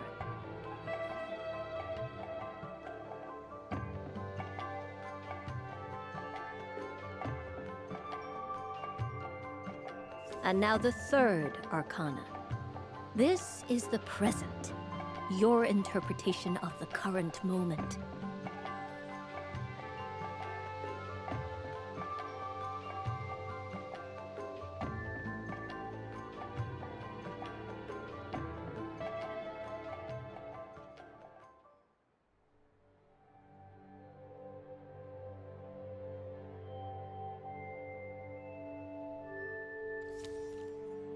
Finally, the last card. This shall speak of the future, which... Oh. Kuvaki Pulse? Fascinating. I've never encountered this before in my role as a diviner. Something has exerted an influence upon this card, causing it to leave its designated position. What do you make of this, Miss Colombiana? Perhaps this is the guiding hand of fate in action. Of course, if you wish, you can choose to deny the validity of this card and draw the future for yourself. No, it's fine. Let's go with this one. A bold decision. I must say I'm looking forward to the results. Well then, let us flip the Lunar Arcana in sequence and see what emerges. Sure. First, Destiny. No surprises here. The card that represents yours is the moon. The moon. Indeed. The moon can represent the truth at some times, but deception at others. False peace, destructive calamity, and the world-changing power that lies within. When the moon is placed on the destiny tile, it indicates that your destiny is not what it may appear on the surface. Instead, it may yet have a hidden side. It symbolizes a journey through the fog, fraught with uncertainty and deception, where one must face inner challenges head-on. I don't understand. Patience, my dear. This is but the first card, which serves as a basis for the interpretations that follow. Our divination will only grow clearer from here on out. Now then, flip the second card, the one that speaks for the past.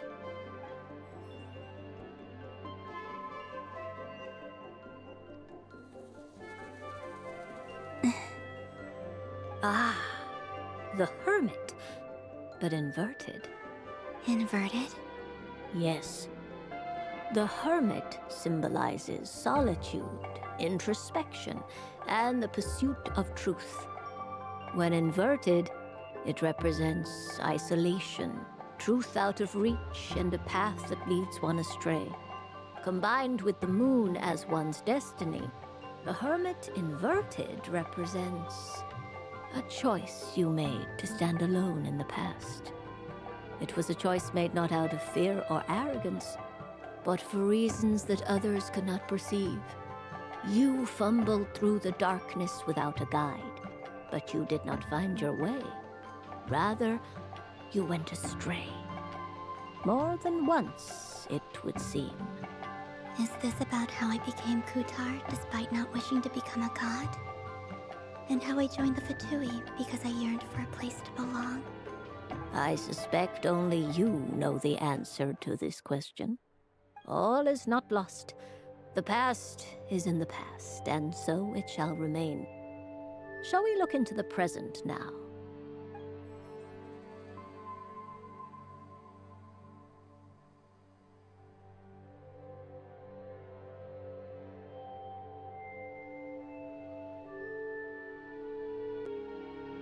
Oh my. The Lovers. One of the most interesting Luna Arcana. What does this one mean? This means that you have had an unprecedented emotional experience. The joy of finding your soul becoming intertwined with that of another. A precious and wonderful thing indeed. It's true. I've made a lot of friends recently, and they are very good to me. I like them a lot. That sounds lovely. I am most delighted for you. The Lovers can also represent important decisions, perhaps related to a parting of ways. Now, if I were to guess... Yes. I return to the moon. I understand. Parting with friends is never easy, Colombiana. But rest assured, this is not the end of your journey.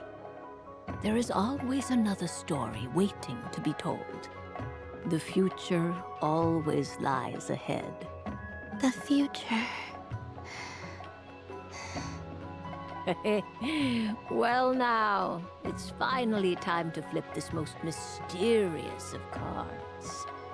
Why did it appear? And what does it wish to tell you? I'm ready. Very well.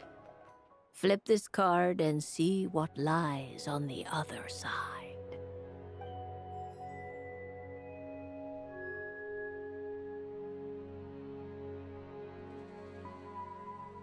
Oh. Miss Barbaloth? What is it? This card is death. That doesn't sound very good. It depends on how we interpret it. It is true that it can represent an agonizing death, a complete and utter end, but at the same time, it can also represent rebirth. Do not forget that your destiny card is the moon. That lends your future many different potential meanings.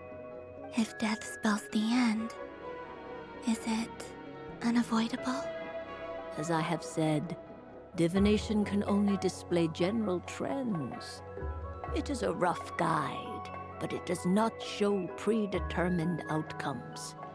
Allow me to summarize it for you. In the past, you may have lost your way, but now you have gained new connections and new strength. You now face an important decision, one that may bring about a great change in what is yet to be. This change might, in turn, be the end of all things, or their beginning. But remember, everything is subject to change because of the moon present in your destiny. You must see the truth clearly and face your innermost thoughts. The truth. My innermost thoughts. Thank you, Miss Barbaloth. Don't mention it. Some people dislike divinations, for fear of glimpsing an ending to their story that they wish was not so. But I can see that you're different. The result of this divination will not sway your decision. This is a rare quality, and one that diviners always hope to see in the seeker. We are here merely to guide, not to exert undue influence. I understand. Go then and illuminate your future, Miss Colombiana. The moonlight that shines from you now is most captivating.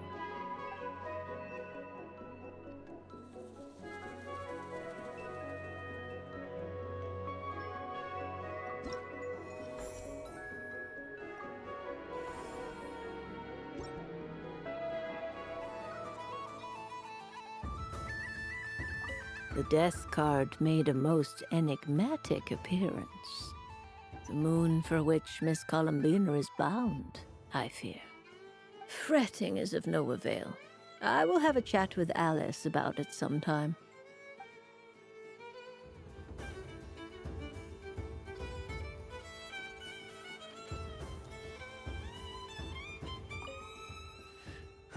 It'd be rude to just leave without saying anything.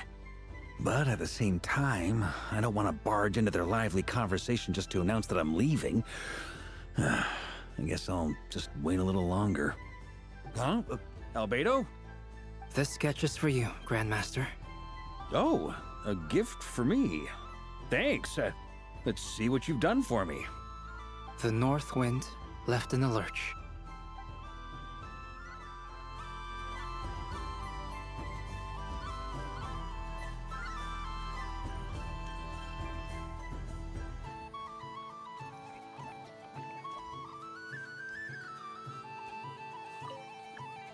Done being a do-gooder yet? Thanks for coming here with me, Hat Guy. Are there any games you'd like to play? It's your turn to pick. I'll come with you. Why does that hamster think you've grown up? You haven't changed at all. I know you don't mean that. You're just taking the opportunity to make fun of me, aren't you? Even if you won't admit that taking some time to compose yourself is important, I can see that you're doing it in practice. Otherwise, you'd have taken off your hat and flown away by now. Looks like Albedo's socialization program has been far more useful to you than all those Vahumana textbooks.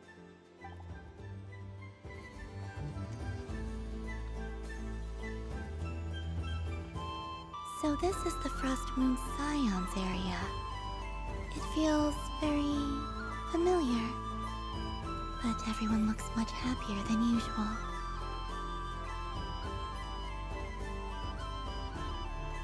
Wow, the Frost Moon Scion stall looks kind of plain, but it's pretty cool once you get into it. I don't go to Hisi Island much, but it's got that, like, old world cultural feel. And if culture means we get more festivals, I'm all for it! Hello, Yahoda. Columbine... hello, Moon Goddess? That was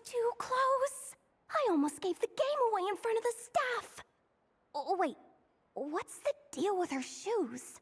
They don't make a sound when she walks. I could do with a pair of those. Do you like balloons too? Balloons? Oh, you mean those? What's so fun about balloons? I'm not a kid anymore. They're probably more up Aino's alley. Yes. The animals seem very curious about these strange flying objects. I was drawn here by their voices. I recently learned a fun new game you can play with balloons, so I decided to come and give it a try. A new game?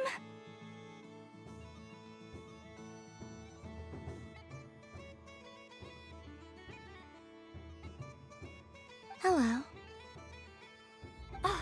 Welcome home, Moon Goddess. Here to buy some balloons? Yes. Could you give me a few that haven't been inflated yet? Are you sure? I guess it's not a problem, but... Yes, please. Thank you. Uninflated balloons? But those are just little rubber pouches. What does she want with those? Would you like to play the balloon game, Yehuda? Huh? Sure. I guess. How do you play it? Wait here a moment.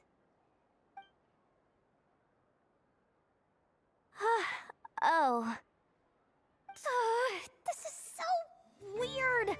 What have I got myself into now? I thought I saw Colombiene nearby. Uh-oh!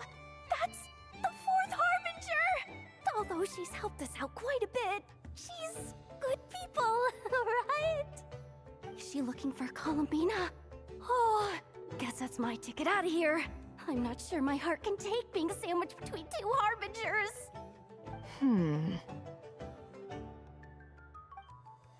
Which stall is she checking out? Oh, it's that other Frost Moon Scion's one. Try on the headgear, see what it's like having antlers or animal ears for a day. I wouldn't be caught dead wearing that stuff. So embarrassing. I have enough gear to carry as it is. Wait, what? She put it on? How peculiar. This would take some getting used to. I wonder if this is what it's like for Lynette. It really suits you, ma'am. What is this? She was so intimidating a moment ago, but now, dang, she's really rocking those ears. How does she make them look so cool? I suppose I may as well keep them on for now. All part of the festive experience. She's coming this way. How do you do, Miss Yehuda? Oh, jeez. Don't talk to me while wearing that thing. Where am I supposed to look? Oh, hey there. I'm looking for Colombiene. Have you seen her? She just... Huh?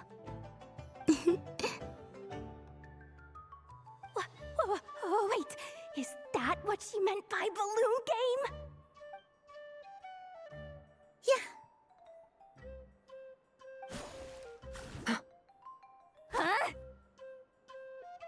No fair! How come I get caught in the crossfire? An ambush from the rear? Is this a declaration of war, Colombiene? Would you like to play too, Arlecchino? Seriously? Are they gonna start some beef right here, right now? Gladly. That said, I believe there is another who would like to join. Boss Nev! Thank goodness! You've gotta get me out of here! Things are kicking off big time! Hello there. I'd like 10...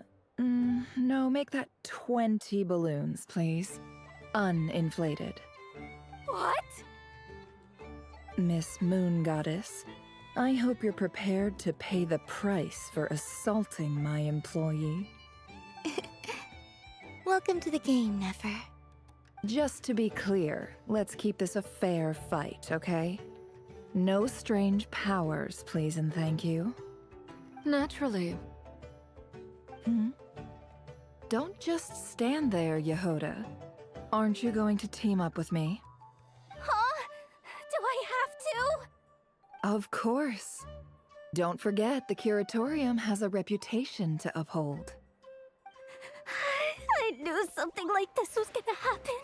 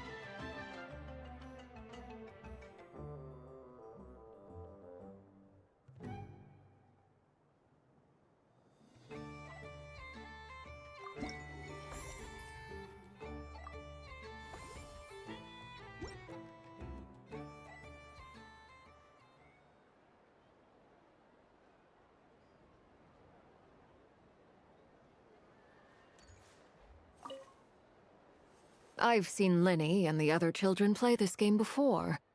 It would seem that it's not a bad way to relax, once in a while.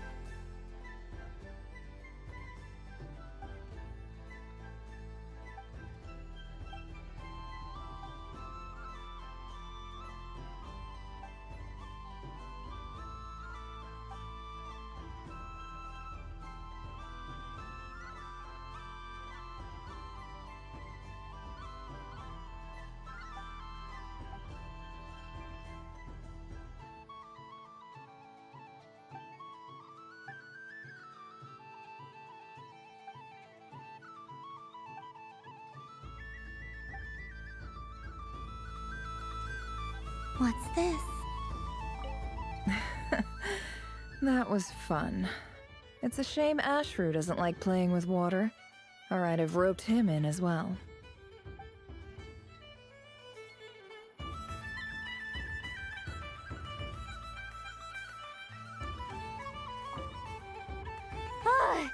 I just had a water fight with 2 Fatui Harbingers. Pretty scary, but also surprisingly fun.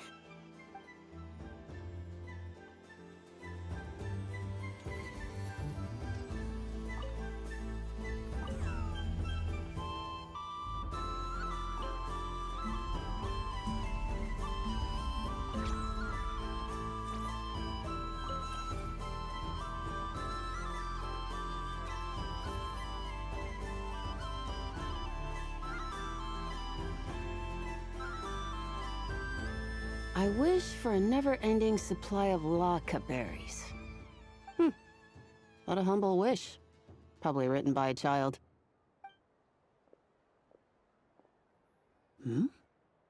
Is that Lama the Moon Chanter?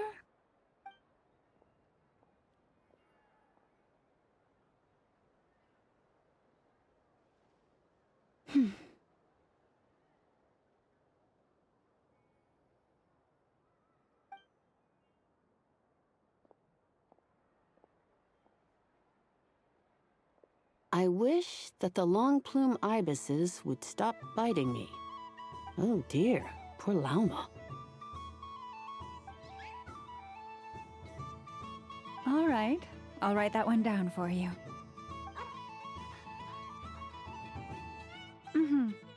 I got it. While everyone else is celebrating Moon Prayer Night, you're as busy as ever. I don't mind. It's rewarding work. A good kind of busy. My antlers are at their heaviest tonight, and the Kuvaki waves are especially strong. But as I help these dear friends hang their wishes up, I feel a great peace within myself that is hard to describe.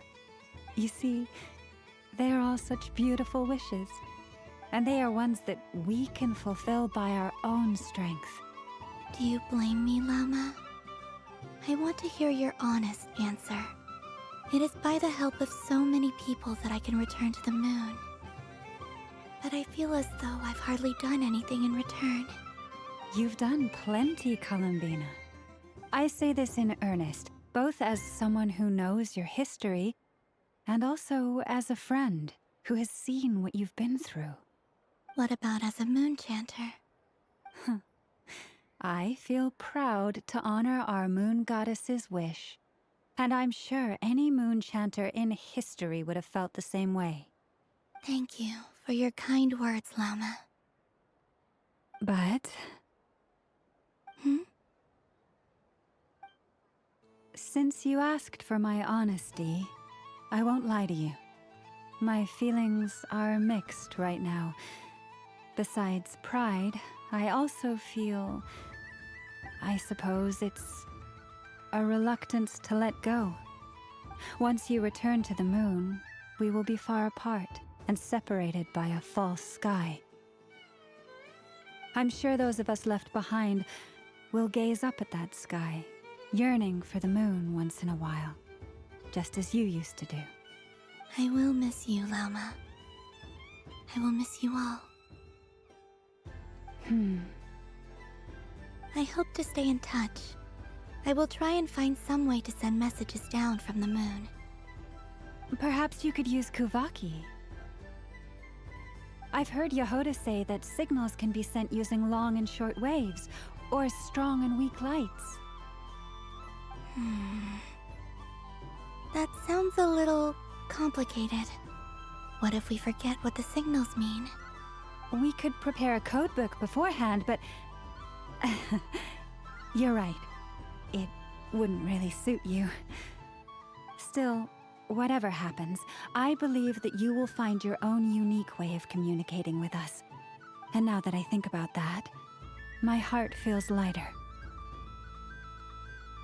Because you trust in me? Yes.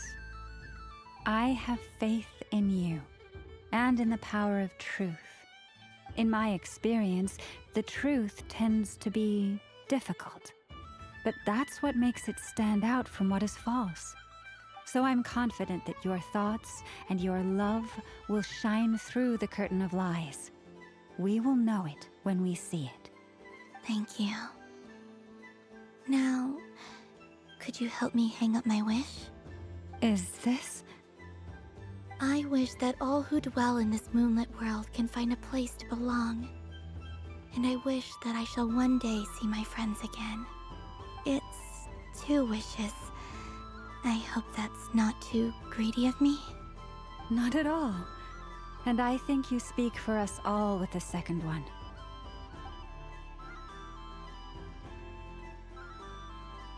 I shall continue to pray until the day that all of these wishes come true.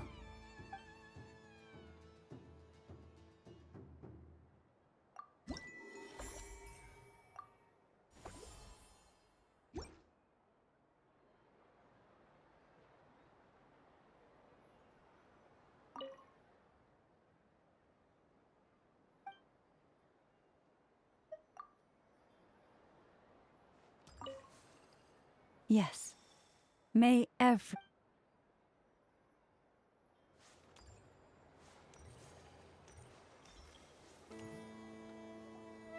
Sunny days! I prefer sunny days. Ah, well, you are as warm as the sun itself, Moon Goddess. Very well. I believe your spirit animal has to be this most adorable chic badger. Wow! Thank you, Mr. Talking Magic Lamp. Have a very happy festival, Moon Goddess. Flint? That's you, isn't it? Shh. It's our little secret, my dear traveler in Paimon. Okay, sure, but why are you here selling sugar sculptures? Everyone celebrates in their own way. After gazing into the abyss and spending time around gravestones all year, what better way to relax than to see sunny smiles on the faces of the living? Besides that, I like to think of myself as a fair judge of character. I dare say matching personalities to confection suits me rather well. That's not what Paimon was talking about. Aren't you afraid that your true identity might be exposed? Should I be? There is all manner of magic in the air this moon prayer night, thanks to the work of the great mages. I see Miss Colombiana is hiding in plain sight. Why should I not do the same? Why miss this rare opportunity to enjoy a special evening in my true form? Fair enough. You got a point there. People who don't know you will probably think you're just a talking lantern. Well, now that we see eye to eye, what brings you here? Not a search for your spirit animal, I presume? Ah, well, actually... Here, see for yourself. Oh, this is... How wonderful. A beautiful idea. Yeah, we just met Barca, and he said that having everyone draw their own section was kind of boring. So, he did your bit for you. Ah, Varka. Ever the maverick. I see his artistic skills are truly one of a kind. In that case, I shall paint something on Mr. Albedo's behalf in a short while. What? Why not now? Ahem. Welcome home, Moon Goddess.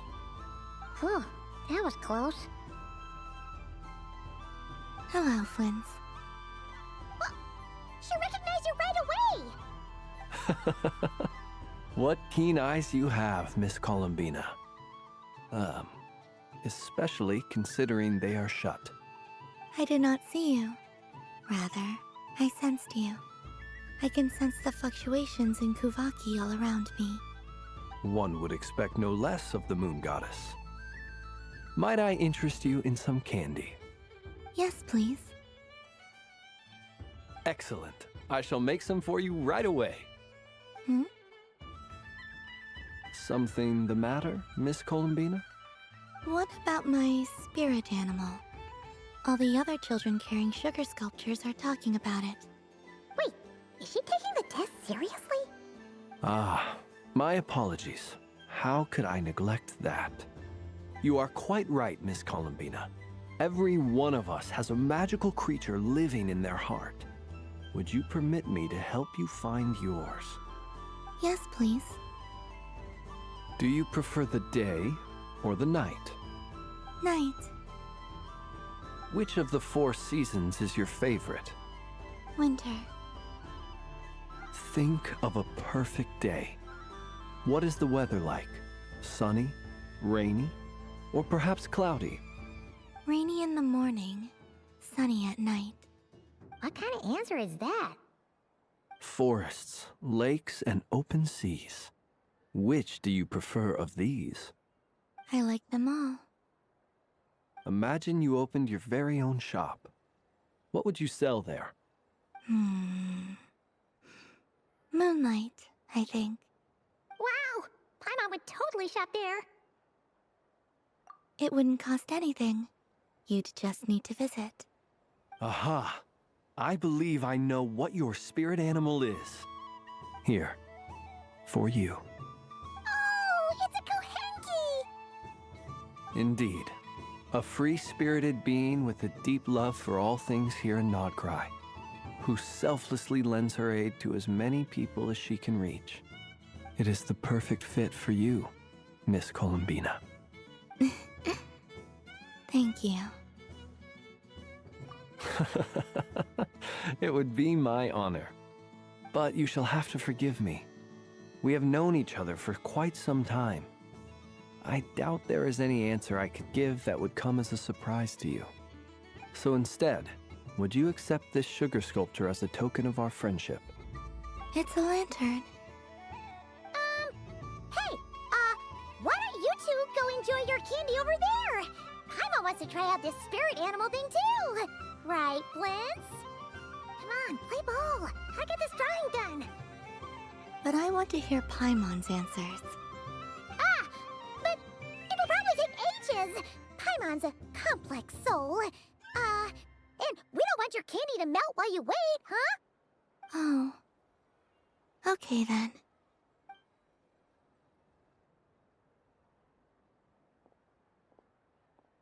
Phew.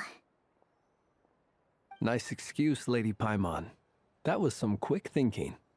Yeah, no thanks to you. A little help next time?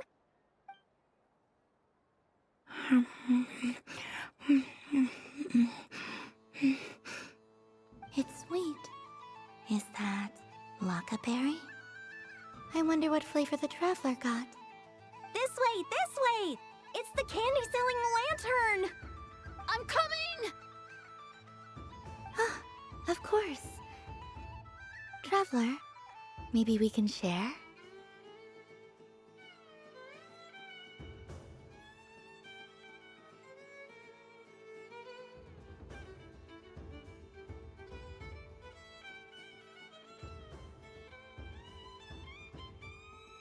Yes. I found out recently that people share their food sometimes, so I'd like to try it. Or... is that a no?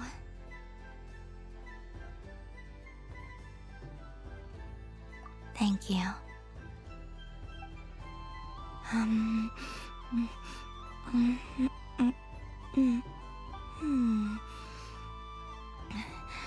Yours is a little more sour than mine.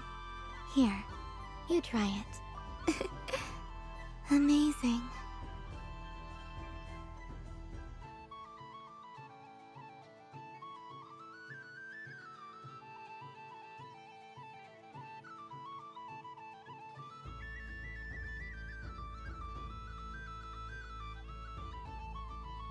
My sugar sculpture has shrunk, yet my heart is filled with feelings of sweetness. I will remember this feeling. Sure.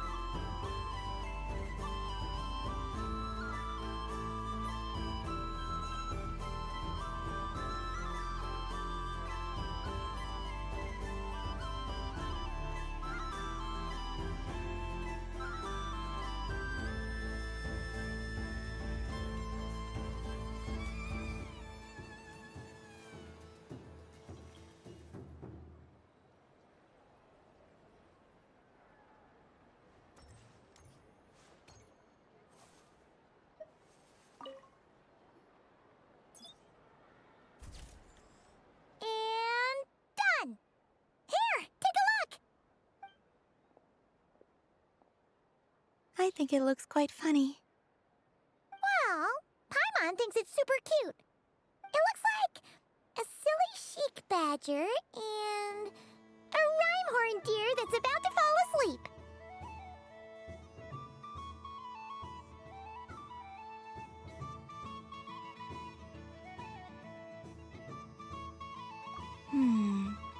Maybe I'll stand on the chic badger's side instead.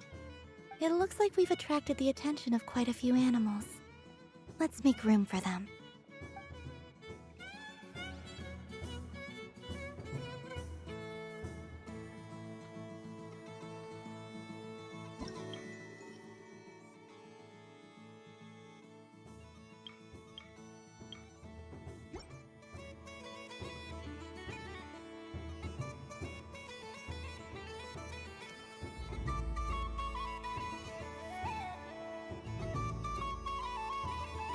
Dodoco's Whirligig!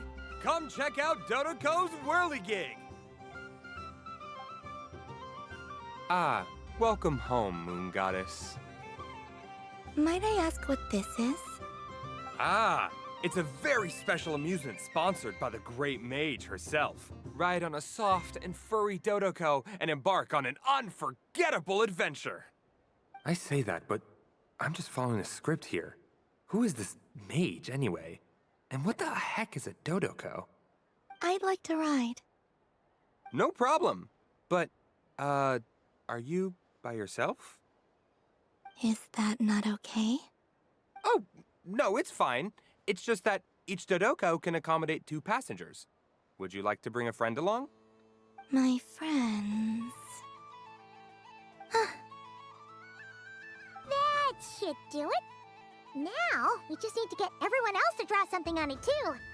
But we gotta keep it a secret from Colombiне. Traveler.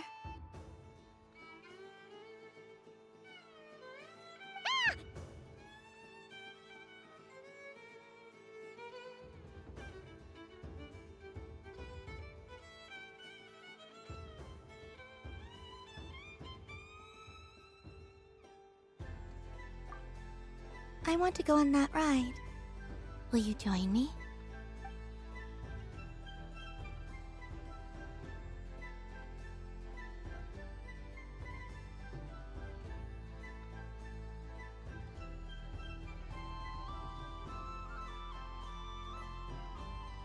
Let's go then.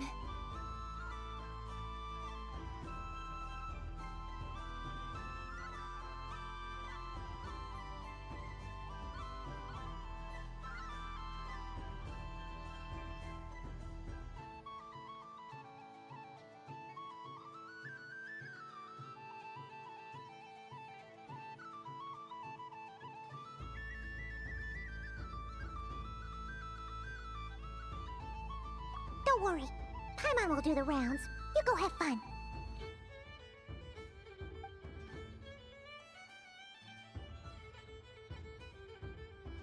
Hmm?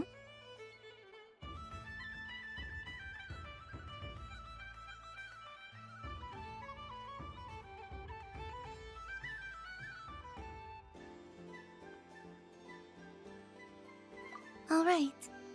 I think we have to wait in line over there. Please take your seats. For safety reasons, you mustn't try to leave the ride before it comes to a complete stop. All right, you're all set. I wish you both a wonderful journey.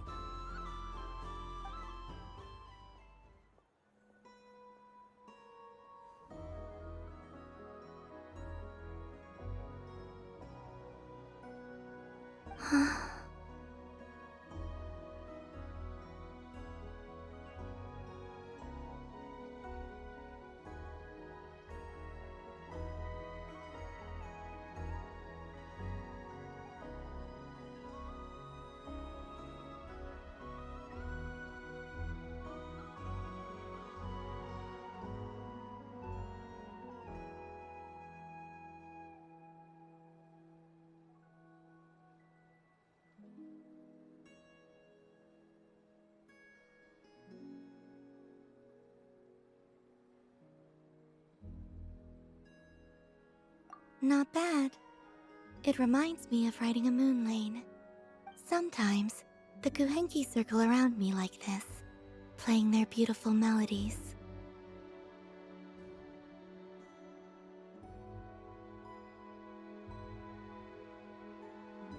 Yeah, I'm going to miss them.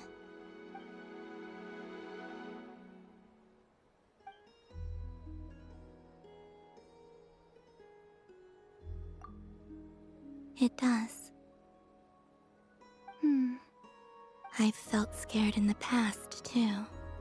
But this is a little different. You know something? I got to see a lot of fascinating things during my disappearance.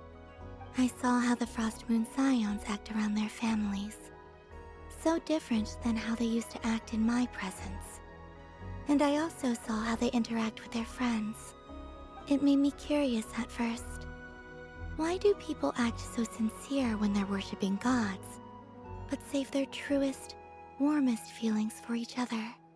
Slowly, I came to realize that it's because they trust one another.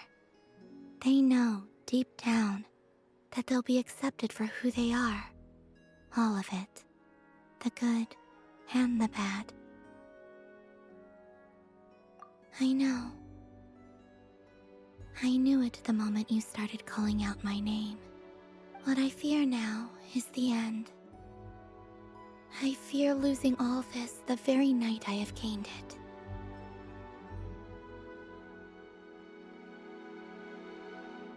Hmm?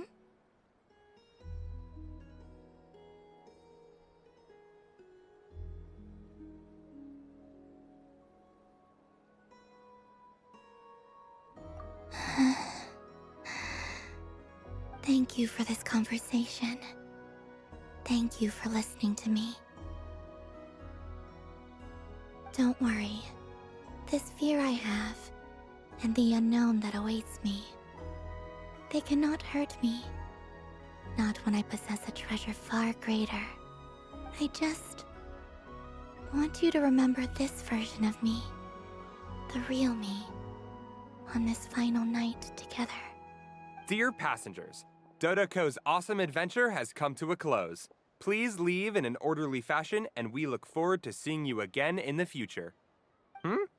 Don't want the journey to end, huh? Don't worry, you two. There's always another adventure waiting just around the corner.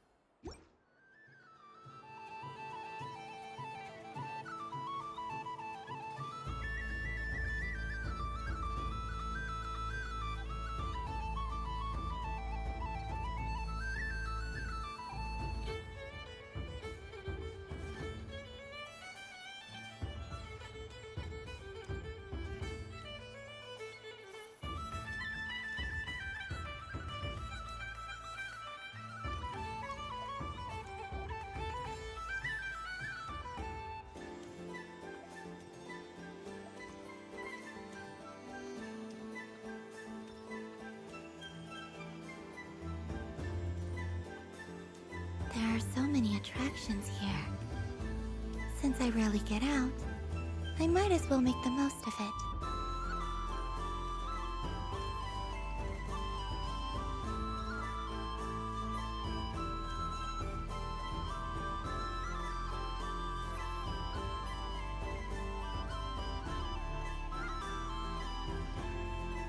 Well, well, look who it is. I heard someone went and disappeared on us the moment we let her out of our sight. They looked all over for you. Frankly, I didn't think you'd be back for Moon Prayer Night. Were you worried about me, Sandrone? You would like that, wouldn't you? Do you even hear what you're saying?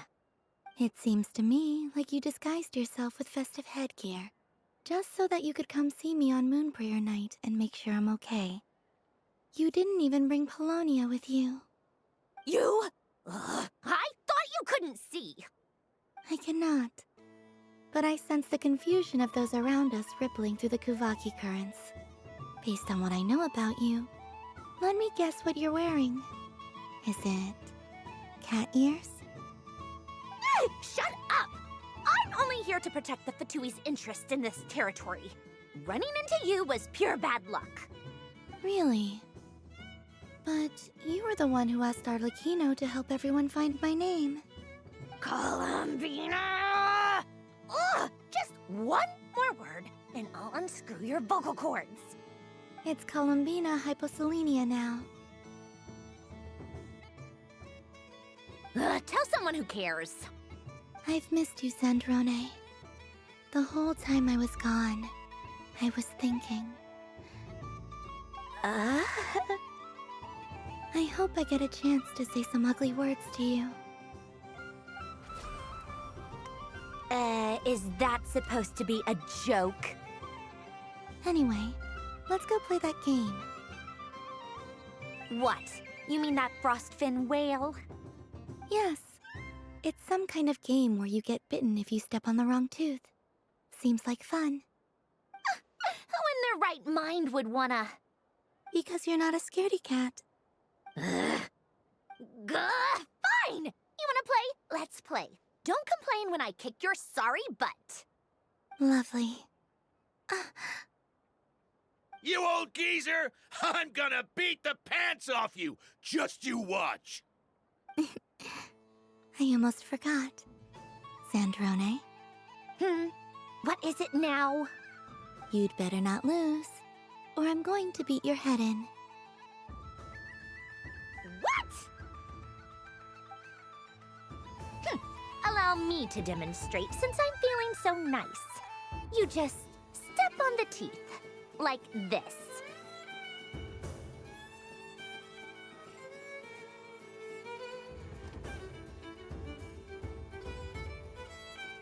Which should I pick?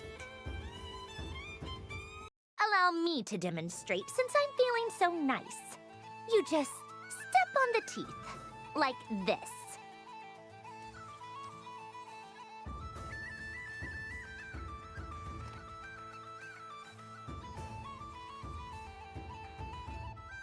Which should I pick? I'm getting a bad feeling from this one. Sensing Kuvaki doesn't count as cheating. Your turn, Sandrone.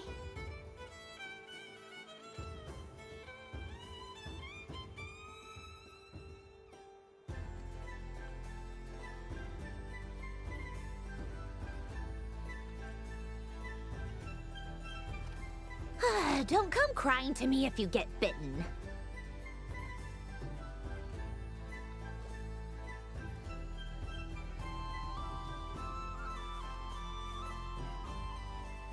There are less and less teeth remaining.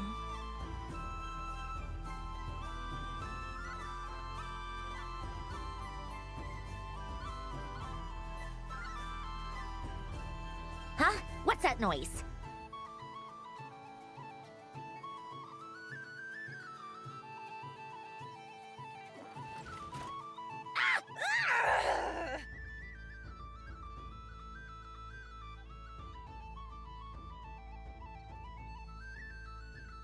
I think you might have picked a bad tooth, Sandrone. Shut it! Do you need any help? It seems like you're stuck. No! It's just a blasted... toy! How is its grip this strong? Stop laughing! All right. Well, you lost. So just like I promised... Hey! What are you doing? Are you seriously? Hiya! Why, you... Oh, just you wait! Rematch! Are you all right, Sandrone? That was quite a strong bite. Are your clockwork parts? Quit your fussing! I don't need it! All right. I'll go first this time.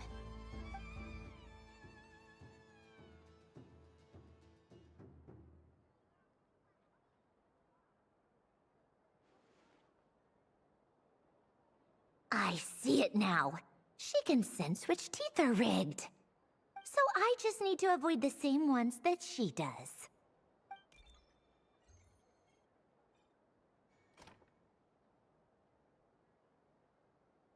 This one... Seems fine. She avoided that one then? Now I've got you. All right, my turn.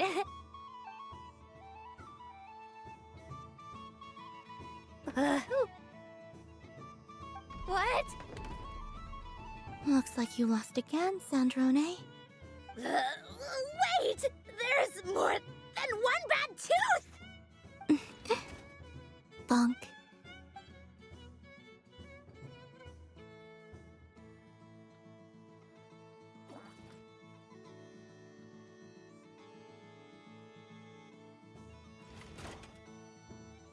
Stupid game! What idiot came up with this? Are you all right, Sandrone? You said some nasty things just now. Oh, I'm peachy. Should I let you bonk me on the head as well? Ah, forget it. Come on, bonk away. It can be your consolation prize for losing so badly. I told you, forget it! Gah, you've always been so annoying. Singing right outside my door, inviting yourself to my tea parties, going AWOL. And now you're off to the moon or something. Of all my days with the Fatui, the times I spent with you, Arlecchino, and Rosaline, they were my favorite. I will not forget them. Just as I shall not forget this moment.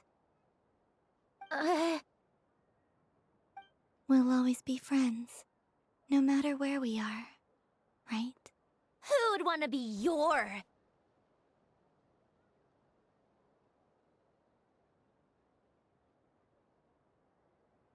I'll miss you, Sandrone.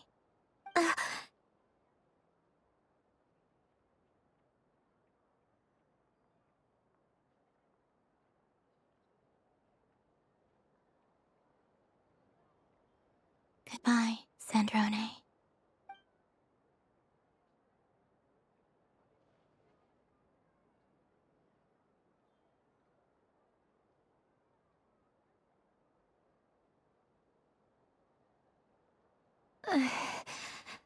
I'll miss you too, Colombiне. Sorry, what was that? Ah! Ah! Yeesh! No need to freak out. What's wrong? We've been looking everywhere for you.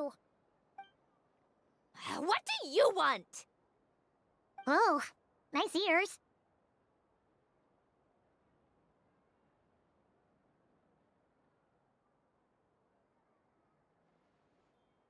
What do you want? This. Huh? It's your turn to draw something. You're one of her friends too, aren't you? Doesn't know how lucky she is. Sorry? Nothing. I'm done. Take it. Oh, that was fast. Oh, and one more thing. Last time we spoke, you mentioned you were interested in the Narcissan Kreuz Ordo's research, remember? There were too many people when we last met, so we didn't get the chance to do this. What are you talking about?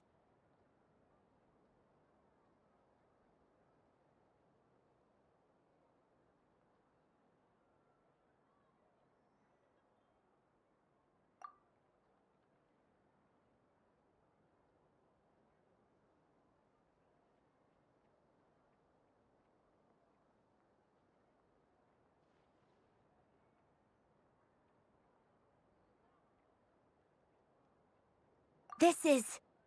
Oh. Alan. Huh. The Holy Blade. A savior's plaything. It's not about whether I approve or not. These people, they would sacrifice themselves for the sake of the world. Especially Alain Guillotin and Renee. That is something I would never choose to do. Still... I didn't know they had any pictures left from that time. If I'd have thought to bring a camera, I'd have... What? Yeah, of you being bitten by the frostfin whale and Colombiene bonking you on the head. Tear it up! Now!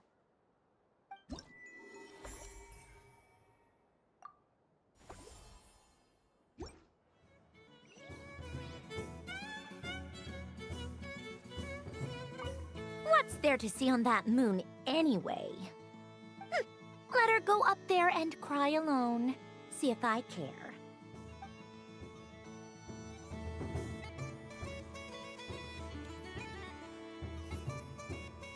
Moon prayer candy! Beautiful, tasty moon prayer candy! Buy a whole box, share it with your friends and family! Candy? To share? I wonder what flavors everyone would like. Welcome home, Moon Goddess. Fancy a box of moon prayer candy? Sure. I knew you would. Now, what flavor would you like? I'm not sure. What flavors do you have? Is this for yourself or as a gift?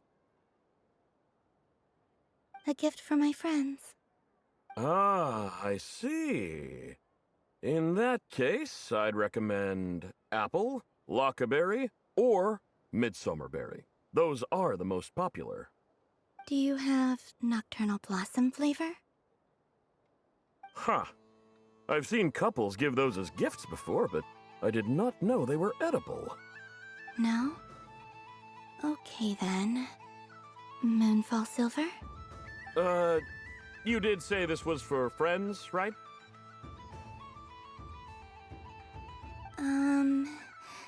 Maybe smetana then. Hey, now that's a creative idea! I've never tried it before, but if you're happy to wait, I can see about whipping up a batch on the spot. While we're at it, you got any other ideas?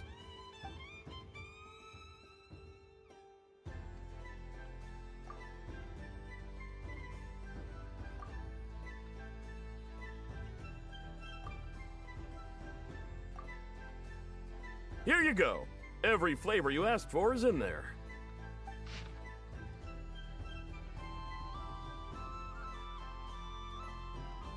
Thank you. I should be the one thanking you!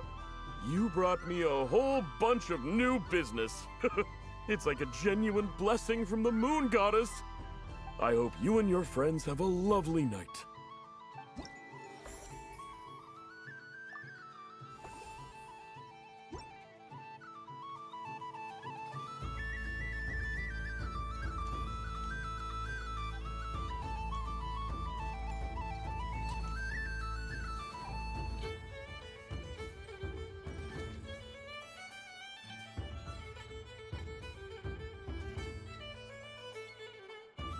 Doesn't make any sense. How am I losing every single time?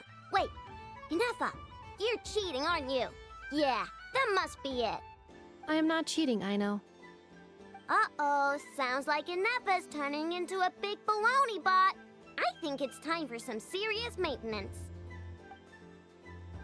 Moon Goddess, help me. Miss Colombiana, I know, is attempting to cheat. I'm not the cheater. You're the cheater. How dare you throw it back at me?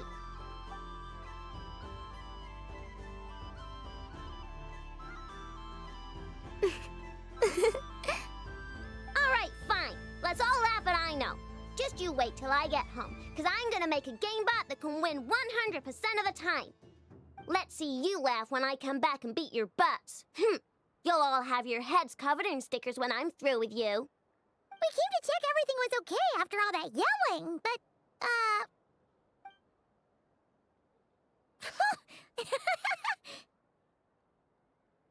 Whatever it is, it sounds like cheating is allowed. Kuhenki concentration. Each player starts with differently colored kuhenki. Each round, they draw one kuhenki from their opponent. When a player has two kuhenki of the same color, they make a pair and can be discarded. Any that can't form a pair must be kept. The round ends when a player can't form any more kuhenki pairs, and that player gets a sticker.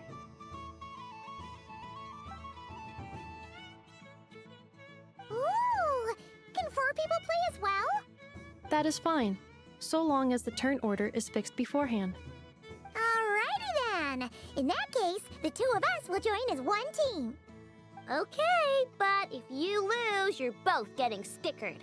I don't want to hear any excuses. Sure. And if we win? If you win, only one of you gets to sticker someone else. I have taken to calling this. I know logic. Hey, lay off me, all right? Okay, so we're starting the game from scratch again, which means all my stickers so far don't count. Looks like Luanatar is the Kuhenki of honor for this game. Anyway, let's go clockwise, starting from Inafa.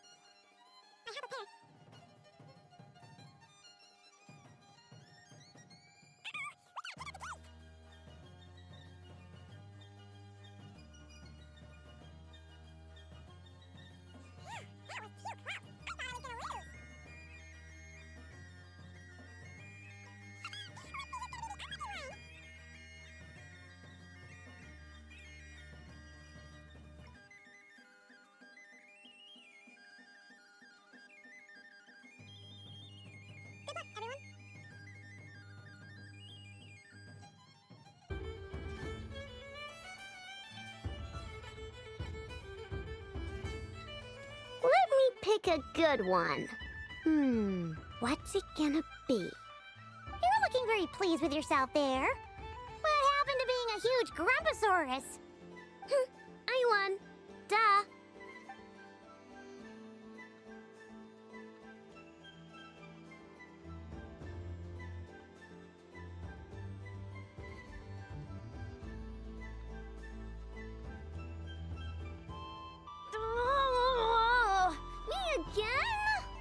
Don't fidget too much, Ino, or the sticker's going to fall off. I don't care. If it falls off, it falls off. If a pair of Kuhenki get discarded, why not a pair of stickers? Huh? Huh?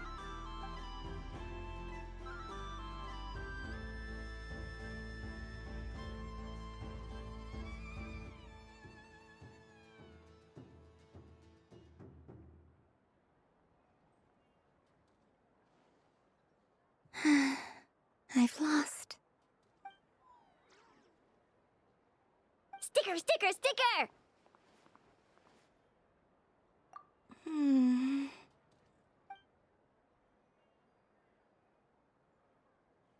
Cute! You think so? Shame. I can't see it for myself. What did Luanatar say? She said it looks so cute that she wants me to lose a few more rounds.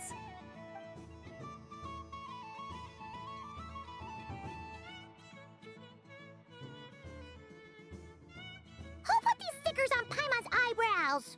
Ugh, she can barely see! Alright, now, I think we got enough evidence to prove that there's a serious problem here.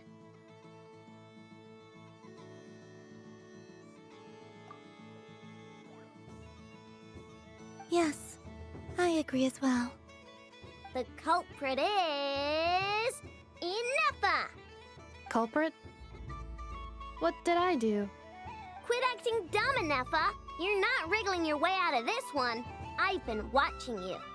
Not only did you remember whose side Luanatar started at, but every time someone drew a Kuhenki, you were logging it and calculating every last possibility. Which Kuhenki pairs were gone, who had what color Kuhenki in their hand, even our facial expressions. You were keeping track of it the entire time.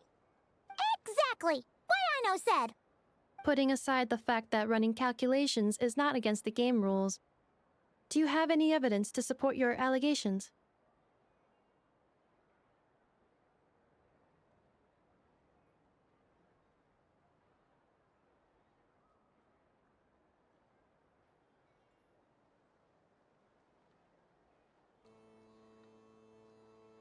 But that's not against the rules either. So she admits it. She certainly does. Alright, everyone grab a sticker. It's time to get Inafa back. But... Take that!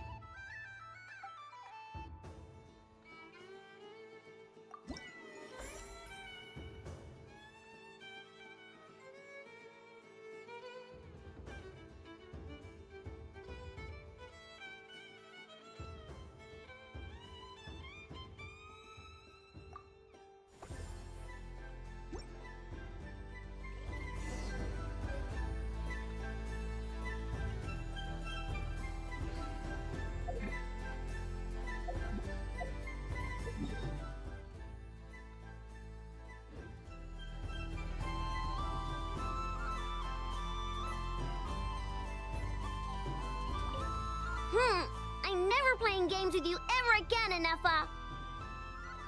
Ooh, moon prayer candy. Sweet. Is it okay if I grab a whole bunch? Psst, Colombina, turn around. Use your huge cloak to block Inefa's vision. Yum. Oh, this one's even yummier. Oh, the flavors are blending in my mouth. Ew.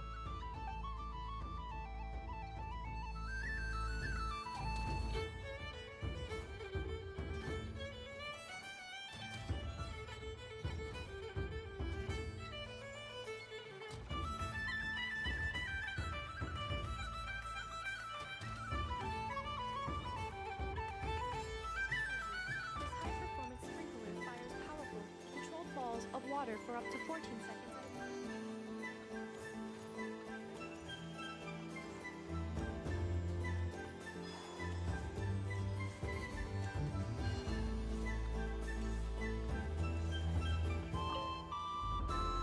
Traveler. Hey there, Colombiana!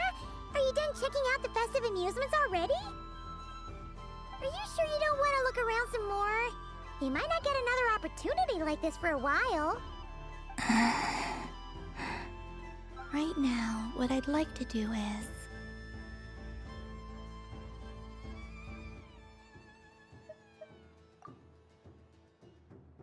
Oh! Candy for us? Thanks a bunch, Colombina. Don't mind if we do. Whoa!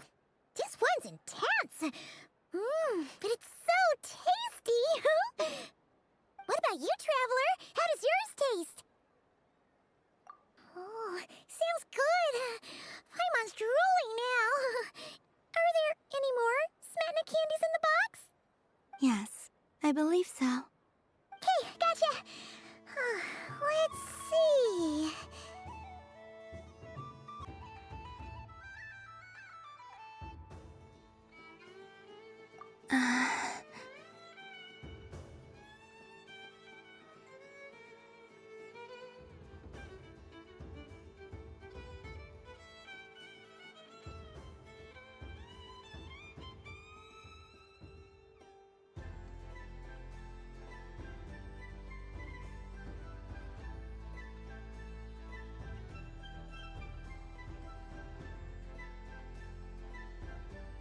Sure. This one, and yep, this one looks right too. Okay, that's 3. Here we go. 1 per person.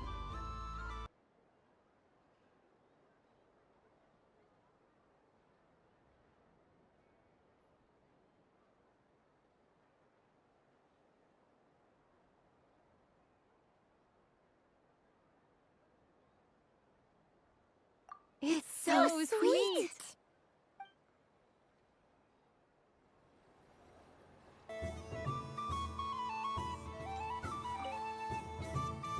Traveler, Paimon. Colombina! Finished with the festival already?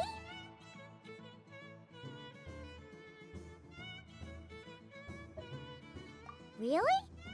You're sure you don't want to have a little more fun out there? Final answer. Yes, I am sure.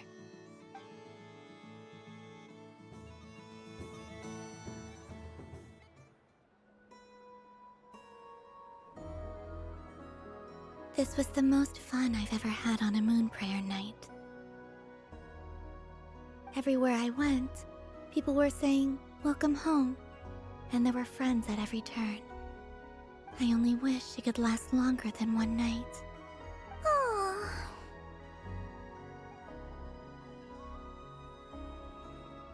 Yes, you're right. The moon prayer blossoms. Ooh, look! Look! Moon prayer night has come.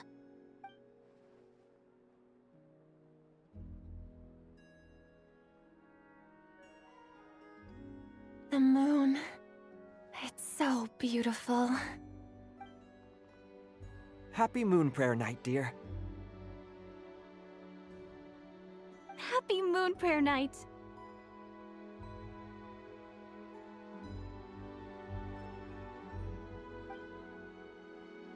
Happy Moon Prayer Night.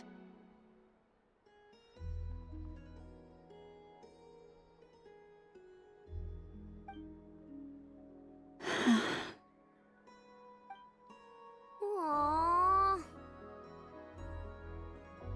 Huh.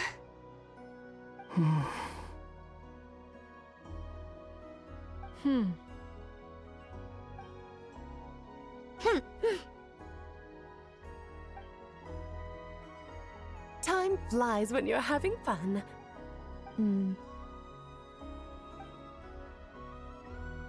Oh. Looks like the time has come. Colombiene. You're heading off, then? Yes, to the ruins you mentioned. And from there, back home to the moon. Wait! I know? At least... Take one of our craft shop's crumb cookies up to the moon with you. You know, for a snack. Sure, why not? The Curatorium of Secrets believes in proper farewells. No story should be left without a satisfactory endnote. Never. Farewells are an important affair for the Ratniki, too. We never know when we might meet again. Ha-ha! And here I thought grand farewells wouldn't suit tonight's mood. But I suppose friendly passion is not to be stopped, eh? We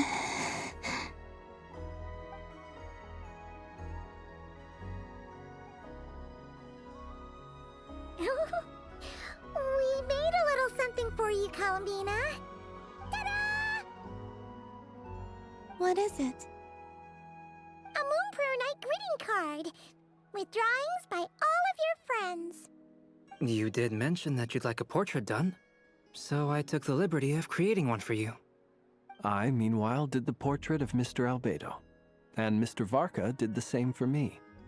I mean, I think my work was pretty true to life, don't you think? The picture of Ashru was my doing. The two of you seem to get along rather well. Wait, was I the only one who did a full body picture? That's so embarrassing. I did pictures of me and Anefa. I did my own portrait and one for Hat Guy. Plus, there's the two mages, Arlecchino and Sandrone. So, if you ever miss us, just flip the card open and we'll all be right there with you. I don't know what to say. Thank you so much, everyone. This whole Moon Prayer Night was more than I could have ever asked for. It is the greatest gift I have ever received. Lama, I figured it out. Figured what out?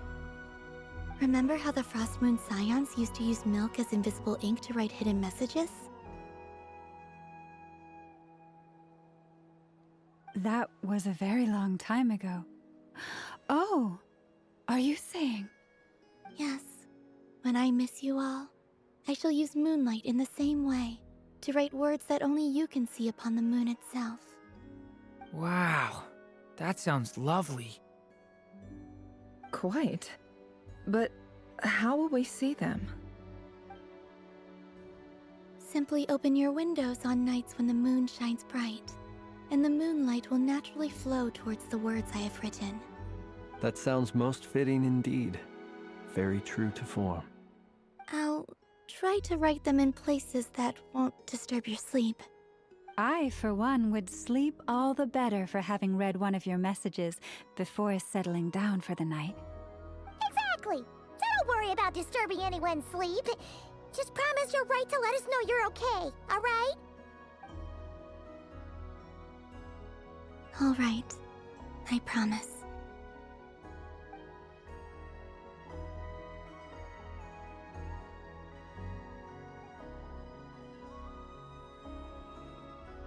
In that case, Colombine, I'm ready.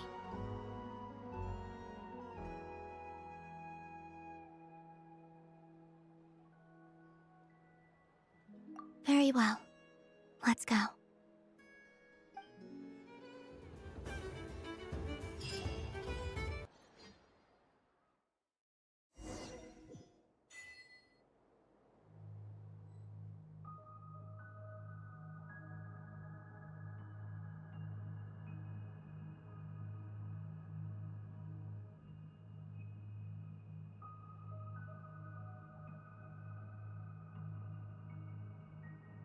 In just a few moments, I will be gone.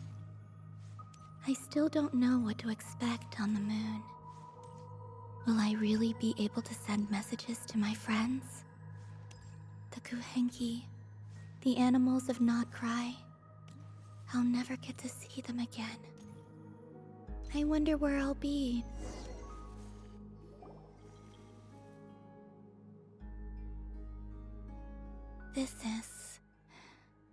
This is where the people of Hyperborea used to communicate with the moons.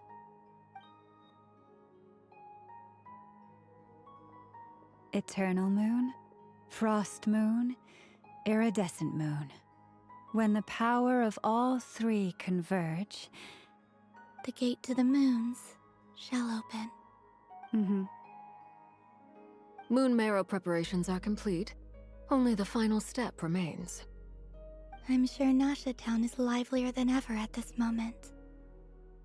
Yeah, it's a shame you couldn't be there for it, but it's now or never, right? It's fine. I'm more than happy with this. My last piece of luggage. My only piece of luggage.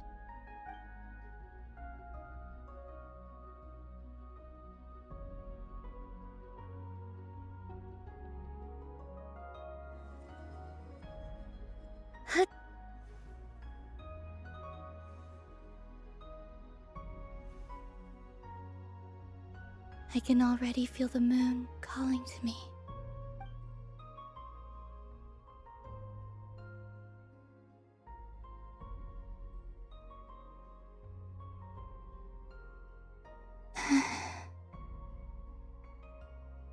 Your home lies on the far side of this light, Colombine.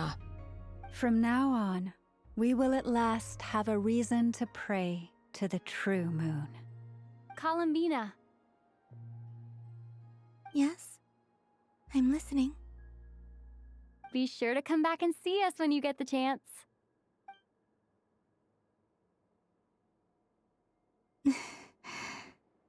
Of course. But if that chance doesn't come, then remember that you have friends on this planet. People who will miss Colombine. Yes, I will. Thank you for everything you've done for me. And remember, come night or day, the moonlight shall always connect us.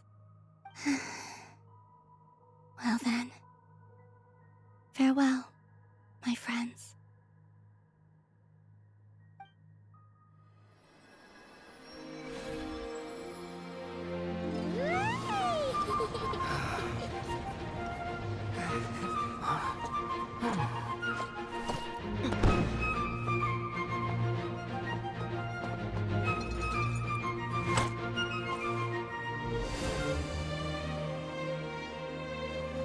Thank you. This was my happiest night in Tevat. Farewell, Colombiне.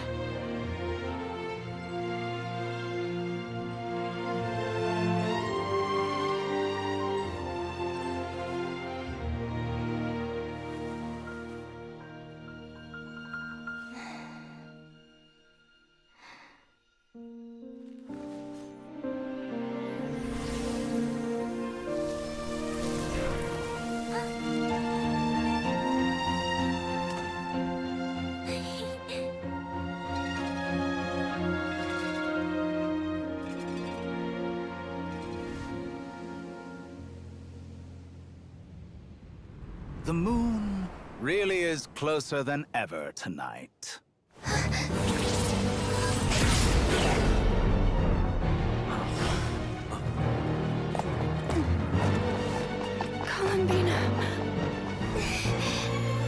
3 moons in one place. Time for one final experiment. Reason, life, death, time, and space. They all believed I would fail.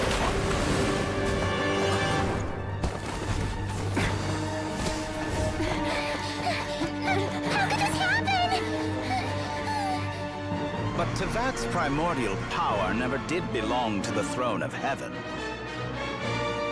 And now, they are mine.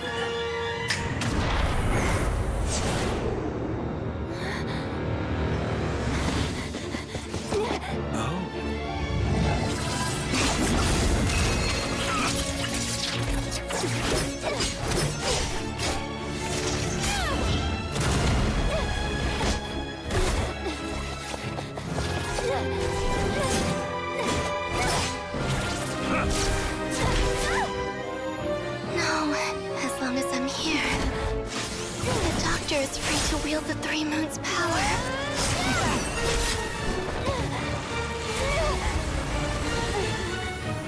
It's the only way.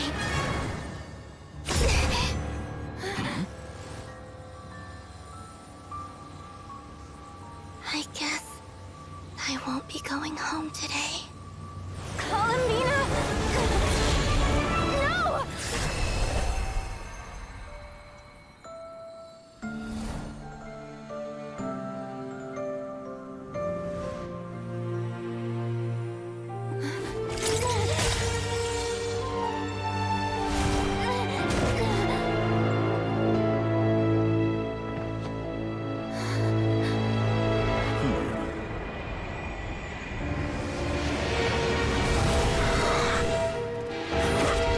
Stubborn world, do not try to control me.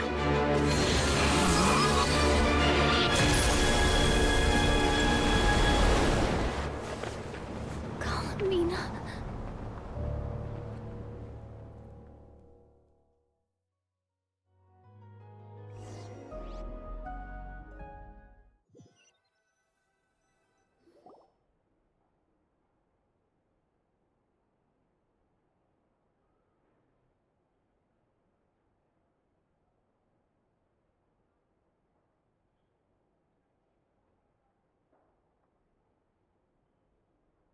Are you all right? Do your wounds still hurt? I had someone prepare a little medicine that could prove effective. Take it if you need to. In that case, let me relate the contents of the call we made to Alice after the incident occurred. That Dottore is a crafty one. He distracted the Hexenzirkel by creating a huge fuss at Tevat's borders. I'd assumed that the cause was an abyssal intrusion from the outside world, which in fairness is a rather common occurrence. But after learning that you managed to influence the phantoms in Nod-craya, I realized that perhaps this interference could have come from within Tevat instead. But we weren't able to change their fates. True, you couldn't change how their stories ended, but you did build some variables around yourself. Variables? Yes, things you heard that you could not otherwise have learned, ideas that would otherwise have never crossed your mind. All these things are variables. Of course, most variables usually pale into insignificance with the myriad of possibilities floating around. But the moment you start treating them as building blocks and intentionally stacking them, that changes things. That's what Dottore did, and it's how he created the necessary conditions so that when you activated the portal tonight, it played right into his plan. However, we have no way of knowing exactly what he did. Yeah, we also need to ascertain Colombine's status. And that about sums it up. As I suspected, Dottore has disappeared completely. If it's any consolation, he wasn't able to control Colombine as he might have wished to.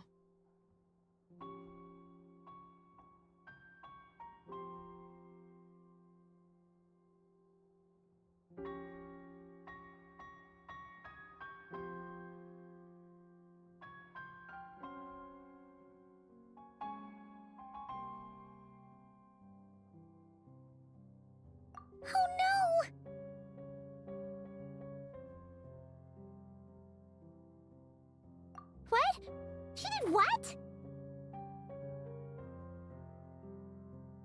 All we saw was Dottore appeared and used some kind of power. The next thing we knew, he and Colombiне were gone, and you were falling into the sea.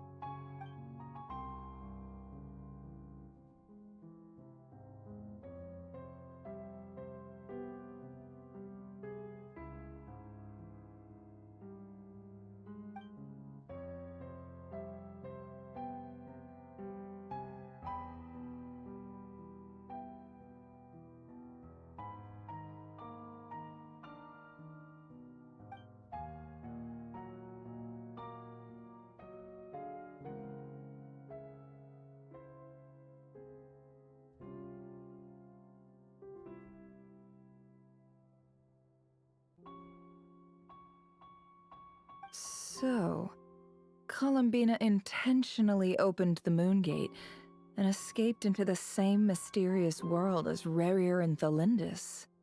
Sounds like bad news.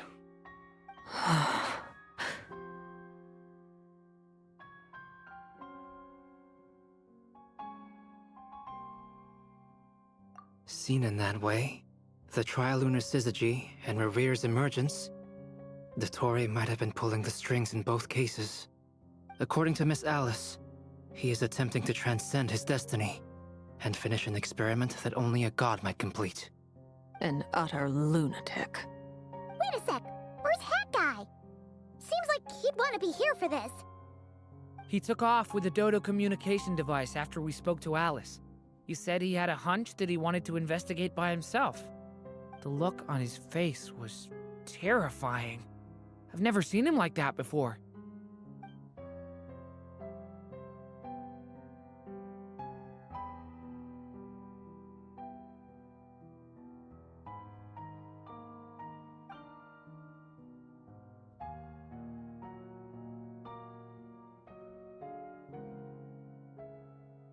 I'm back.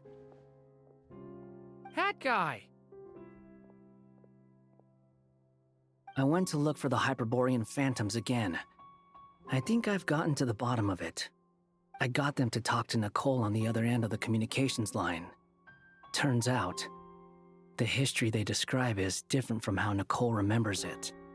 Really? But how? Surely Nicole can't have been wrong. Because the phantoms are the ones who are deceived. They speak of a savior who appeared in their history. One who never should have existed. This savior promised to create a new moon within the false sky, and even bring back their moon goddesses. Foolishly, they believed in him, and told him everything he wanted to know about the moons. It's obvious that this was Dottore's doing. Now you mention it, the first time we entered the Hyperborean ruins, we heard the phantoms discussing their history, and I remember Nicole commenting that something sounded a little strange. But Dottore shouldn't have been able to get in there in the first place. He didn't. Nicole said that this was an anomalous state triggered by disruptions in the causal connections between phantoms from the same era. The variables that Dottore put in place were substantial enough that they even affected phantoms that he never met. So it's not that their memories were unclear. They'd been tampered with. That's exactly the possibility Dottore was trying to manufacture. He turned these variables into knowledge and engineered the situation so all that knowledge would fall into his hands. Then, he harnessed that knowledge on Moon Prayer Night to truly create a false moon. How is that even possible? To be precise, he exploited a weakness in the way the spell works. The spell senses Kuvaki to detect the moon's location. So, as long as the false moon more strongly resembled a moon than the frost moon beyond the skies, the gate would teleport Colombiне to the false moon's location. In other words, to Dottore's side. Once he had her under control, the teleportation spell remained active, and he manipulated her power to seize both moon marrows. At that moment, the moon marrows disappeared right before our eyes. It was already too late, even as we were leaving the ruins. By then, Dottore had already amassed the power of all 3 moons. So, where does that leave us? What do we do now? I'd certainly like to know what Her Majesty thinks, now that the concerns I expressed to her have come to pass. But we cannot simply sit and wait for her to decide the matter. And in any case, it is not the Fatui Harbinger Damselette who sees us as her friends, but rather Colombina Hyposelenia. If, even in such extreme circumstances, Her Majesty will not lift the prohibition on Harbingers drawing steel against one another, then I will do as my heart demands. I will fight as Peruware instead. Oh, Arlecchino! Time is short, so I'll make the first move.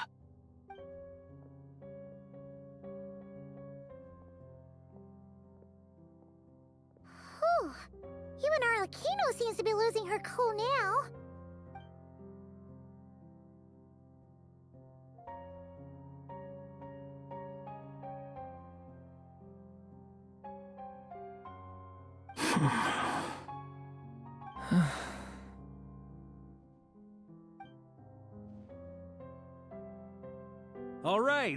All right. Lose those dejected looks for a moment and let me get a word in. It looks bad, I won't lie. Very bad, in fact. So Dottore's pulled some real dirty tricks to gain the upper hand. For now. And yeah, it's to the point where even the mages say that his variables have affected destiny. I'm not so sure, though. Many have told me that Tevat's destiny is fixed, and that does appear to be the case. Well, what makes Dottore so sure he'll be the exception? And since he was able to stack these variables up, who's to say we can't do the same? You, of all people, should not be discouraged, traveler from afar. This isn't over yet.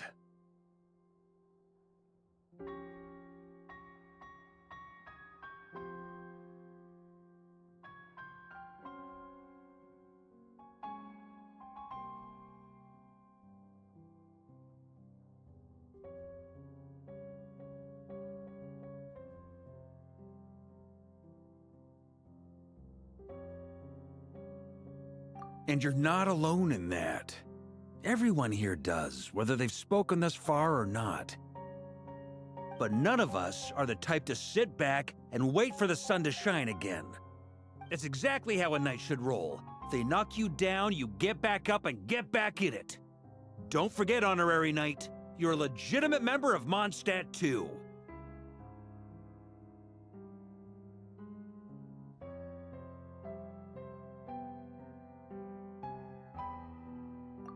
Is right. This is far from over.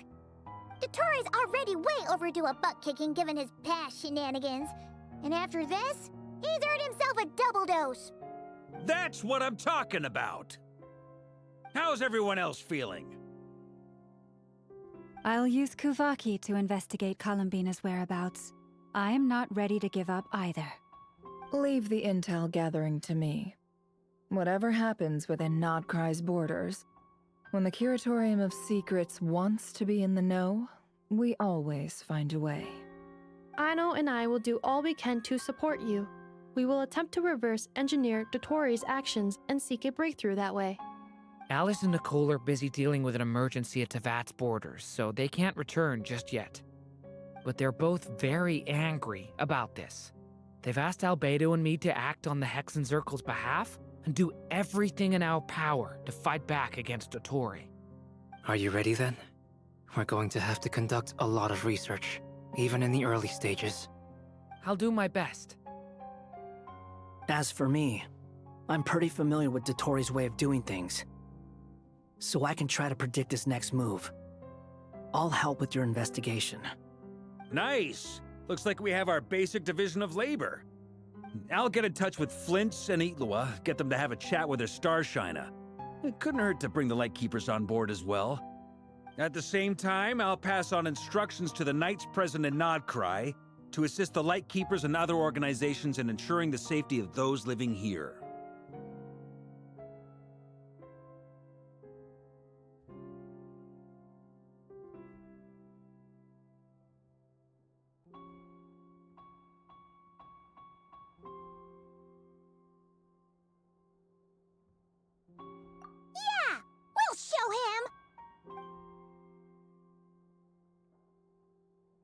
That's it then.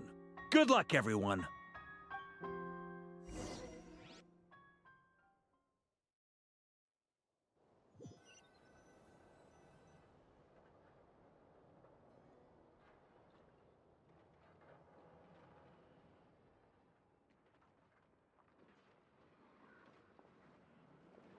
I never thought that Colombiне would become my real name. It went from being a Fatui code name to something my friends call me. And remember, come night or day, the moonlight shall always connect us.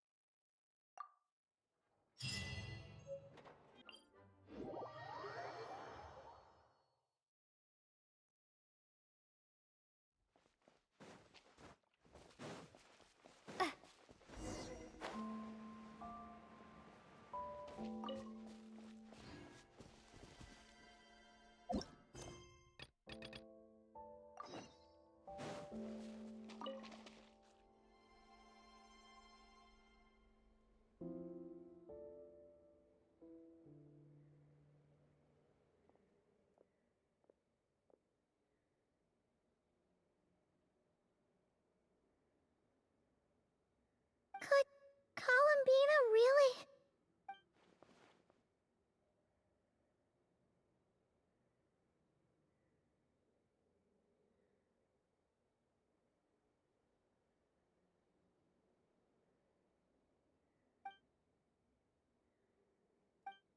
Colombiне?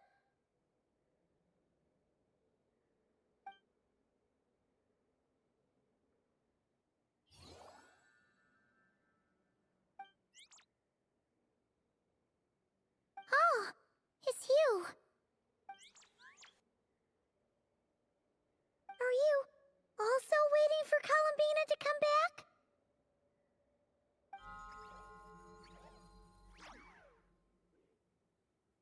So, you too. Hey, come on, don't be so sad. Keep your chin up. If everyone was sad, that'd be like... Paimon doesn't want to think about it.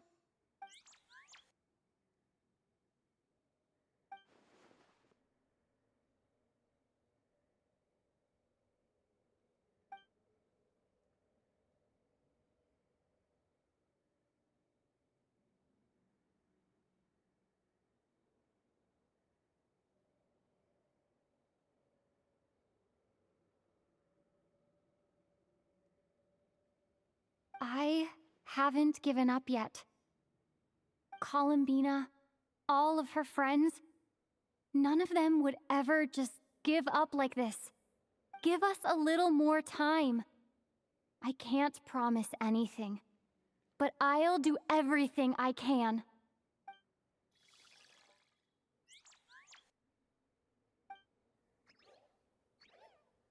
Are they cheering for us?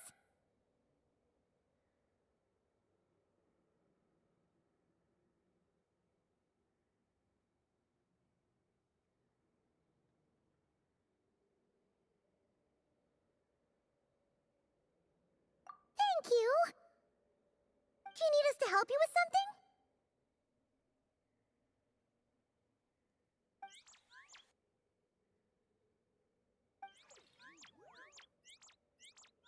This Kuhenki. Paimon thinks it's the one who likes playing the lyre. Why don't you play something? If they hear a familiar melody, maybe they'll calm down a little bit.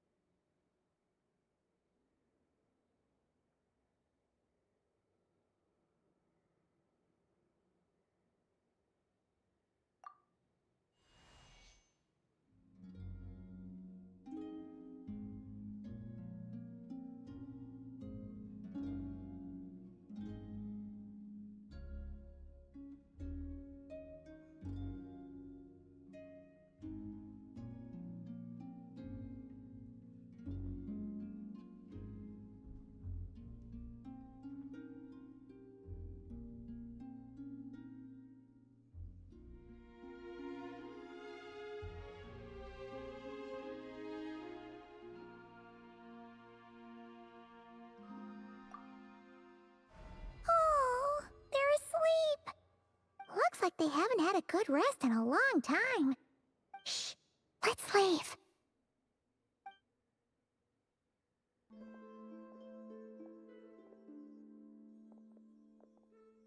Sandrone! What are you doing here?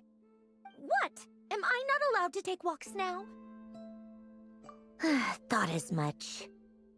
No such thing as a free miracle, you know. Hey, which way are you headed? Paimon means we don't see much of each other. Maybe we could join you for a bit. Let's not. I'm not in a good mood today, and don't have anything nice to say. Besides, comfort is the last thing this place needs.